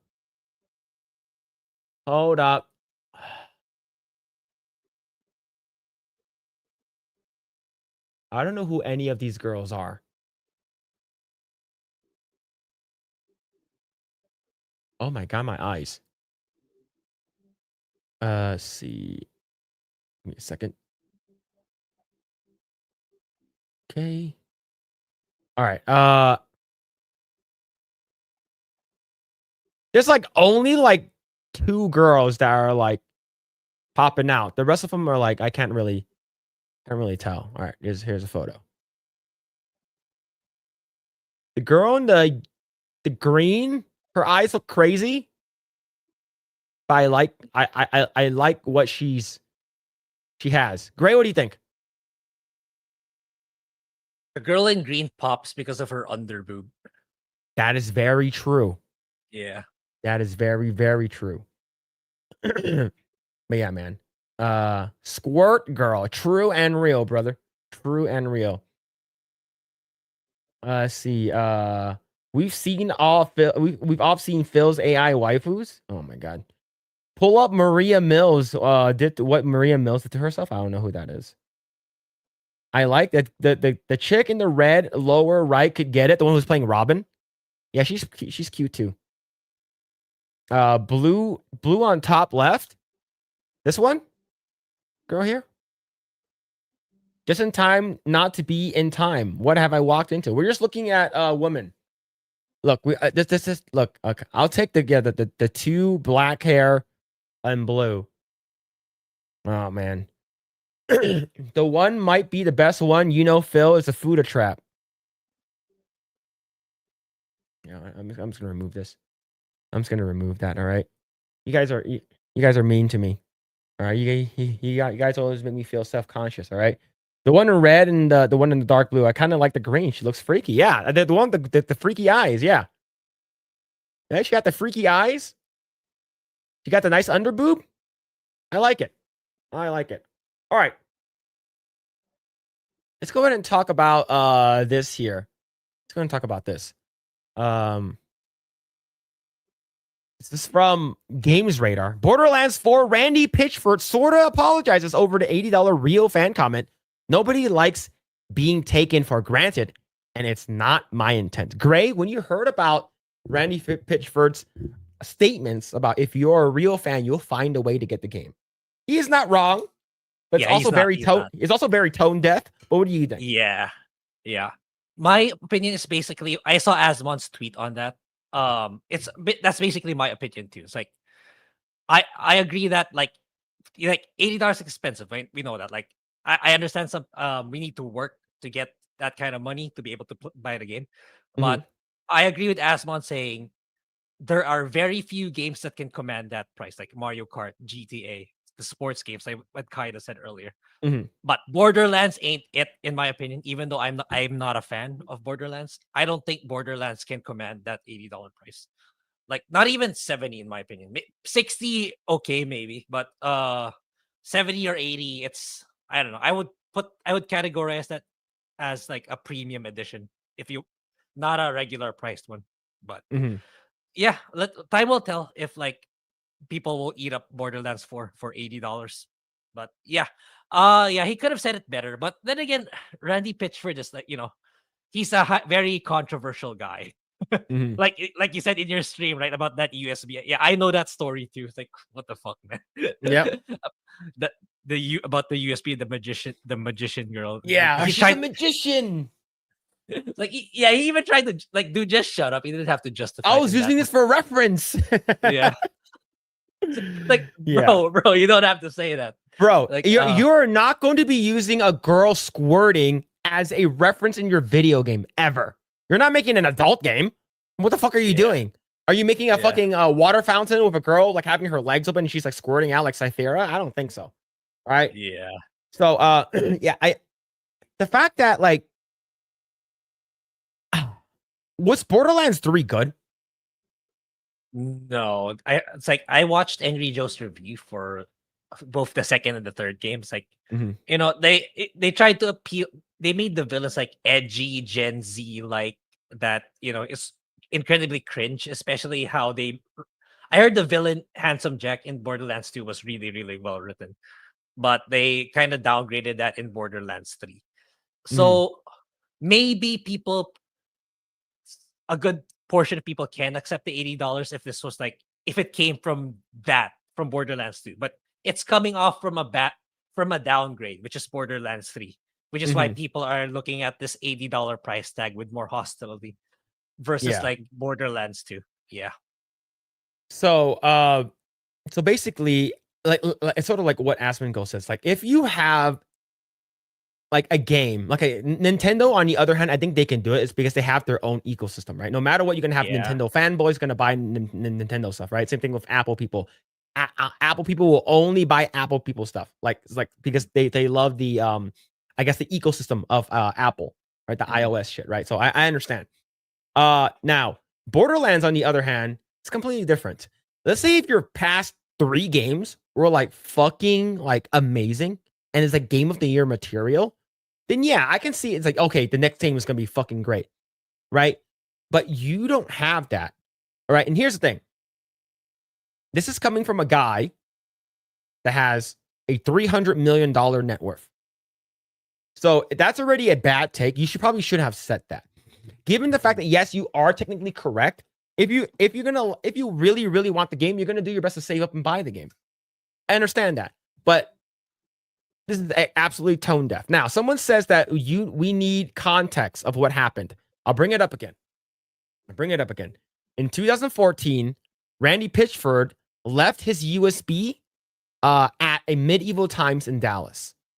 Someone found it. Someone opened it up and saw a bunch of folders in there.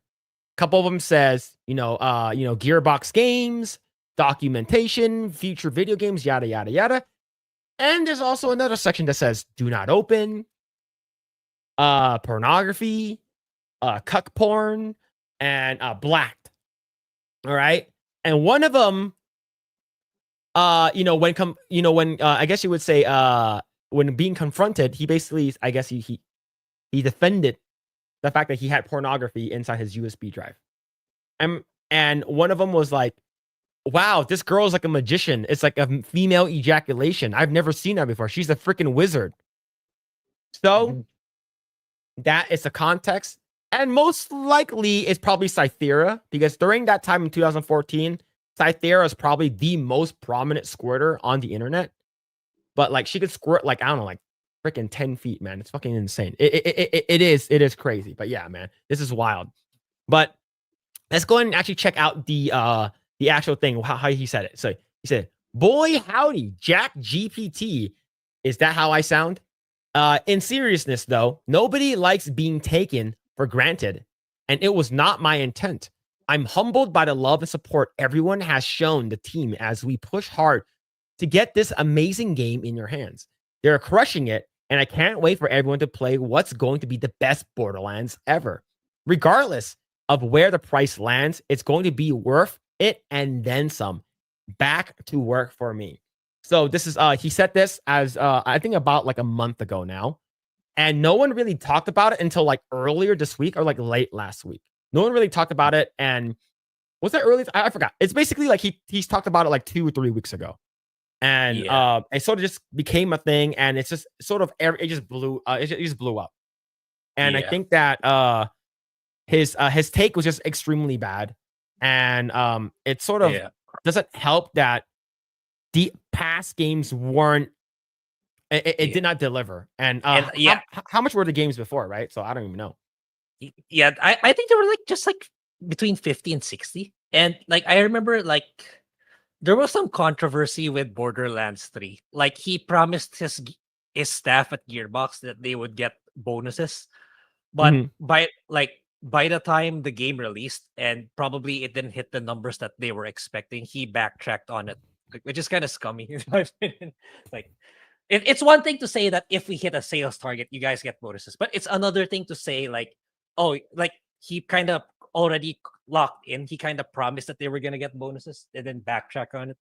So yeah, Randy Pitchford is not exactly the most moral guy, but anyway, he's a CEO, so surprise, surprise. But yeah, it's just him like backtracking because he got so much backlash, but it's still gonna be priced at 80 in my opinion, and time will tell if the market will decide if the game is worth $80 or not. Yep, 100%. This is the first time that Pitchford chimed in on a price tag discussion since it all blew up. Devolver Digital just yesterday reminded everyone that they can buy 4 copies of its own co-op shooter, Mycopunk, for the same price as one Borderlands 4. Pitchford then bizarrely noted the fellow FPS was cheaper than the point of meth. We'll need an expert knowledgeable in the game prices and meth to check that one out, though, which is like I said, it is he should have read the room. It's like you knew exactly. And here's the thing. He responded to someone when he was promoting it for Switch 2.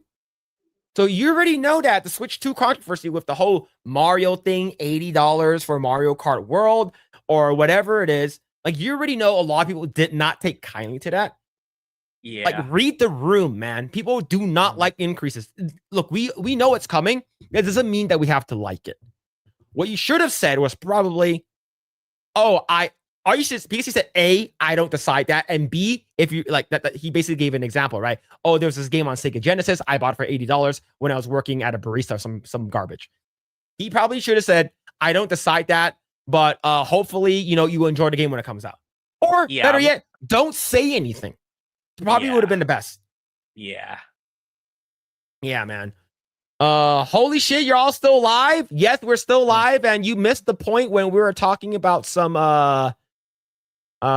girls earlier. You missed it. Just a little bit. Especially the girl with the crazy green hair. You missed it though, but yeah, man. But going back to this, it's wild, man. I think this guy's takes are it's bad. And he is like, I feel like he's out of touch, but at least like you should understand. He always has been. Like it's like his name comes up from time to time for having radical takes or controversial takes. Yeah, man. Oh, but shout out Kaida, man. Hope you're doing well, dude. Hope you're doing well. Hope you got some food. Hope you got some food, man. But yeah. Let's see. Holland for 10. Thank you, man. Thank you. Metal Gear Solid Delta official opening has been released. Brings back many memories of Snake Eater. Konami is smart this time around and made the game exactly like the original. Day one purchase. And are we sure though? It's like they're not gonna censor anything. Maybe we just don't know it yet. Yeah. And Hollow Ninja coming with another 2 super chat. Metal Gear Solid 3 Snake Eater is gonna be as the greatest prequel and sequel. Did you see? But thank you for the 2. Did you see what they did with the opening? Like the intro opening with Metal Gear Snake Eater? Nah, not yet. Let me bring it up. It's pretty cool actually. MGS Snake Eater. Hopefully I spelled that shit right. Okay. You know what? I'm just gonna look it up. On YouTube. On the YouTubes. They did a really cool thing with the opening of Metal Gear Solid Snake Eater. I believe it was a homage to 007.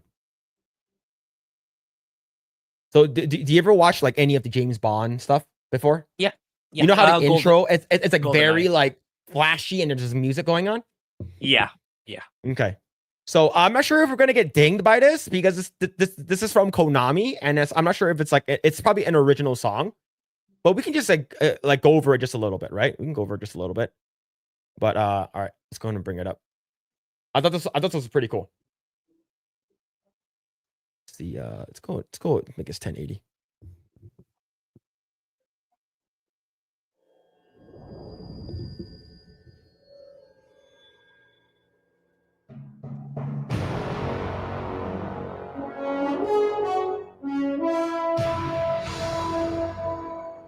Yeah. It's pretty cool. Yeah. With darkness and silence through the night. Right? It feels like a 007 thing, right? Yeah, This is amazing. Yeah.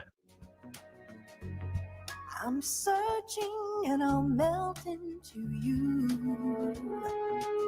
Yeah. Hopefully we don't get any copyright. Yeah, we'll pause it here. But yeah, but basically it goes on, right? So you know, basically it has that song that goes on in the background.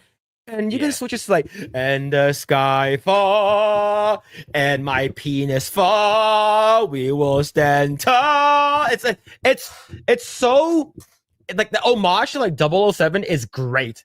Is this AI? I don't think so. I don't think it's AI. This is officially by Konami. Yeah.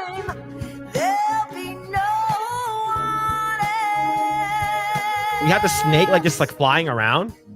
Crime. Yeah. It's the way I fly to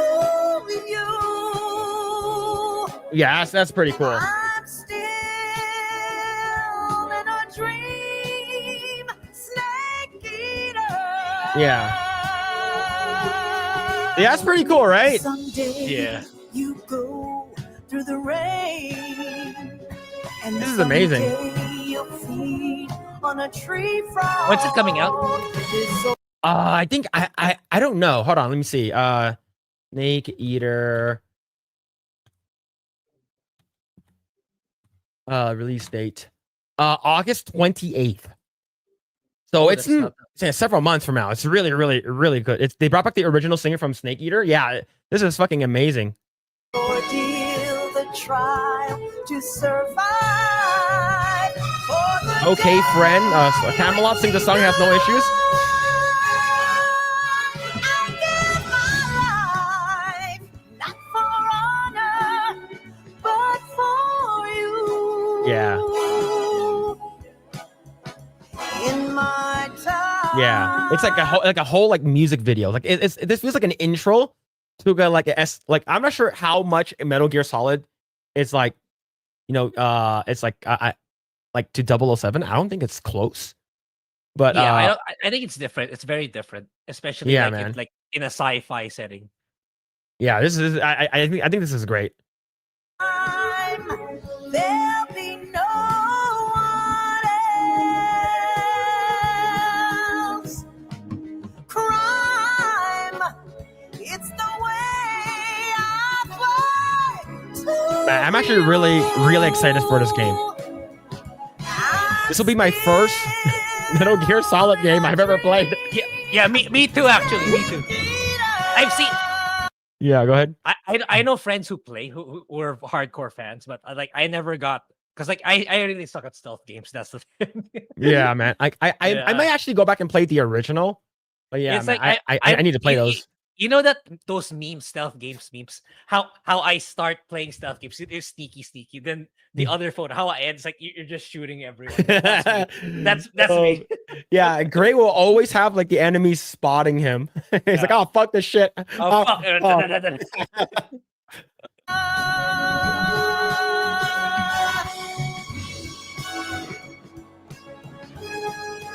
I'm still in a dream, snake eater. That's so good. Yeah. Oh man, that's actually really good, man. I like that a lot. Holy shit, man. All right. Let's go and talk about our last topic here. All right. I know that we went a little over, but But I didn't even know we were at 4 hours already. I didn't know it was that freaking quick. Yeah, and we covered so much stuff today because you summarized a lot of the articles instead of reading. Yeah, man. Yeah. But yeah, I think we went through a lot. But let's see. We have one more topic that I do want to bring up. But thank you everyone for hanging out. We really, really appreciate it. Thank you. Holy shit, man. Hollow Ninja with the 5, Men of Culture, also known as Eggrolls. Let's please buy and support this game. Tell your friends. Let's all bring gaming back to its peak. Masterful. Hell yeah, man. I'm looking forward to it, man. I really, really am. But thank you for the 5, Hollow Ninja. Holy shit, man. Thank you. All right. Considering Phil has an issue with lactose, he cannot do fight milk of Cody after he meets Naked Snake. Look, I drink milk willingly, eat ice cream, and eat cheese willingly, knowing that I'm lactose. Because we are self-sabotage and it's worth the sacrifice. Wait, how lactose are you? Like one small glass of milk, you're good. I'm mildly lactose, so I have to drink a lot of milk in order for me. And here's the thing. I switched over to lactate, which is like basically like, so in a way sort of fake milk. And but like it only happens when I'm drinking milk.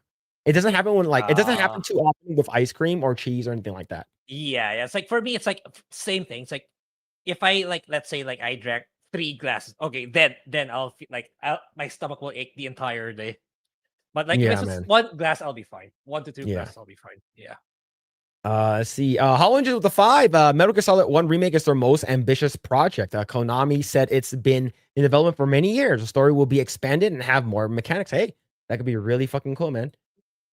All right, there we go. Last topic of tonight. All right, so it is not Johnny Somali, but it's by Vitali. Russian government denounces Vitali after streamer thrown in Philippine jail. Oh, how do you feel about this, man? How do you feel about this? Yeah, like in Mortal Kombat, flawless victory. But I did watch Legal Mindset. I think his mother is trying to do the under the table stuff here, which is it's notorious. Really? But the thing is, I heard, I haven't been up to date with local news, but I've heard President Marcos did an overhaul with his people in his cabinet. So if ever she did bribe some officials, it went into the wrong hands because they're gonna be leaving their posts anyway and stuff like that. But anyway, I don't think it's gone way too big for Vitali for let's say I know Vitali, him and his family has a lot of money because of his social media traction, but it's he's been broadcasted in TV, he's been broadcasted by President Marcos in his blog. So it's it's too big for them to be able to pull off something like that. They can't switching doing under the table monetary transactions and then Vitali goes free. I think it'll look too bad on Marcus's part. And right now, at a time when there's elections going on, he's gonna be at 100% a political punching bag. So jokes on him. He's for me, in my opinion, he's already lucky if he gets to leave in 2 to 3 years. Yeah.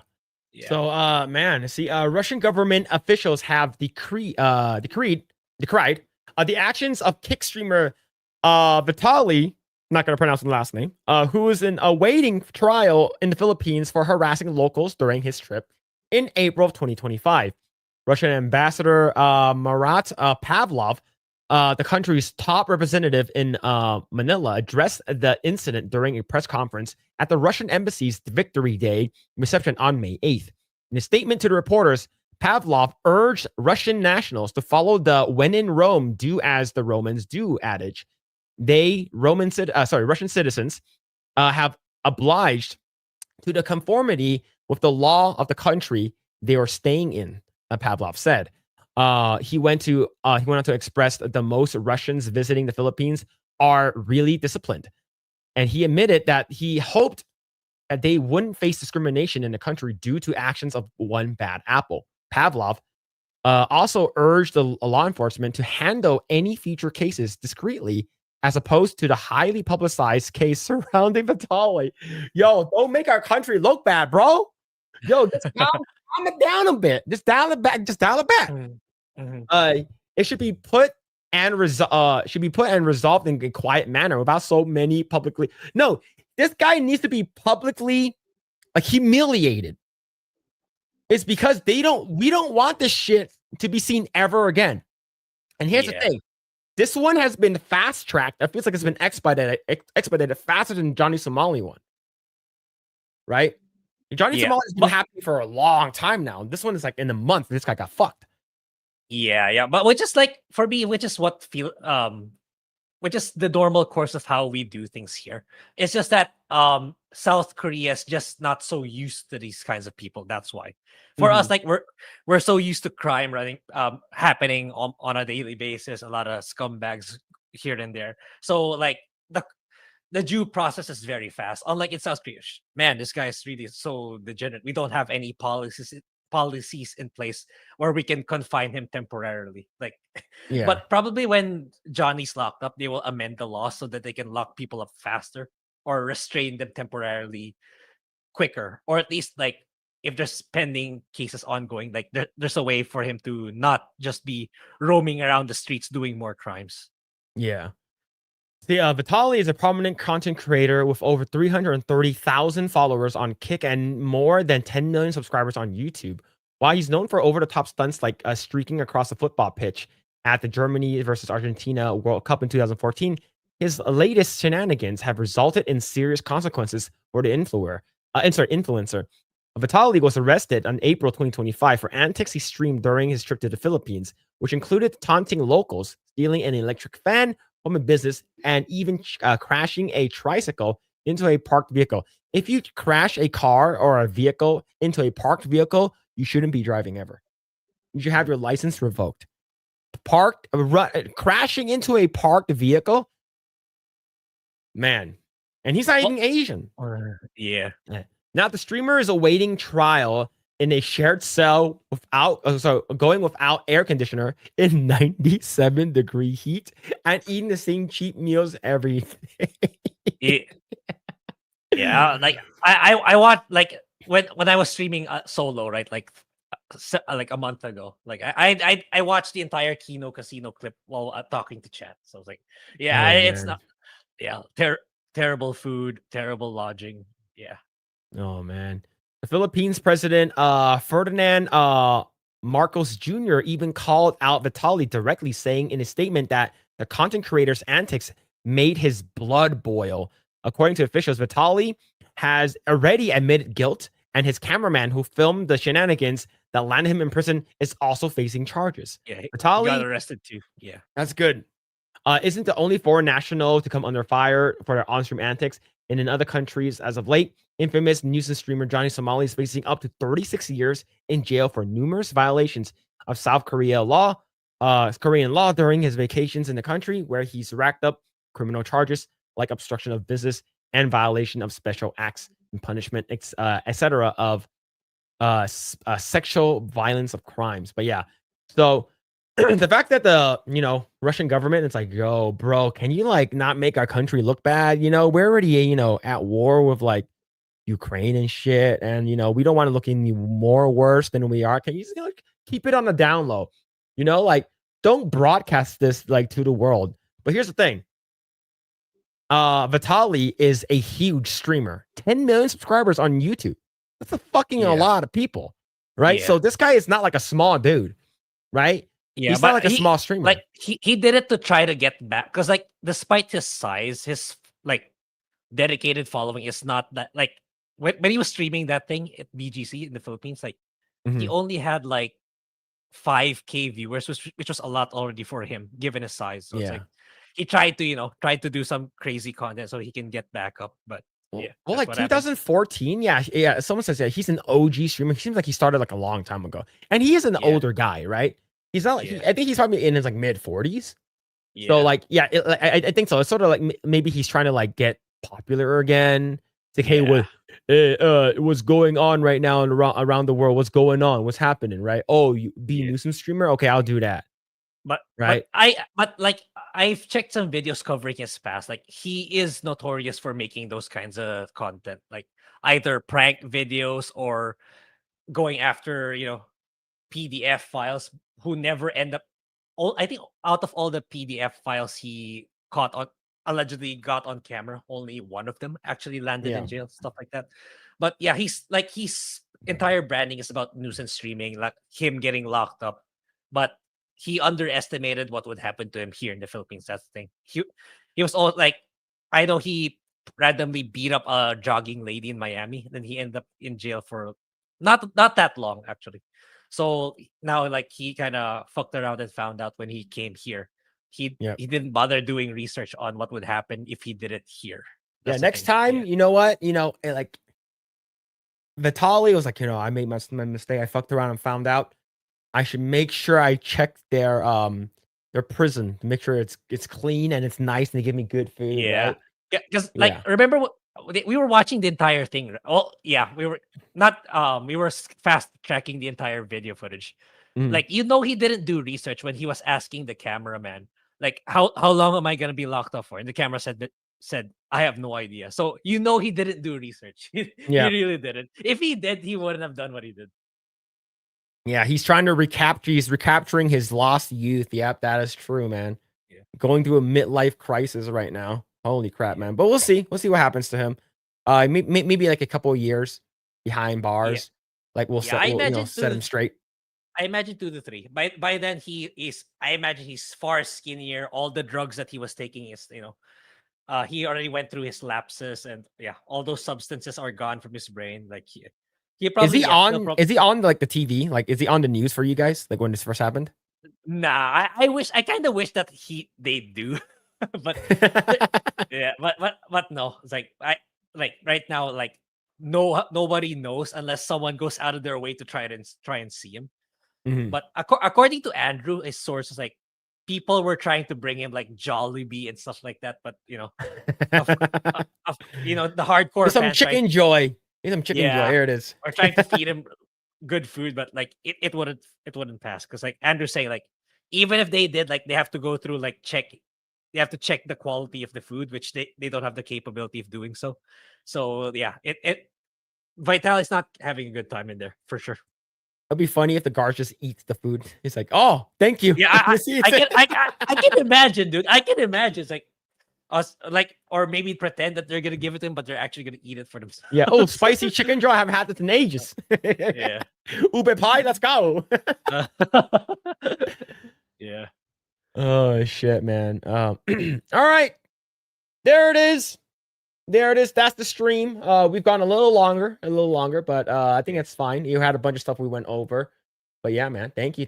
All right. Do we have anything? I think we covered everything, right? Yeah. Yeah, I think we covered everything. All right, chat. Thank you guys so much. Really appreciate it. It's like 11:30 here. Hope you guys enjoyed the stream. Thank you for everyone who came in today and like, share, and subscribe, all that kind of stuff. It definitely does. Yeah, Hassan has been banned. He got just banned on got Twitch for how? Yeah. If it's like a day again, it's not worth. It's what the fuck? There's no fucking Yeah, point. they have to take it seriously now that CNN is on it. Like they're being broadcasted. Like they gotta Yeah. take it more seriously now. How much for Grae to eat an ube cake? Don't do it. Don't Grae. Don't. All right. Yeah, So I got berated by my mom for eating like a couple of pieces of chocolate last night. So let alone an ube cake. no, and it has to be like a full ube cake, like 8 inches in diameter. Yeah, Like it has a full on cake, man. yeah, I got berated for eating like dried mangoes and chocolate last night. So let Yeah, alone man. an ube cake. Yeah. But thank you guys. I really appreciate it. Hope you guys enjoyed the stream. Thank you. Really appreciate it, man. And shout out to Kaida for hanging out, for coming on the stream. Really appreciate. Hopefully we can get him back in the future. Thank you so much. Hollow Ninja, Mitchell Fields, RDH, Carlos Lima, JJ52, Dingus, Melodic Method, Jesus Davila, and Justin Martins. Thank you. Shout out to everyone that's super chatted and donated. Thank you. Yeah, man. Red ribbon ube cake. There it is. Just Yeah, get a maybe giant lemon. Yeah, maybe one day it'll happen. We'll see. Yeah. But thank you guys. Really appreciate it. Shout out to everyone that's hanging out on Rumble. I don't think anyone's there though. But thank you everyone on X and thank you everyone on YouTube. Definitely appreciate it. We will be back next week with more Project Eggroll. Be on the lookout if you guys missed some of the stuff. Our live stream will you guys can watch the replay, and if you guys want to watch little segments, it will be throughout the week. But thank you guys. Really appreciate it. I hope you guys enjoyed the stream. Grae, where can they find you, man? What are you doing? Yeah, my links are already posted. So yeah, I spent the week kind of exercising and like yeah, as you guys see, I still got a cold, so I'm still recovering from that. So I'll try to finish Xenoblade 2 this week, if not next week. Because like I want to try out Rune Factory. I'm curious if I'm gonna like farming simulator RPG like games. It'll be my first time. So yeah, after Xeno 2, I'll cover Rune Factory, Guardians of Azuma. Yeah, I never really looked into Rune Factory until this latest one because like I always liked the aesthetic of Genshin Impact, but I just never liked the gacha mechanics. So this game has like it has Genshin art style and graphics, but the gameplay is offline. So I'm looking forward to trying it out and covering the game. Sweet. And yeah, you can find Grae's links down below in his link tree, and go ahead and check that out. And if you guys want to follow me and my own personal channel, check out the link tree down below. Thank you for all the chats and dropping it. Or you guys check out Mr. Phillip Chan #2. I've been playing Expedition 33 as of late. I would say as of right now, that's the only game of the year contender. Nothing else. Because if you think about it, what other game is there out right now that's in 2025 that's incredibly amazing? Right? None except for that game. None. Absolutely none. The thing is that like that's the only game that's actually legit, like really, really fucking fun.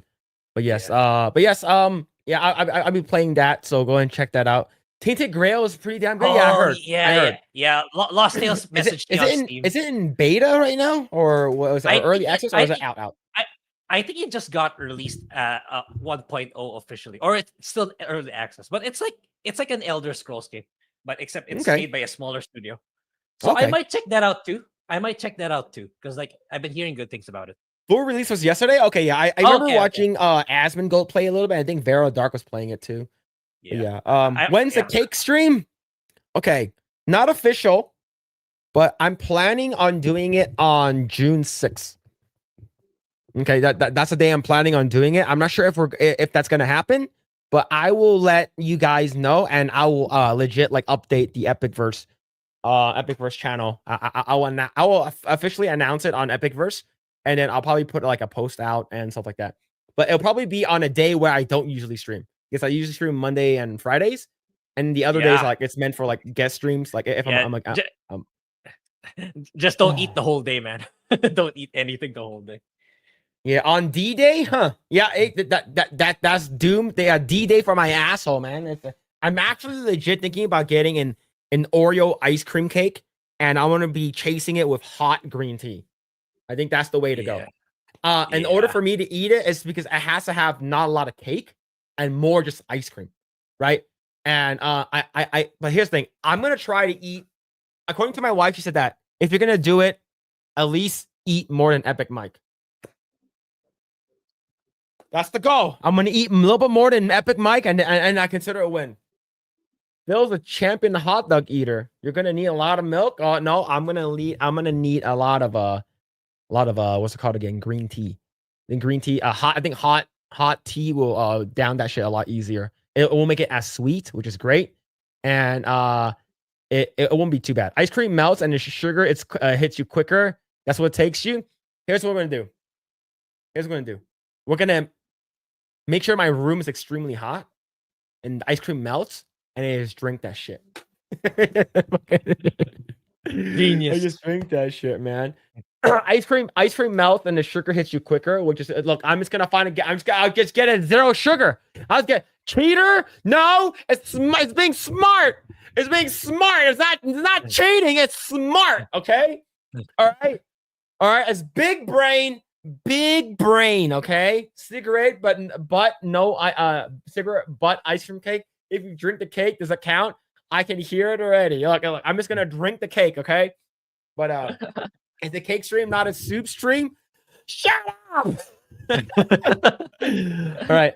Anyways, chat, thank you guys so much. Really appreciate it. I hope you guys enjoyed the stream. We'll be back next Saturday. I don't think we have any guests coming up, but I'll see. Look, I'll probably reach out to like Kaida to see how to get a hold of Vera Dark. Hopefully we can get her on. I'm not sure she'll come on this degenerate stream though. I don't think she will. she saw me going up and down the escape rope and ladders in Stellar What was Blade. her reaction? What was her reaction? Is it like, was she laughing or was it like poker face? It was sort of like poker face, and it was on Geeks and Gamers Daily. I'm not sure she enjoyed that. And she's like, yeah, this Asian guy needs to yeah, he needs to stop. He needs to stop. But yes, I'm not sure who's still on right now, but as of right now, you are going to get redirected to what's it called again? You Beardo and X-Wing are streaming. You know, I'll send you guys over to Beardo. All right. Yeah. You guys like gay stuff, so I'll send you over to Beardo. Because I'm not sure if Yellow Flash is still going. I'll send you guys over to Beardo, okay? Okay, so send you guys over to Beardo. All right. But anyways, chat, send us an X-Wing. Oh yeah. According to Beardo, he said his channel is dying. That's true. That's true. You know what? I'll send you guys over to X-Wing. All right. Okay. So Grae, if you don't know, Beardo said that X-Wing came to him and he's like, "Hey man, my channel is dying, bro. My channel is dying. What game can I play to get the streamers back to get back my viewers?" And then he was like, Well, you should play Batman Arkham. And he was like, "Okay, which one?" He's like, "You should play Batman Arkham City." He's like, "Not Arkham Asylum, no, Arkham City is the best one. Is because you like open world games, right?" He's like, "Yeah, Arkham City is the best one." So he played Arkham City first. And then he went back to play Arkham Asylum. Okay. Yeah, but anyways, chat, we'll send you over to X-Wing. Shout out to everyone hanging out. Shout out to all the mods and stuff like that. Thank you. I was wondering the part where X-Wing said his channel. I think he's doing great. No, he has like 33,000 subscribers. Yeah. Like what the fuck, man? If that's dying, what's happening? He had 33,000 subscribers. All right, we're trying to hit 6,000. Okay. Yeah. We're trying to get 6,000 here. All right, chat. The fuck, man. Yeah. Anyways, chat. Thank you guys so much. Yeah, Really appreciate anyway, it. yeah. Hope you guys have a fantastic weekend. Happy Memorial Day. And, shout out to all of the fallen soldiers and warriors that, gave up their life for our freedoms. But yeah, man, happy Memorial Day. And we'll see you guys next week. Take care. See ya.